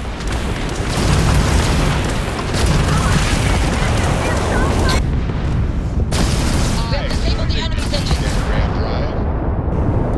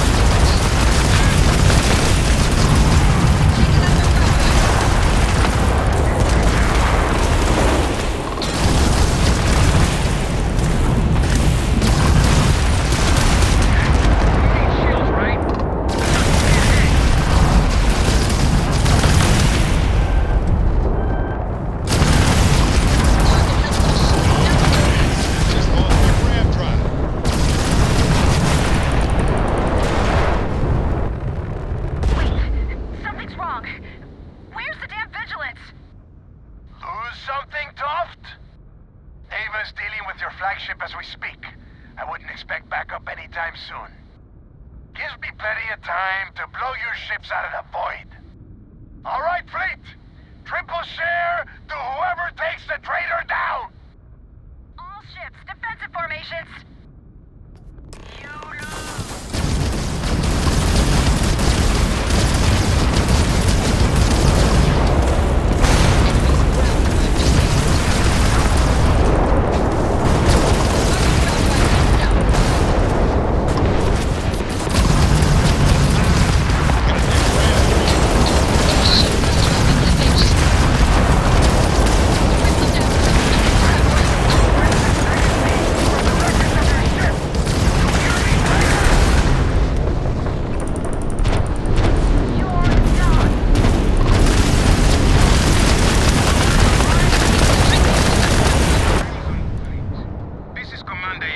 of the UC Vigilance. Surrender and prepare to be boarded. Damn it, Diva. I need more time.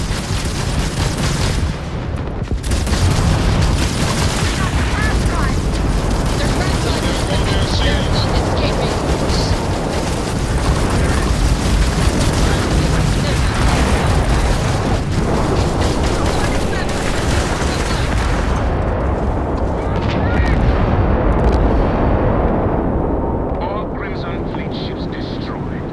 SysDef, secure that perimeter. I want any stragglers rounded up for trial. Renegade, it's all up to you now. Move in. Good luck. Okay, boy, show 'em what you got!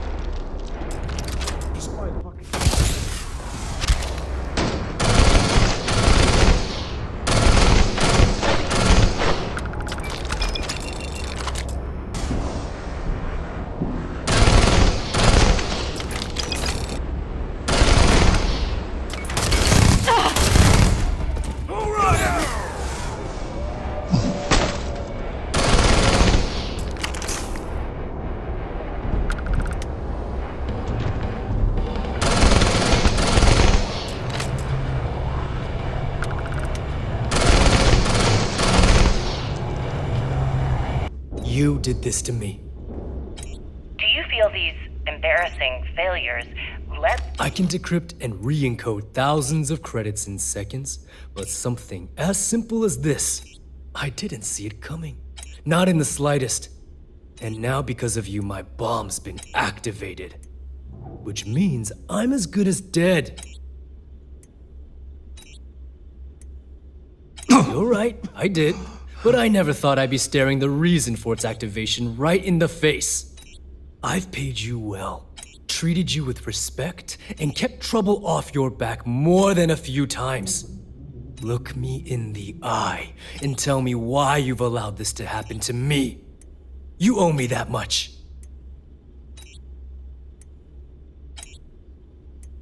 Do I really need to explain this to you? There's quite a significant difference between dishonesty and dishonor.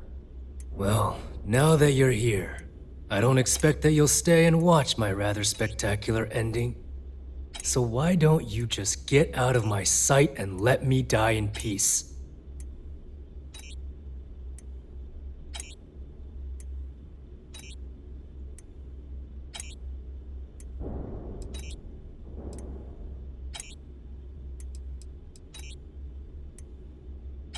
After everything I just said, you'd still be willing to help me. I must be a complete fool. Because even though it makes no sense, I believe you. The only way to deactivate the bomb is through Delgado's computer and operations. You'll probably need his ID to get in. I don't know why you're helping me, but I sincerely hope this isn't another one of your tricks.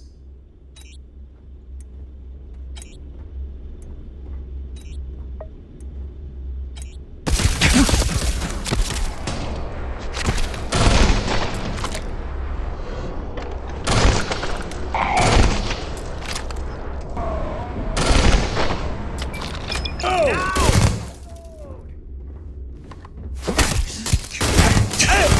going to pay for that! Can't end like this.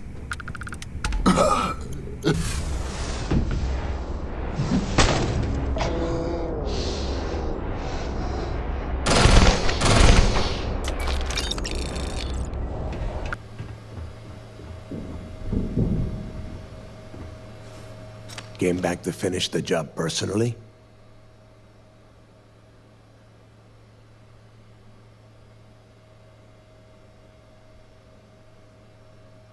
Talk sense into me? You're the one who's lost their mind. What the hell happened to you? You had Krix's legacy in your hands, and you gave it away. For what? For honor? Justice?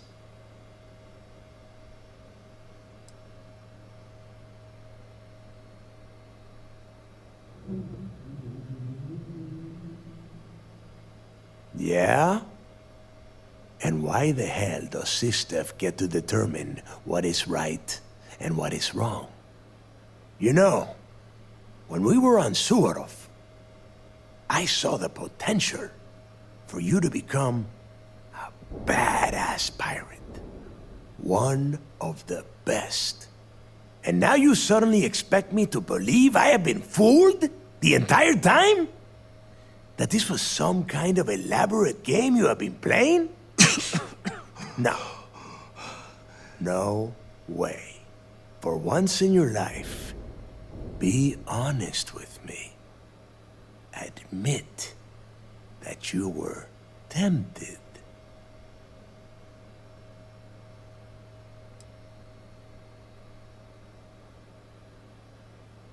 You don't even have the nerve to admit it.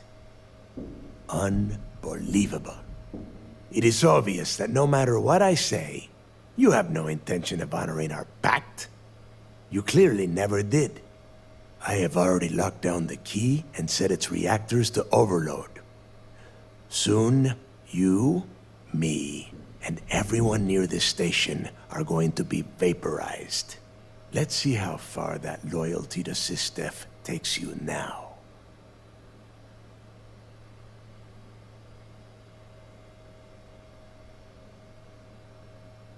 And spend the rest of my life in the brig without a credit to my name? Why would I do that?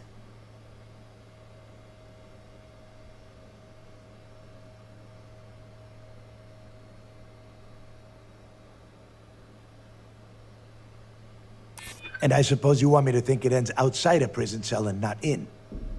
Still, a prison door opens, just like any other.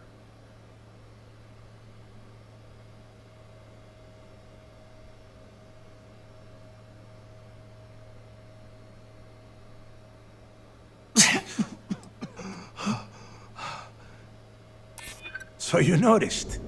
And yeah, believe me, keeping people from burying a knife in your back wasn't easy. They might. And if they do, I would just be tying up their loose ends, including you. If so, letting you live might afford me some small victory. Fine. You win. Standing down the reactors. With the legacy gone, we're dead in the water anyway. But before you have Ikande lock me up, I'm gonna leave you with some parting words. Whether you know it or not, you're damn good at being a pirate.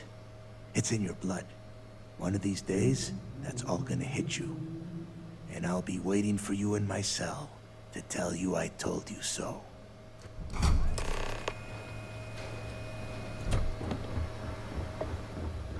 Go! You've taken everything else from me. The least you can do is give me a moment of peace.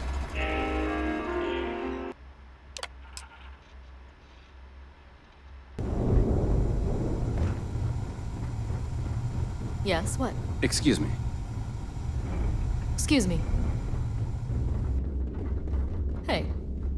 Your wings today. Thank you, sir. I was just trying to do my part. A lot of heroes on this day.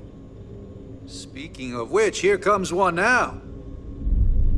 Good work taking out those pirates, Renegade. Great job.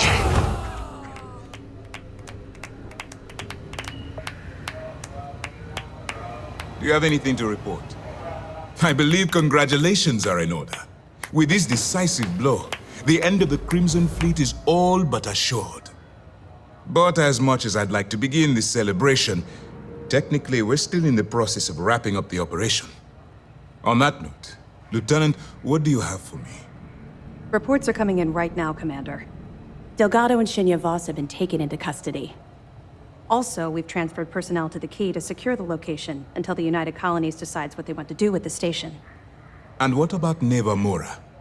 According to our reports, Neva led the strike force that attacked the Vigilance. Unfortunately, that was the last we saw of her. It looks like she managed to escape. We don't know her current whereabouts, but I have our operations team looking into it. That's fine. Overall, excellent news, Lieutenant. I have to admit, for the first time in 7 years, I don't know what to say. How about you? I know that was difficult. You hanging in there?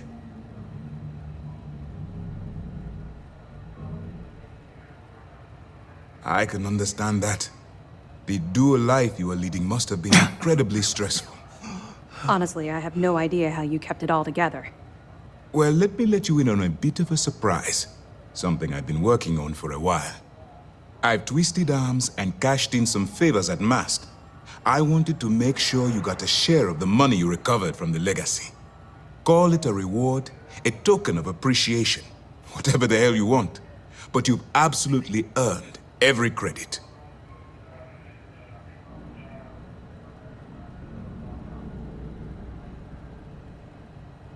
Don't thank me yet. If it had been completely up to me, you'd get a lot more than they're giving you. Now that you're rich and famous, maybe you'll still remember us little people, huh? Decorum, Lieutenant? Damn, I'm going to be really sorry to see you go. You've really become an important part of our team. It won't be the same around here without you. Although, if you feel like staying aboard, I'm sure I could give you access to the SysDef mission board. That is, if you can stand spending another minute with us on the Vigilance. Excellent. I'm happy we haven't somehow frightened you away. Anyway, enough talk. You've earned a break, and I'm sure you wish to celebrate. Here's your promised reward.